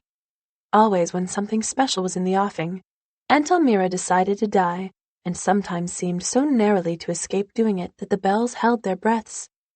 Because Aunt Elmira did really have a heart condition that was not to be depended on, and who knew but that sometime she really would die? "And the bells don't want her to die," Steppyard had told Jane. "They need her board. Her annuity dies with her. Besides, she's handy to look after things when the bells want to go gadding. And I won't say, but they're real fond of her, too. Elmira is a good old scout when she isn't dying." Jane knew that. She and Aunt Elmira were excellent friends, but Jane had never seen her when she was dying. She was too weak to see people then, she averred, and the bells were afraid to risk it. Jane, with her usual shattering insight, had her own opinion about these spells of Aunt Elmira's. She could not have expressed it in terms of psychology, but she once told Dad that Aunt Elmira was just trying to get square with something and didn't know it. She felt rather than knew that Aunt Elmira liked pretty well to be in the limelight and, as she grew older, resented more and more the fact that she was gently but inexorably being elbowed out of it. Near dying was one way of regaining the center of the stage for a time at least. Not that Aunt Elmira was a conscious pretender. She always honestly thought she was dying, and very melancholy she was about it. Aunt Elmira was not at all willing to give up the fascinating business of living. "Awful," said Ding Dong. "Mother says she's worse than she's ever seen her. Dr. Abbott says she's lost the will to live. Do you know what that means?" "Sort of," admitted Jane cautiously. "We try to keep her cheered up, but she's awful blue. She won't eat, and she doesn't want to take her medicine, and Ma's at her wit's end. We had everything planned for Brenda's wedding, and now we don't know what to do." "She hasn't died so often before," comforted Jane. "But she stayed in bed for weeks and weeks and said every day would be her last. Aunt Elmira," said Ding Dong reflectively, "has bid me a last goodbye 7 times. Now how can folks have a big wedding if their aunt is dying? And Brenda wants a splash. She's marrying into the Keys, and she says the Keys expect it." Mrs. Bell asked Jane to have dinner with them, and Jane stayed because Dad was away for the day. She watched Brenda arrange a tray for Aunt Elmira. "I'm afraid she won't eat a bit of it," said Mrs. Bell anxiously. She was a tired-looking, pleasant-faced woman with kind, faded eyes, who worried a great deal over everything. "I don't know what she lives on. And she's so low in her spirits. That goes with the attacks, of course. She says she's too tired to make any effort to get better, poor thing. It's her heart, you know. We all try to keep her cheered up and never tell her anything to worry her. Brenda, mind you, don't tell her the white cow choked to death this morning. And if she asks what the doctor said last night, tell her he thinks she's going to be all right soon. My father always said we should never tell sick people anything but the truth, but we must keep Aunt Elmira cheered up." Jane did not join Ding Dong as soon as dinner was over. She hung about mysteriously till Brenda had come downstairs, reporting that Aunt Elmira couldn't touch a mouthful, and had taken her mother out to settle some question about the amount of wool to be sent to the carding mill. Then Jane sped upstairs. Aunt Elmira was lying in a bed, a tiny shrunken creature with elf locks of grey hair straggling about her wrinkled face. Her tray was on the table, untouched. "If it isn't Jane Stewart," said Aunt Elmira in a faint voice. "I'm glad someone hasn't forgotten me. So you've come to see the last of me, Jane?" Jane did not contradict her. She sat down on a chair and looked very sadly at Aunt Elmira, who waved a claw-like hand at her tray. "I haven't a speck of appetite, Jane, and it's just as well. Ah, me, it's just as well. I feel they begrudge me every bite I eat." "Well," said Jane, "you know times are hard and prices low." Aunt Elmira hadn't quite expected this. A spark came into her queer little amber eyes. "I'm paying my board," she said, "and I earned my keep years before I started doing that. Well, I'm of no consequence to them now, Jane. We're not, after we get ill." "No, I suppose not," agreed Jane. "Oh, I know too well I'm a burden to everyone, but it won't be for long, Jane, it won't be for long. The hand of death is on me, Jane. I realize that if nobody else does." "Oh, I think they do," said Jane. "They're in a hurry to get the barn shingled before the funeral." The spark in Aunt Elmira's eyes deepened. "I suppose they've got it all planned out, have they?" she said. "Well, I did hear Mr. Bell saying something about where he would dig the grave, but maybe he meant the white cows. I think it was the cows. It choked to death this morning, you know, and he said he must have the south gate painted white before something, but I didn't just catch what." "White! The idea! The gate has always been red. Well, why should I worry? I'm done with it all. You don't worry over things when you're listening for the footfall of death, Jane. Shingling the barn, are they? I thought I heard hammering. That barn didn't need shingling, but Silas was always extravagant when there's no one to check him up." "It's only the shingles that cost. The work won't cost anything. Ding Dong and I are doing it." "I suppose that's why you've got your overalls on. Time was I couldn't abide a girl in overalls, but what does it matter now? Only you shouldn't go barefoot, Jane. You might get a rusty nail in your foot." "It's easier round the roof with no shoes, and little Sid got a rusty nail in his foot yesterday, although he had shoes on." "They never told me. I dare say they'll let that child have blood poisoning when I'm not round to look after him. He's my favorite, too. Well, it won't be long now. They know where I want to be buried, but they might have waited till I was dead to talk of grave digging." "Oh, I'm sure it was the cow," said Jane. "And I'm sure they'll give you a lovely funeral. I think Dad would write a beautiful obituary for you if I asked him." "Oh, all right, that's enough about it anyway. I don't want to be buried till I am dead. Did they give you a decent bite of dinner? Nettie is kind-hearted, but she isn't the best cook in the world." "I was a good cook. Oh, the meals I've cooked in my time, Jane, the meals I've cooked."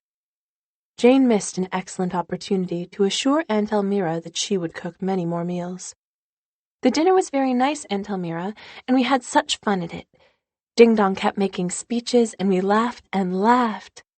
"They can laugh, and me dying," said Aunt Elmira bitterly. "And pussyfooting round in here with faces as long as today and tomorrow, pretending to be sorry. What was them dragging noises I've been hearing all the forenoon?" "Mrs. Bell and Brenda were rearranging the furniture in the parlor. I expect they're getting it ready for the wedding." "Wedding? Did you say wedding? Whose wedding?" "Why, Brenda's. She's going to marry Jim Keyes. I thought you knew." "Course I knew they were going to be married sometime, but not with me dying. Do you mean to tell me they're going ahead with it right off?" Well, you know it's so unlucky to put a wedding off. It needn't disturb you at all, Aunt Elmira. You're up here in the L all by yourself and—" Aunt Elmira sat up in bed. "You hand me my teeth," she ordered. "They're over there on the bureau. I'm going to eat my dinner, and then I'm going to get up if it kills me. They needn't think they're going to sneak a wedding off me. I don't care what the doctor says. I've never believed I was half as sick as he made out I was anyhow. Half the valuable stock on the place dying and children having blood poisoning and red gates being painted white. It's time somebody showed them." Chapter 37. Hitherto, Jane's career at Lantern Hill had been quite unspectacular. Even when she was seen barefooted, nailing shingles on a barn roof, it made only a local sensation, and nobody but Mrs. Solomon Snowbeam said much about it. Mrs. Snowbeam was shocked. There was nothing, she said again, that child would stick at. And then, all at once, Jane made the headlines. The Charlottetown papers gave her the front page for 2 days, and even the Toronto dailies gave her a column, with a picture of Jane and the lion. Some lion, thrown in. The sensation at 60 Gay must be imagined. Grandmother was very bitter. "Just like a circus girl," and said it was exactly what might have been expected. Mother thought, but did not say, that no one could really have expected to hear of Jane ambling about P.E. Island leading lions by the mane. There had been rumors about the lion for a couple of days. A small circus had come to Charlottetown, and a whisper got about that their lion had escaped. Certainly people who went to the circus saw no lion. There was a good deal of excitement. Once a monkey had escaped from a circus, but what was that to a lion? It did not seem certain that anyone had actually seen the lion, but several were reported to have seen him, here, there, and the other place, miles apart. Calves and young pigs were said to have disappeared. There was even a yarn that a short-sighted old lady in the royalty had patted him on the head and said, "Nice dog, Glums." But that was never substantiated. The royalty people indignantly denied that there were any lions at loose ends. Such yarns were bad for tourist traffic. "I've no chance of seeing it," said Mrs. Louisa Lyons mournfully. "That's what becomes of being bedrid. You miss everything." Mrs. Louisa had been an invalid for 3 years, and was reputed not to have put a foot under her without assistance in all that time, but it was not thought she missed much of what went on in the Corners and Queen's Shore and Harbour Head for all that. "I don't believe there is any lion," said Jane, who had been shopping at the Corners and had dropped in to see Mrs. Lyons. Mrs. Lyons was very fond of Jane, and had only one grudge against her. She could never pick anything out of her about her father and mother and Lillian Morrow, and not for any lack of trying. "Closer than a clam, that girl is, when she wants to be," complained Mrs. Louisa. "Then how did such a yarn start?" she demanded of Jane. "Most people think the circus people never had a lion, or it died, and they want to cover it up because the people who came to see a lion would be disappointed and mad." "But they've offered a reward for it." "They've only offered $25. If they had really lost a lion, they'd offer more than that." "But it's been seen."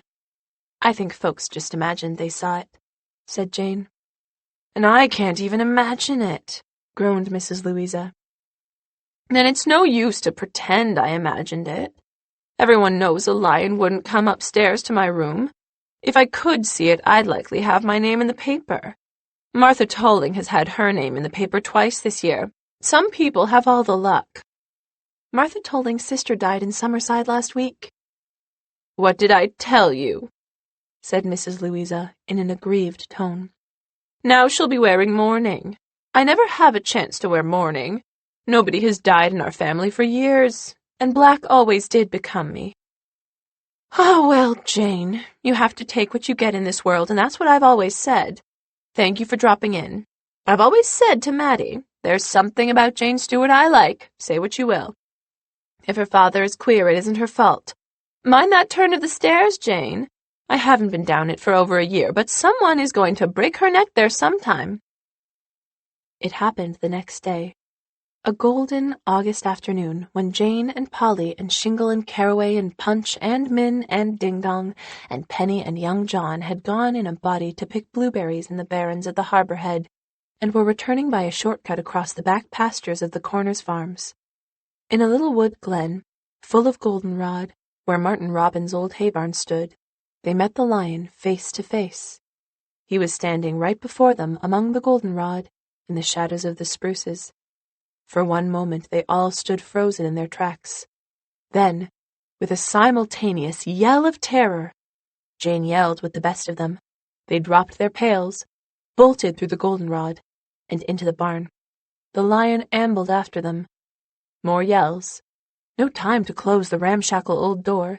They flew up a wobbly ladder which collapsed and fell as young John scrambled to safety beside the others on the crossbeam, too much out of breath to yell again. The lion came to the door, stood there a minute in the sunshine, slowly switching his tail back and forth. Jane, recovering her poise, noticed that he was somewhat mangy and lank, but he was imposing enough in the narrow doorway, and nobody could reasonably deny that he was a lion. "He's coming in," groaned Ding Dong. "Can lions climb?" gasped Jingle. I don't think so," said Polly, through her chattering teeth. "Cats can, and lions are just big cats," said Punch. "Oh, don't talk," whispered Min. "It may excite him. Perhaps if we keep perfectly quiet he will go away." The lion did not seem to have any intention of going away. He came in, looked about him, and lay down in a patch of sunshine with the air of a lion who had any amount of spare time. "He doesn't seem cross," muttered Ding Dong. "Maybe he isn't hungry," said young John. "Don't excite him," implored Min. "He isn't paying any attention to us," said Jane. "We needn't have run. I don't believe he'd have hurt us." "You run as fast as us," said Penny Snowbeam. "I'll bet you was as scared as any of us." "Of course I was. It was all so sudden. Young John, stop shaking like that. You'll fall off the beam." I'm scared," blubbered young John shamelessly. "You laughed at me last night and said I'd be scared to pass a patch of cabbages," said Caraway venomously. "Now look at yourself." "None of your lip. A lion isn't a cabbage," whimpered young John. "Oh, you will excite him," wailed Min in despair. The lion suddenly yawned. "Why," thought Jane, "he looks exactly like that jolly old lion in the movie news." Jane shut her eyes. "Is she praying?" whispered Ding Dong. Jane was thinking. It was absolutely necessary for her to get home soon if she were going to have Dad's favorite scalloped potatoes for his supper. Young John was looking absolutely green. Suppose he got sick? She believed the lion was only a tired, harmless old animal. The circus people had said he was gentle as a lamb. Jane opened her eyes. "I am going to take that lion up to the Corners and shut him in George Tanner's empty barn," she said. "That is, unless you'll all come down with me and slip out and shut him up here." "Oh, Jane, you wouldn't. You couldn't." The lion gave a rap or two on the floor with his tail. The protests died away in strangled yelps. "I'm going," said Jane. "I tell you he's as tame, but you stay here quietly till I get him well away. And don't yell, any of you." With bulging eyes and bated breath, the whole gang watched Jane slide along the beam to the wall, where she climbed nimbly down to the floor. She marched up to the lion and said, "Come." The lion came. 5 minutes later, Jake McLean looked out of the door of his blacksmith shop and saw Jane Stewart go past, leading a lion by the mane, "within spitting distance," as he solemnly averred later. When Jane and the lion, who seemed to be getting on very well with each other, had disappeared around the back of the shop, Jake sat down on a block and wiped the perspiration from his brow with a bandana. "I know I'm not quite sane by times, but I didn't think I was that far gone," he said. Julius Evans, looking out of his store window, didn't believe what he saw either. It couldn't be. It simply wasn't happening. He was dreaming, or drunk, or crazy. Aye, that was it. Crazy. Hadn't there been a year when his father's cousin was in the asylum? Those things ran in families. You couldn't deny it. Anything was easier than to believe that he had seen Jane Stewart go up the side lane by his store towing a lion.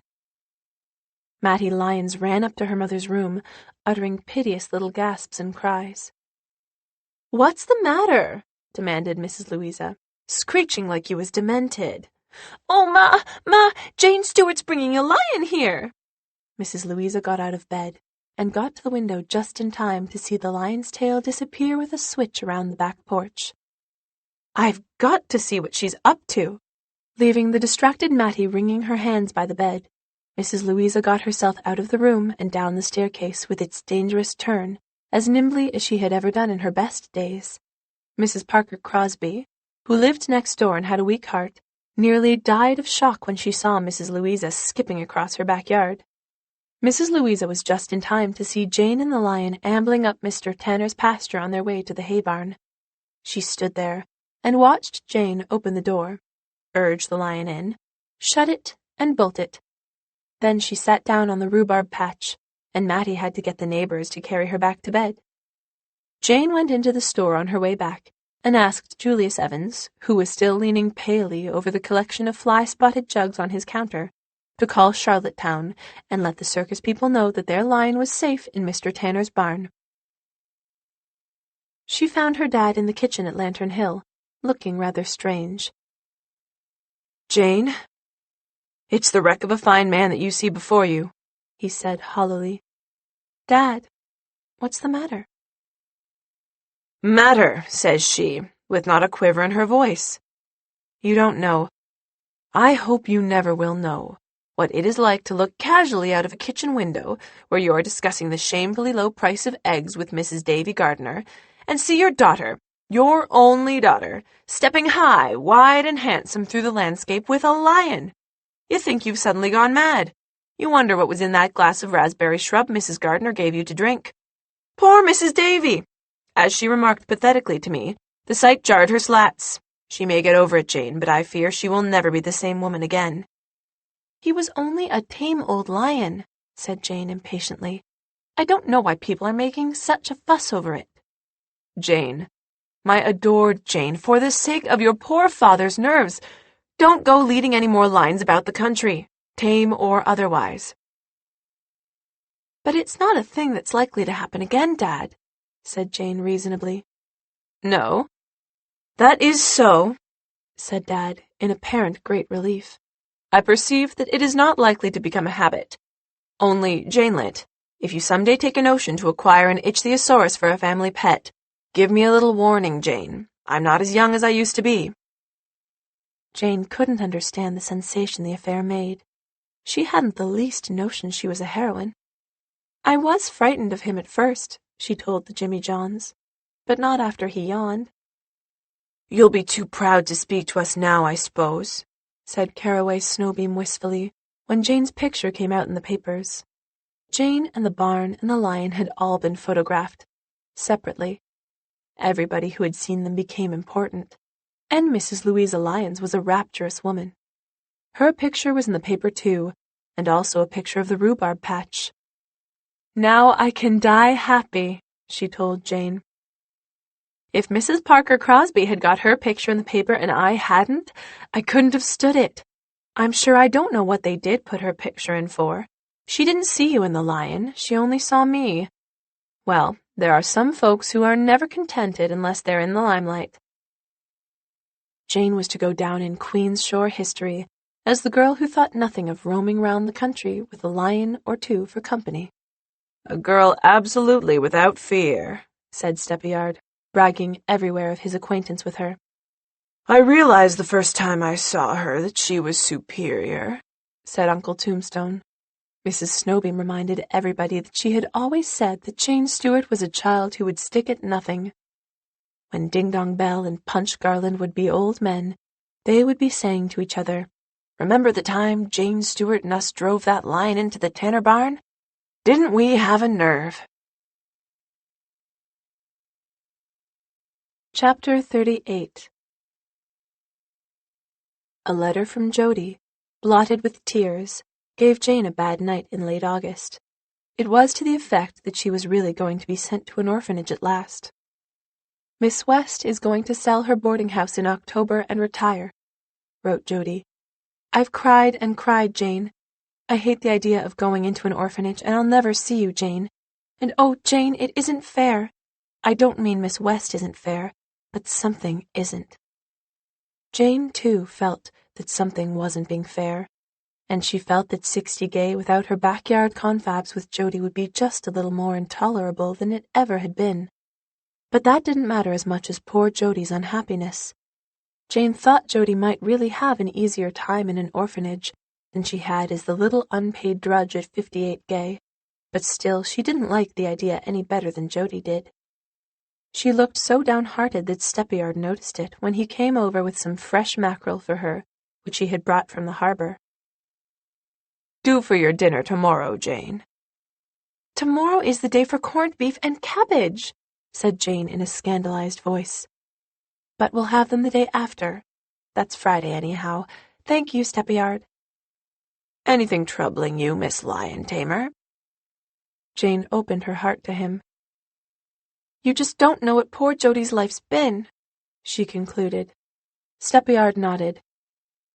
Put upon and overworked and knocked about from pillar to post, I reckon. Poor kid. And nobody to love her but me. If she goes to an orphanage, I'll never see her. Well, now. Steppyard scratched his head reflectively.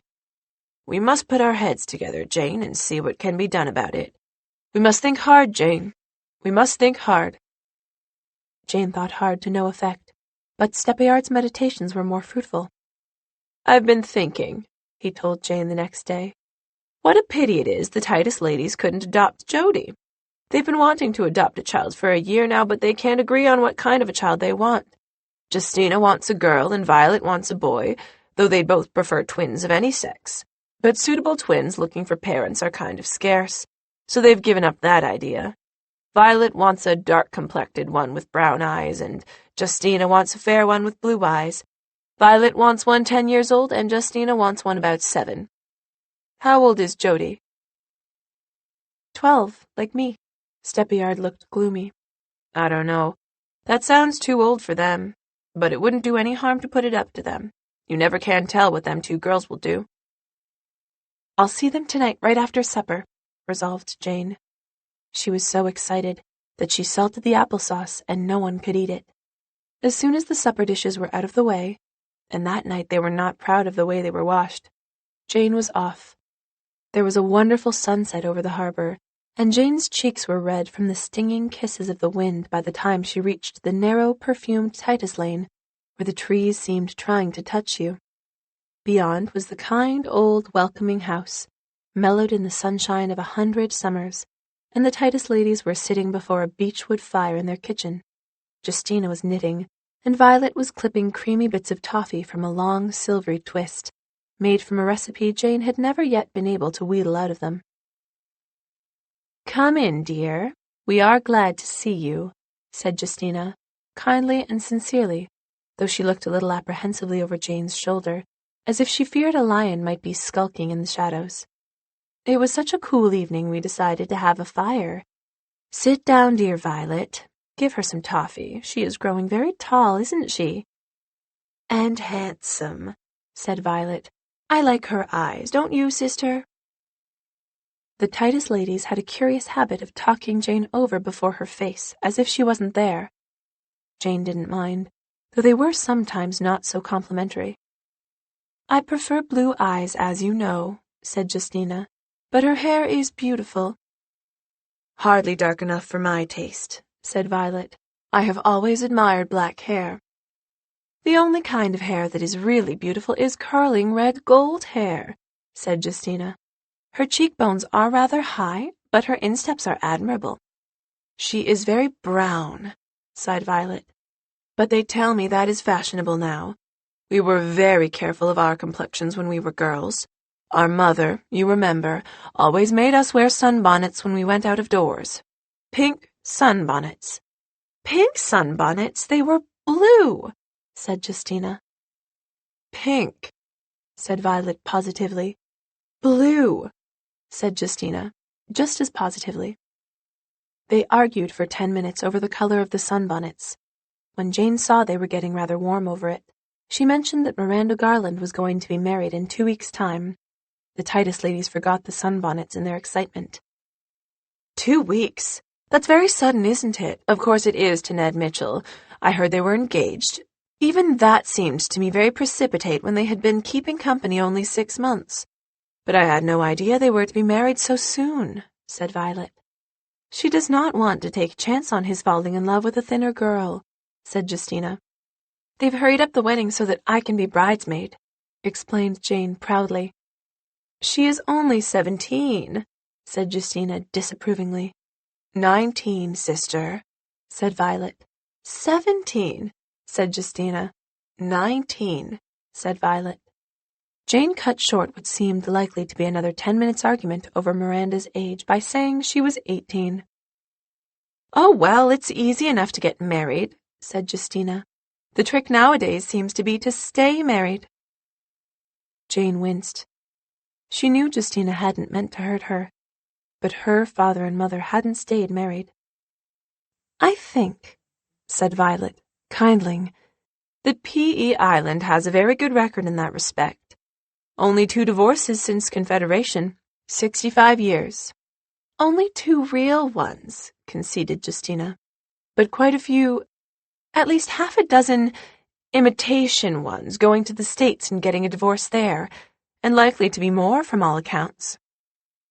Violet sent Justina a warning glance, which Jane, luckily for her peace of mind, did not intercept.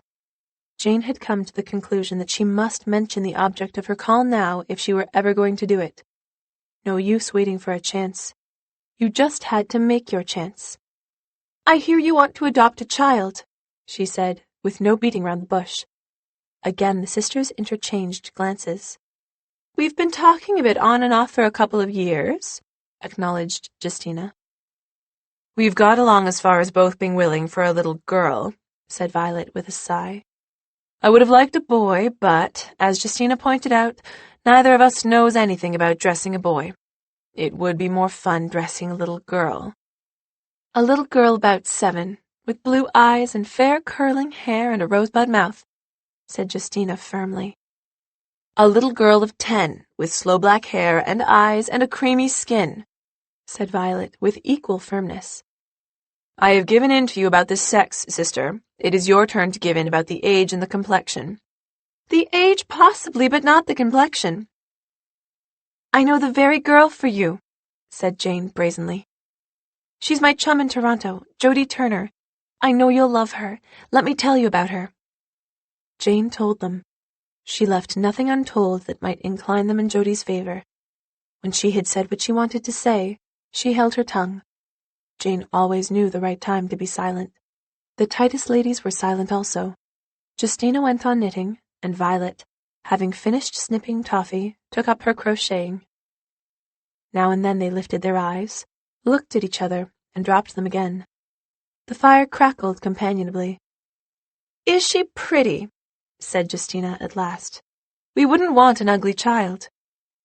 She will be very handsome when she grows up, said Jane gravely. She has the loveliest eyes. Just now she is so thin, and never has any nice clothes. She hasn't too much bounce, has she? Said Violet. I don't like bouncing girls. She doesn't bounce at all, said Jane. But this was a mistake because... I like a little bounce, said Justina. She wouldn't want to wear pants, would she? Said Violet. So many girls do nowadays. I'm sure Jodie wouldn't want to wear anything you didn't like, answered Jane. I wouldn't mind girls wearing pants so much if only they didn't call them pants, said Justina, but not pajamas. Never, never pajamas. Certainly not pajamas, said Violet. Suppose we got her and couldn't love her, said Justina. You couldn't help loving Jodie, said Jane warmly. She's sweet. I suppose, hesitated Justina. There wouldn't be any danger of her having unpleasant insects about her? Certainly not, said Jane, shocked. Why, she lives on Gay Street. For the first time in her life, Jane found herself standing up for Gay Street. But even Gay Street must have justice. Jane felt sure there were no unpleasant insects on Gay Street. If she had, there is such a thing as a fine-toothed comb, said Violet heroically. Justina drew her black eyebrows together. There has never been any necessity for such an article in our family, Violet. Again they knitted and crocheted and interchanged glances. Finally, Justina said, No. No, said Violet. She is too dark, said Justina. She is too old, said Violet. And now that is settled, perhaps Jane would like to have some of that Devonshire cream I made today, said Justina.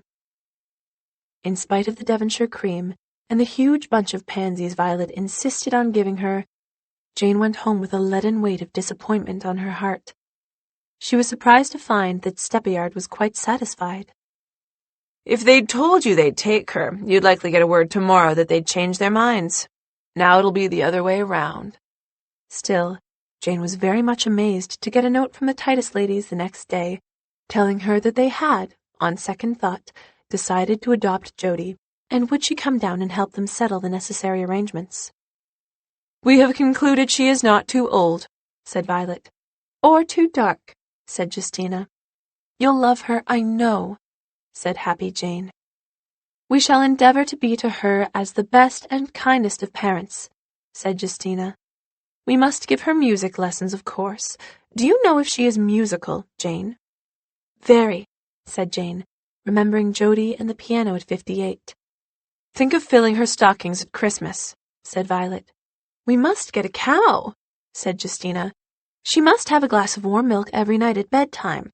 We must furnish the little southwest room for her, said Violet. I think I should like a carpet of pale blue, sister. She must not expect to find here the excitements of the mad welter of modern life, said Justina solemnly.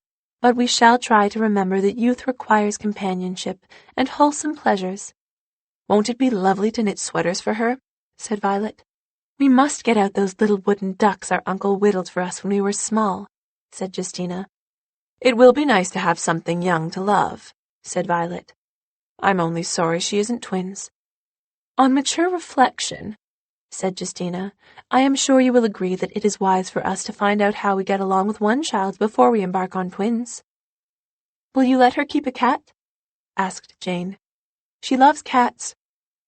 I don't suppose we would object to a bachelor cat, said Justina cautiously.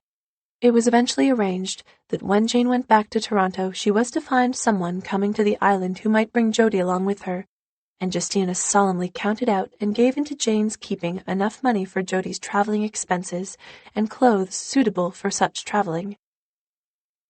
I'll write to Miss West right away and tell her, but I'll ask her not to say anything about it to Jody till I get back. I want to tell her. I want to see her eyes. We are much obliged to you, Jane, said Justina.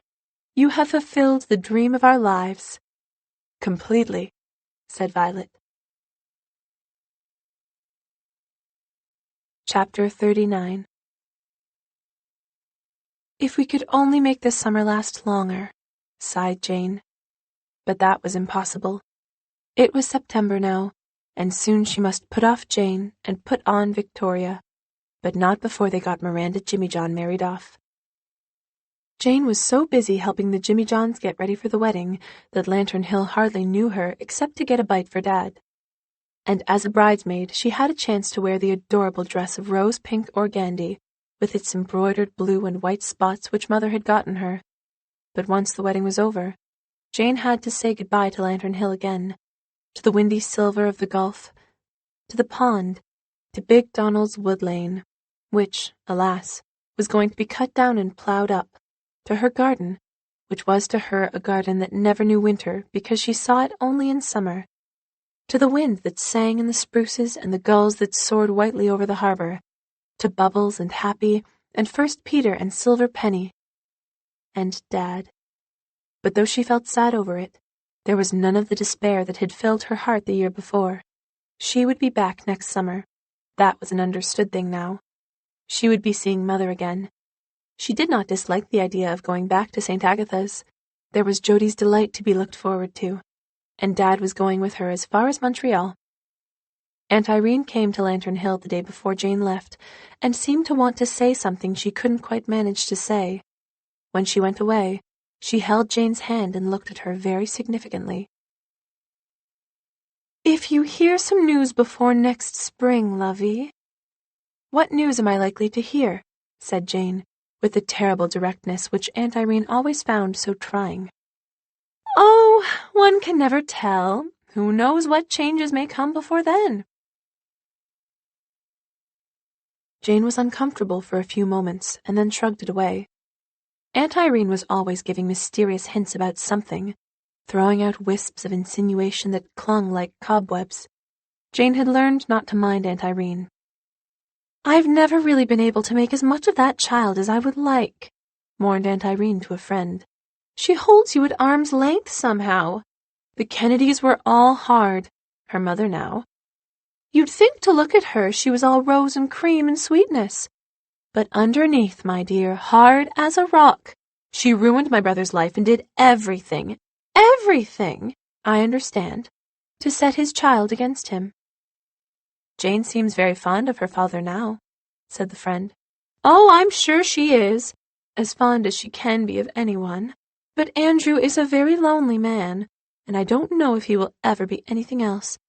Lately, I've been wondering if he'll finally work himself up to getting a United States divorce and marrying Lillian Morrow," said the friend bluntly. She had had much experience in filling up Irene's blanks. Aunt Irene looked quite shocked at such plain speaking. "Oh, I wouldn't say that. I don't really know, but of course Lillian is the girl he should have married instead of Robin Kennedy. They have so much in common, and though I don't approve of divorce ordinarily, I think it's shocking. Still, there are special circumstances." Jane and Dad had a delightful trip to Montreal. "How nice to think we're an hour younger than we were," said Dad, as he put his watch back at Campbellton. He said things like that all along the way about everything. Jane clung to him very tightly in Montreal station. "Dad, darling, but I'll be back next summer, you know." "Of course," said Dad. Then he added, "Jane, here's a spot of hard cash for you. I don't suppose you get a very huge allowance at 60 gay." "None at all. But can you spare this, Dad?" Jane was looking at the bills he had put into her hand. $50? That's an awful lot of money, Dad." "This has been a good year for me, Jane. Editors have been kind, and somehow, when you're about, I write more.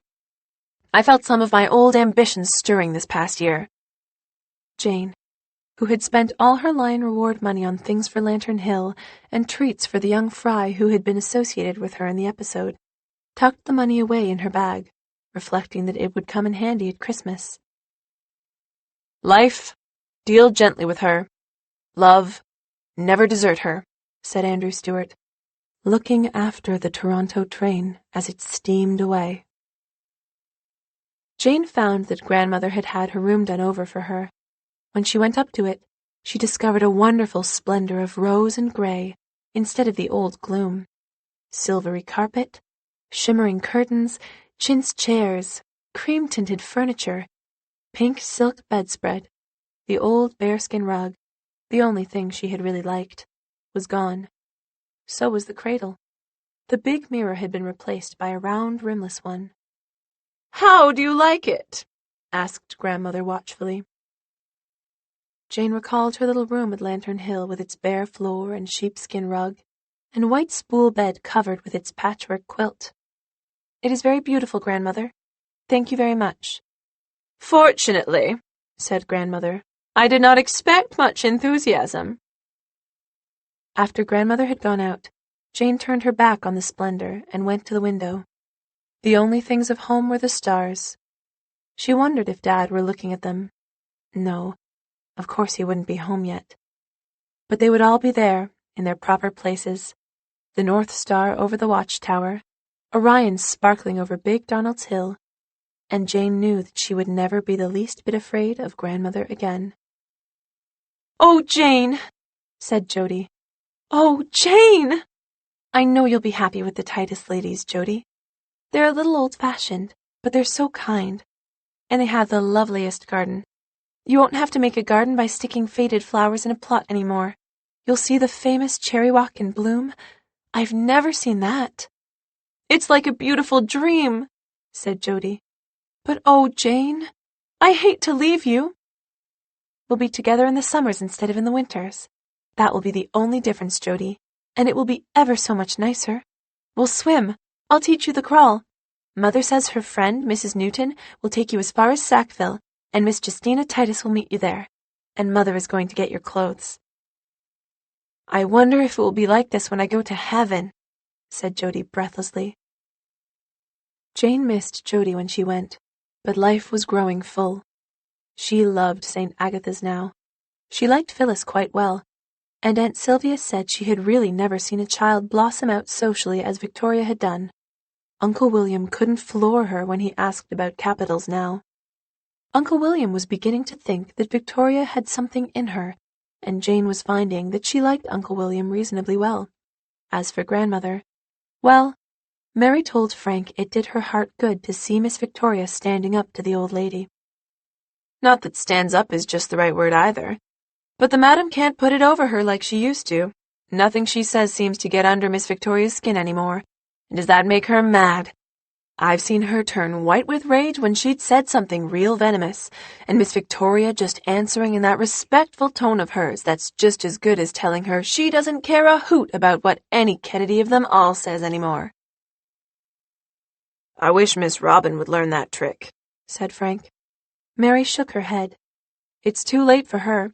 She's been under the old lady's thumb too long, never went against her in her life except for one thing, and lived to repent that, so they say. And anyhow, she's a cat of a different breed from Miss Victoria." One November evening, Mother went again to Lakeside Gardens to see her friend, and took Jane with her. Jane welcomed the chance to see her house again. Would it be sold? Unbelievably, it wasn't. Jane's heart gave a bound of relief. She was so afraid it would be. She couldn't understand how it wasn't. It seemed so entirely desirable to her. She did not know that the builder had decided that he had made a mistake when he built a little house in Lakeside Gardens. People who could live in Lakeside Gardens wanted bigger houses.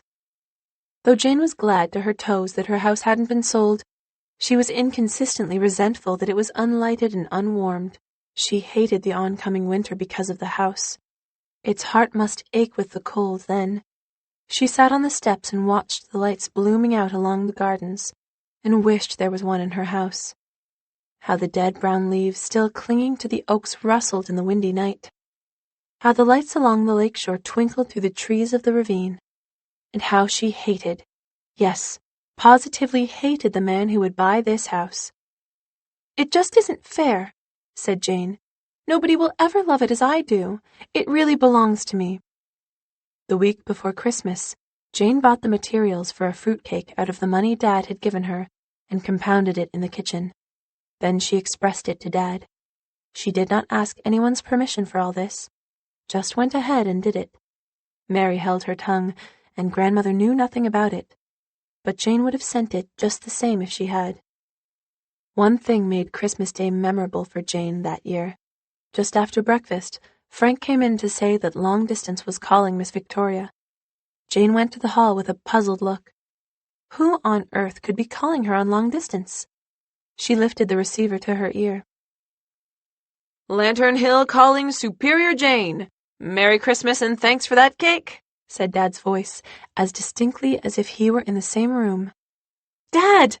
Jane gasped. "Where are you?" "Here at Lantern Hill. This is my Christmas present to you, Janelet. 3 minutes over 1,000 miles. Probably no two people ever crammed more into 3 minutes. When Jane went back to the dining room, her cheeks were crimson, and her eyes glowed like jewels. "Who was calling you, Victoria?" asked Grandmother. "Dad," said Jane. Mother gave a little choked cry. Grandmother wheeled on her furiously. "Perhaps," she said icily, "you think he should have called you." "He should.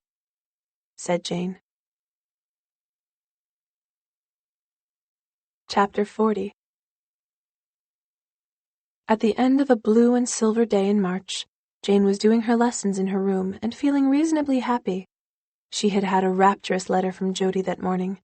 All Jody's letters were rapturous, giving her lots of interesting news from Queen's Shore. She had had a birthday the week before, and was now in her leggy teens. And 2 bits of luck had come her way that afternoon. Aunt Sylvia had taken her and Phyllis with her on a shopping expedition, and Jane had picked up 2 delightful things for Lantern Hill, a lovely old copper bowl and a comical brass knocker for the glass-paned door. It was the head of a dog with his tongue hanging waggishly out and a real dog laugh in his eyes. The door opened and Mother came in, ready dressed for a restaurant dinner party. She wore the most wonderful sheath dress of ivory taffeta, with a sapphire velvet bow at the back and a little blue velvet jacket over her lovely shoulders. Her slippers were blue, with slender golden heels, and she had her hair done in a new way, a sleek flat top to her head, and a row of tricksy little curls around her neck. "Oh, Mums, you are perfectly lovely," said Jane, looking at her with adoring eyes.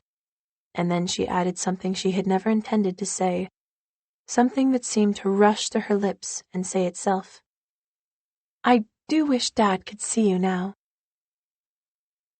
Jane pulled herself up in dire dismay. She had been told never to mention Dad to Mother, and yet she had done it, and Mother was looking as if she had been struck in the face. "I do not suppose," said Mother bitterly, "that he would be at all interested in the sight." Jane said nothing. There seemed to be nothing she could say. How did she know whether Dad would be interested or not? And yet she was sure he still loved Mother. Mother sat down on one of the chintz chairs and looked at Jane. "Jane," she said, "I'm going to tell you something about my marriage. I don't know what you have heard about the other side of it.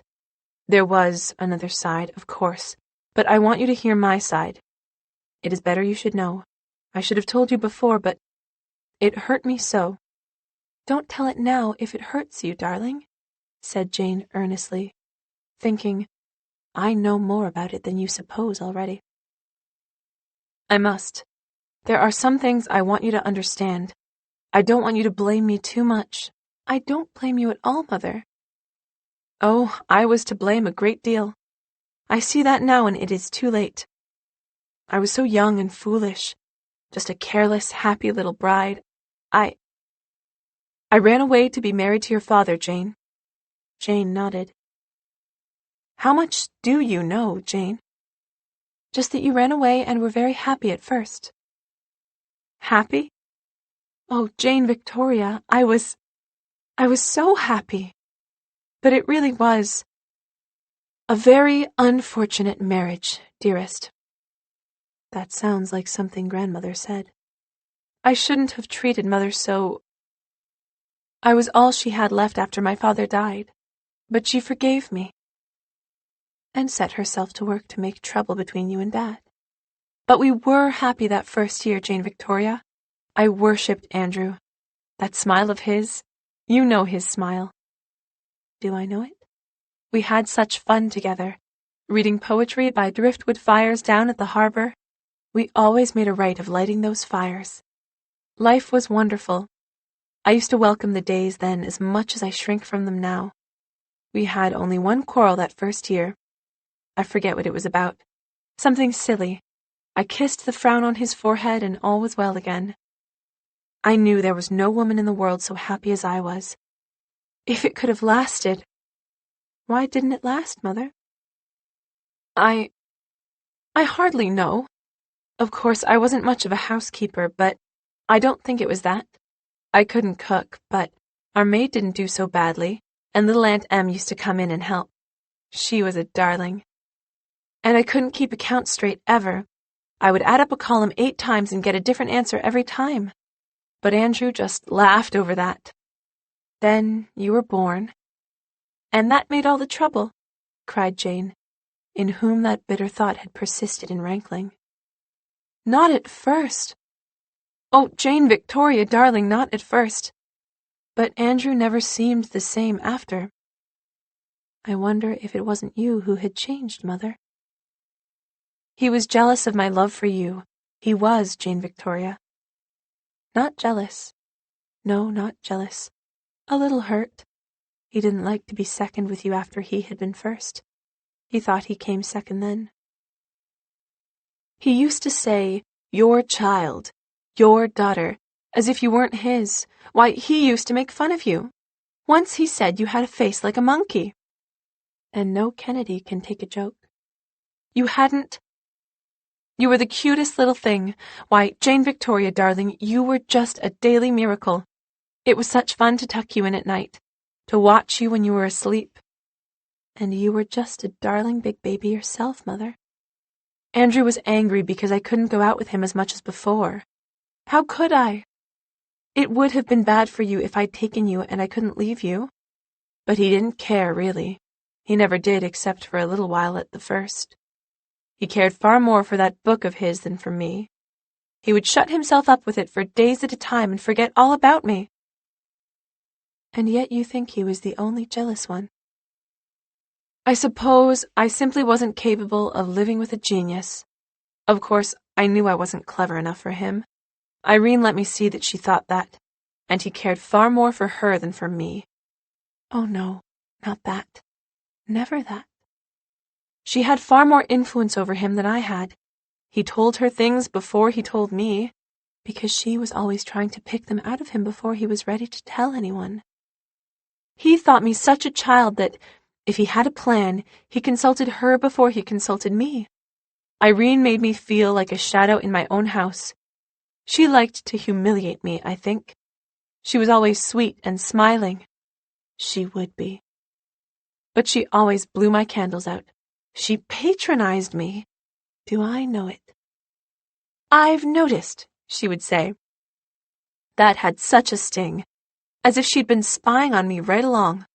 Andrew said I was unreasonable. I wasn't, but he always sided with her. Irene never liked me. She had wanted Andrew to marry another girl. I was told she had said from the first that she knew our marriage would be a failure, and did her best to make it one. She kept pushing us apart, here a little, there a little. I was helpless. Not if you had had a wee bit of backbone, Mummy. Andrew was annoyed because I didn't like her, and yet he hated my family.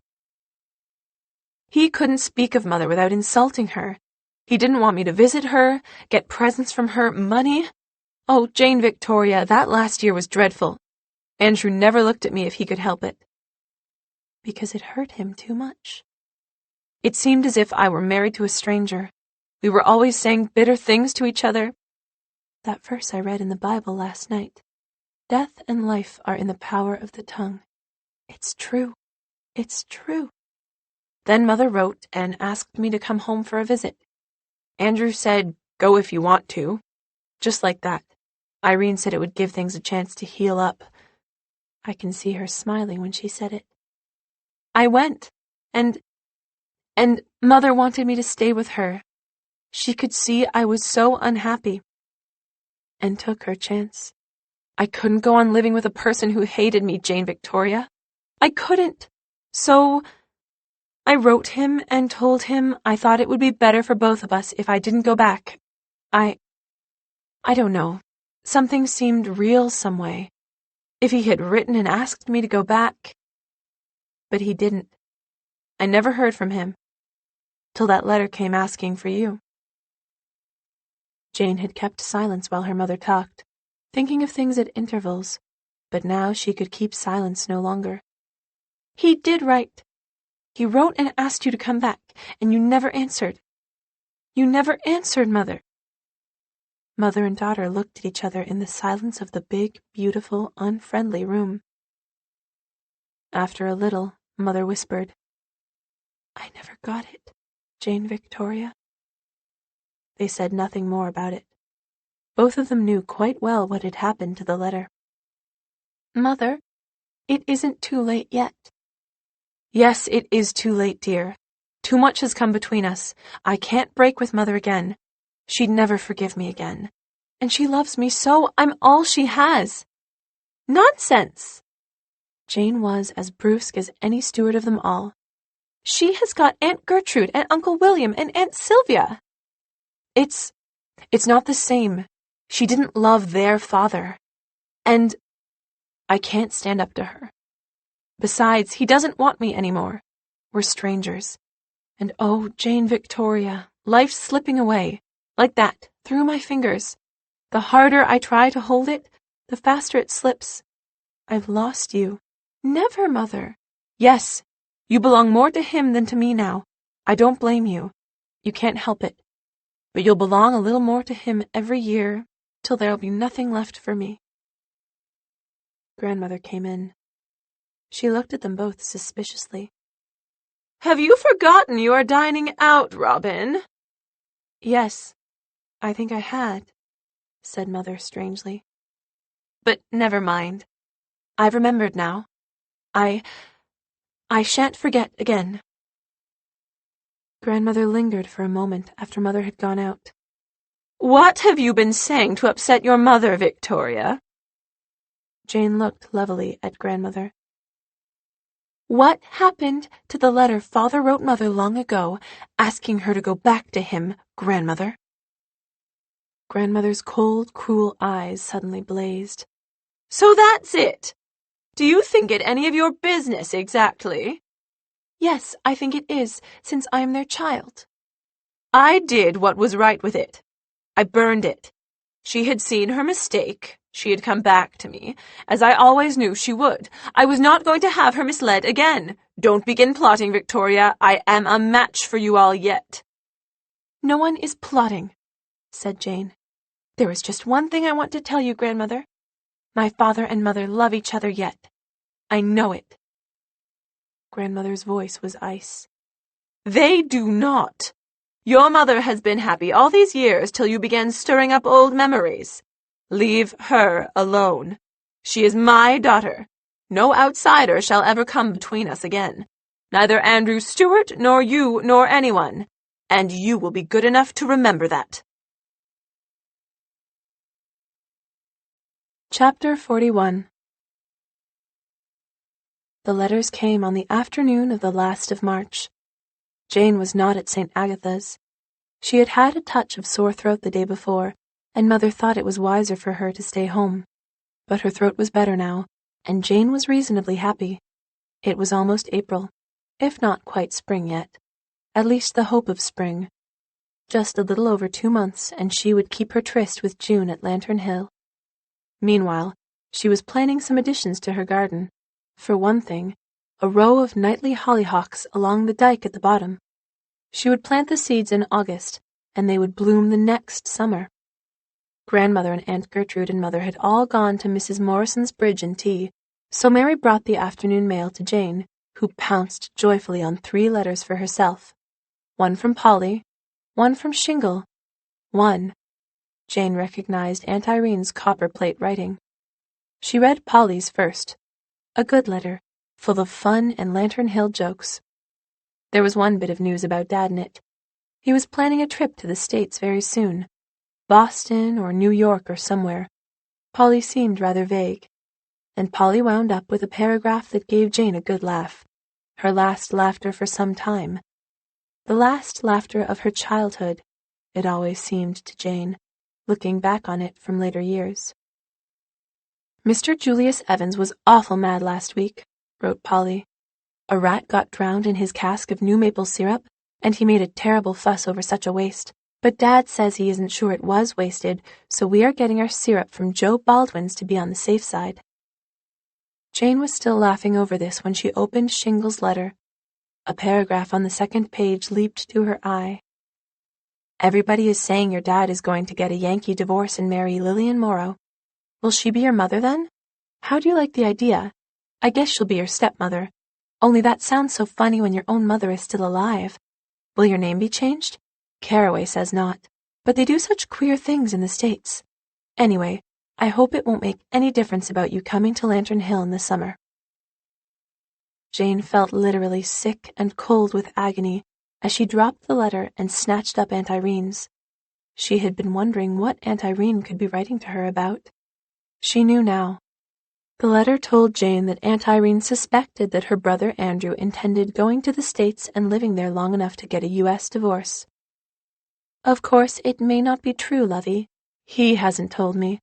But it is all over the country, and where there is so much smoke there must be some fire, and I think you ought to be prepared, lovey. I know that several of his friends advised him long ago to get a divorce, but as he never discussed it with me, I have given no advice for or against. For some reason I am at a loss to understand. He has shut me out of his confidence these past 2 years, but I have felt that the state of his affairs has long been very unsatisfactory. I'm sure you won't worry over this. I wouldn't have told you if I thought it would worry you. You have too much good sense. I've often remarked how old you were for your years. But of course, if it is true, it may make some difference to you. He might marry again. If you have seen a candle flame blown out, you will know what Jane looked like as she went blindly to the window. It was a dark day with occasional showers of driving rain. Jane looked at the cruel, repellent, merciless street, but did not see it. She had never felt such dreadful shame, such dreadful misery. Yet it seemed to her she ought to have known what was coming. There had been a hint or two last summer. She remembered Lillian Morrow's caressing Drew and Dad's pleasure in her company. And now, if this hideous thing were true, she would never spend a summer at Lantern Hill again. Would they dare to live at Lantern Hill? Lillian Morrow, her mother? Nonsense. Nobody could be her mother except Mother. The thing was unthinkable. But Lillian Morrow would be Father's wife. This had all been going on in these past weeks when she had been so happy, looking forward to June. I don't suppose I'll ever feel glad again, thought Jane drearily. Everything was suddenly meaningless. She felt as if she were far removed from everything. As if she were looking at life and people and things through the big end of Timothy Salt's telescope. It seemed years since she had laughed over Polly's tale of Mr. Evans' wasted or unwasted maple syrup. Jane walked the floor of her room all the rest of that afternoon. She dared not sit down for a moment. It seemed that as long as she kept moving, her pain marched with her, and she could bear it. If she were to stop, it would crush her. But by dinner time, Jane's mind had begun to function again. She must know the truth, and she knew what she must do to learn it, and it must be done at once. She counted the money she had left from Father's gift. Yes, there was just enough for a one-way ticket to the island. Nothing left over for meals or a Pullman, but that did not matter. Jane knew she would neither eat nor sleep until she knew. She went down to her dinner, which Mary had spread for her in the breakfast room, and tried to eat something lest Mary should notice. Mary did. "Your throat worse, Miss Victoria?" "No, my throat is all right," said Jane. Her voice sounded strange in her ears, as if it belonged to someone else. "Do you know what time Mother and Grandmother will be home, Mary?" "Not till late, Miss Victoria.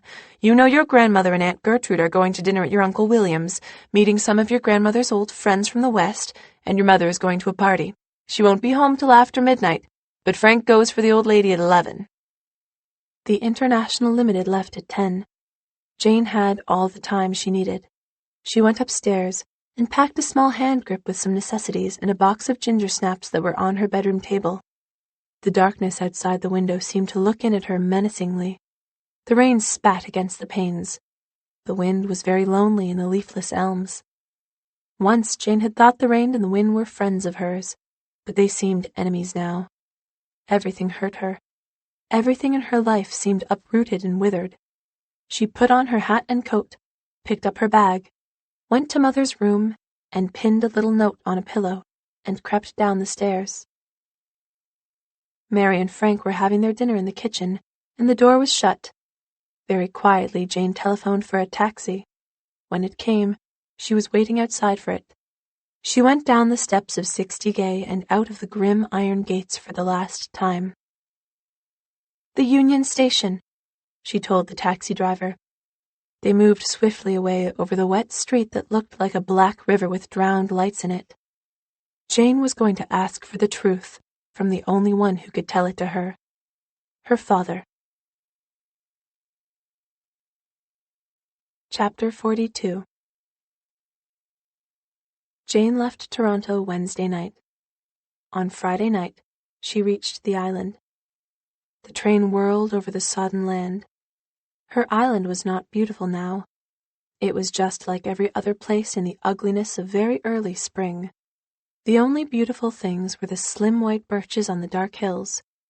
Jane had sat bolt upright all the time of her journey, night and day, subsisting on what gingersnaps she could force herself to swallow.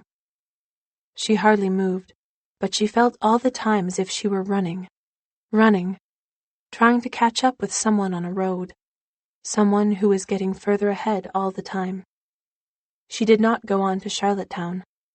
She got off at West Trent, a little siding where the train stopped when it was asked to. It was only 5 miles from there to Lantern Hill. Jane could hear plainly the roar of the distant ocean. Once she would have thrilled to it, that sonorous music coming through the windy, dark grey night on the old North Shore. Now she did not notice it. It had been raining, but it was fine now. The road was hard and rough, and dotted with pools of water. Jane walked through them unheedingly. Presently there were dark spires of fir trees against a moonrise. The puddles on the road turned to pools of silver fire. The houses she passed seemed alien, remote, as if they had closed their doors to her. The spruces seemed to turn cold shoulders on her. Far away over the pale moonlit landscape was a wooded hill with the light of a house she knew on it. Would there be a light at Lantern Hill, or would Dad be gone? A dog of her acquaintance stopped to speak to her, but Jane ignored him. Once a car bumped past her, picking her out with its lights and splashing her from head to foot with mud. It was Joe Weeks, who, being a cousin of Mrs. Meade, had the family trick of malapropisms, and told his skeptical wife when he got home that he had met either Jane Stewart or her operation on the road. Jane felt like an apparition. It seemed to her that she had been walking forever, must go on walking forever, through this ghostly world of cold moonlight. There was little Donald's house with a light in the parlor. The curtains were red, and when they were drawn at night, the light shone rosily through them. Then Big Donald's light, and at last the lane to Lantern Hill. There was a light in the kitchen. Jane was trembling as she went up the rutted lane and across the yard, past the forlorn and muddy gardens where the poppies had once trembled in silken delight to the window. What a sadly different homecoming from what she had planned. She looked in. Dad was reading by the table. He wore his shabby old tweed suit and the nice grey tie with tiny red flecks in it, which Jane had picked out for him last summer. The old contemptible was in his mouth, and his legs were cocked up on the sofa where 2 dogs and First Peter were sleeping. Silverpenny was stretched out against the warm base of the gasoline lamp on the table. In the corner was a sinkful of dirty dishes. Even at that moment, a fresh pang tore Jane's heart at the sight. A moment later, an amazed Andrew Stewart looked up to see his daughter standing before him, wet-footed, mud-splashed, white-faced, with her eyes so terribly full of misery that a hideous fear flashed into his mind. Was her mother? Good heavens, Jane! Literally sick from fear, Jane bluntly put the question she had come so far to ask. Father, are you going to get a divorce and marry Miss Morrow? Dad stared at her for a moment. Then, No! he shouted. And again, No! No! No! Jane, who told you such a thing? Jane drew a breath, trying to realize that the long nightmare was over. She couldn't. Not just at first. Aunt Irene wrote me. She said you were going to Boston. She said... Irene! Irene is always getting silly notions in her head. She means well, but... Jane, listen. Once for all. I am the husband of one wife, and I'll never be anything else. Dad broke off and stared at Jane. Jane, who never cried, was crying. He swept her into his arms. Jane! You darling little idiot! How could you believe such stuff? I like Lillian Morrow. I've always liked her. and I could never love her in 1,000 years. Going to Boston? Of course I'm going to Boston. I've great news for you, Jane. My book has been accepted after all. I'm going to Boston to arrange the details with my publishers. Darling, do you mean to tell me that you walked from West Trent? How lucky I hung a moon out. But you are just sopping. What you need is a brew of good hot cocoa, and I'm going to make it for you. Look pleasant, dogs. Purr, Peter. Jane has come home. Chapter 43. The next day, Andrew Stuart sent for the doctor, and a few hours later the nurse came. The word went around Queen's Shore and the Corners that Jane Stuart was very ill with a dangerous type of pneumonia. Jane could never remember anything of those first days very clearly. She was delirious almost from the beginning of her illness. Faces came and went dimly, Dad's in anguish, a grave, troubled doctor, a white-capped nurse. Finally, another face. Only that must be a dream. Mother couldn't be here. Mother couldn't be there, not even if Jane could smell the faint perfume of her hair. Mother was in faraway Toronto. As for her own whereabouts, Jane did not know where she was. She only knew that she was a lost wind seeking some lost word forever. Not till she found that word could she stop being a wind and be Jane Stuart again. Once, it seemed to her, she heard a woman crying wildly and someone saying, "There is still hope, dearest. There is still a little hope." And again, long afterwards, "There will be a change, one way or another, tonight." "And then," said Jane so clearly and distinctly that she startled everyone in the room, "I shall find my lost word." Jane didn't know how long it was after that to the day when she understood that she was Jane again, and no longer a lost wind. Am I dead? She wondered. She lifted her arms feebly and looked at them. They had grown terribly thin, and she could hold them up only a second, but she concluded that she was alive.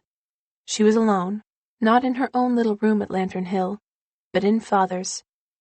She could see through the window the gulf sparkling and the sky so softly, so ethereally blue over the haunted dunes. Somebody, Jane found out later it had been Jody, had found the first mayflowers and put them in a vase on the table by her bed. "I'm sure the house is listening," thought Jane. To what was it listening? To two people who seemed to be sitting on the stairs outside. Jane felt that she ought to know who they were, but the knowledge just escaped her. Fitful sentences came to her, though they were uttered in muted tones. At the time they meant nothing to Jane. But she remembered them always. "Darling, I didn't mean a word of those dreadful things I said. If I had got your letter, my poor little love. Have you ever thought of me in all those years? Have I thought of anything else loveliest? When your wire came, Mother said I mustn't. She was terrible, as if anything could keep me from Jane. We were just two very foolish people. Is it too late to be wise, Robin?" Jane wanted to hear the answer to that question, wanted to dreadfully. Somehow she felt that it would be of tremendous importance to everybody in the world. But a wind came in from the sea and blew the door shut. "I'll never know now," she whispered piteously to the nurse when she came in. "Know what, dear?" "What she said. The woman on the stairs, her voice was so like Mother's." "It was your mother, dear. Your father wired for her as soon as I came. She has been here right along, and if you're good and don't get excited, you can have just a peep at her this evening." "So," said Jane feebly, "Mother must have stood up to Grandmother for once." But it was several days later when Jane was allowed to have her first real talk with Father and Mother. They came in together, hand in hand, and stood looking down at her. Jane knew that there were three tremendously happy people in the room. Never had she seen either of them looking like that. They seemed to have drunk from some deep well of life, and the draught had made them young lovers again. "Jane," said Dad, "two foolish people have learned a little wisdom. It was all my fault that we didn't learn it long ago, said Mother. There was a sound of tears in her voice and a sound of laughter. Woman! What a delightful way Dad had of saying woman. And Mother's laugh. Was it a laugh or a chime of bells? I will not have you casting slurs at my wife. Your fault indeed. I will not have one particle of the blame taken away from me. Look at her, Jane. Look at my little golden love. How did you ever have the luck to pick such a mother, Jane? The moment I saw her, I fell in love with her all over again. And now we will all go in search of 10 lost years. And will we live here at Lantern Hill? Asked Jane. Always, when we're not living somewhere else. I'm afraid with 2 women on my hands, I'll never get my epic on Methuselah's life finished now, Jane. But there will be compensations. I think a honeymoon is coming to us. As soon as you're on the hoof, Superior Jane, we'll all take a little run up to Boston. I have to see about that book of mine, you know. Then a summer here, and in the fall. The truth is, Jane, I've been offered the assistant editorship of Saturday Evening, with a healthy salary. I had meant to refuse, but I think I'll have to accept. What about it, Jane? The winters in Toronto? The summers at Lantern Hill? And we'll never have to say goodbye again. Oh, Dad. But me no buts. What is troubling you, dearest dear? We won't have to live at 60 Gay. Not by a jugful. A house we must have, of course. How you live is much more important than where you live, but we must have a roof over us. Jane thought of the little stone house in Lakeside Gardens. It had not been sold yet. They would buy it. It would live. They would give it life. Its cold windows would shine with welcoming lights. Grandmother, stalking about 60 Gay like a bitter old queen, her eyes bright with venom, forgiving or unforgiving as she chose, could never make trouble for them again. There would be no more misunderstanding. She, Jane, understood them both, and could interpret them to each other, and have an eye on the housekeeping as well. It all fitted in as if it had been planned ages ago. "Oh, Dad!" cried this happiest of all Janes. "I know the very house." "You would," said Dad. This recording of Jane of Lantern Hill was presented by Dreamscape Media, LLC. Text copyright 2011 by heirs of L M Montgomery, Incorporated. Sound recording copyright 2017 Dreamscape Media, LLC. This recording was produced by arrangement with Sourcebooks, Incorporated. Thank you for listening. Please check www.dreamscapeab.com for Dreamscape's latest releases.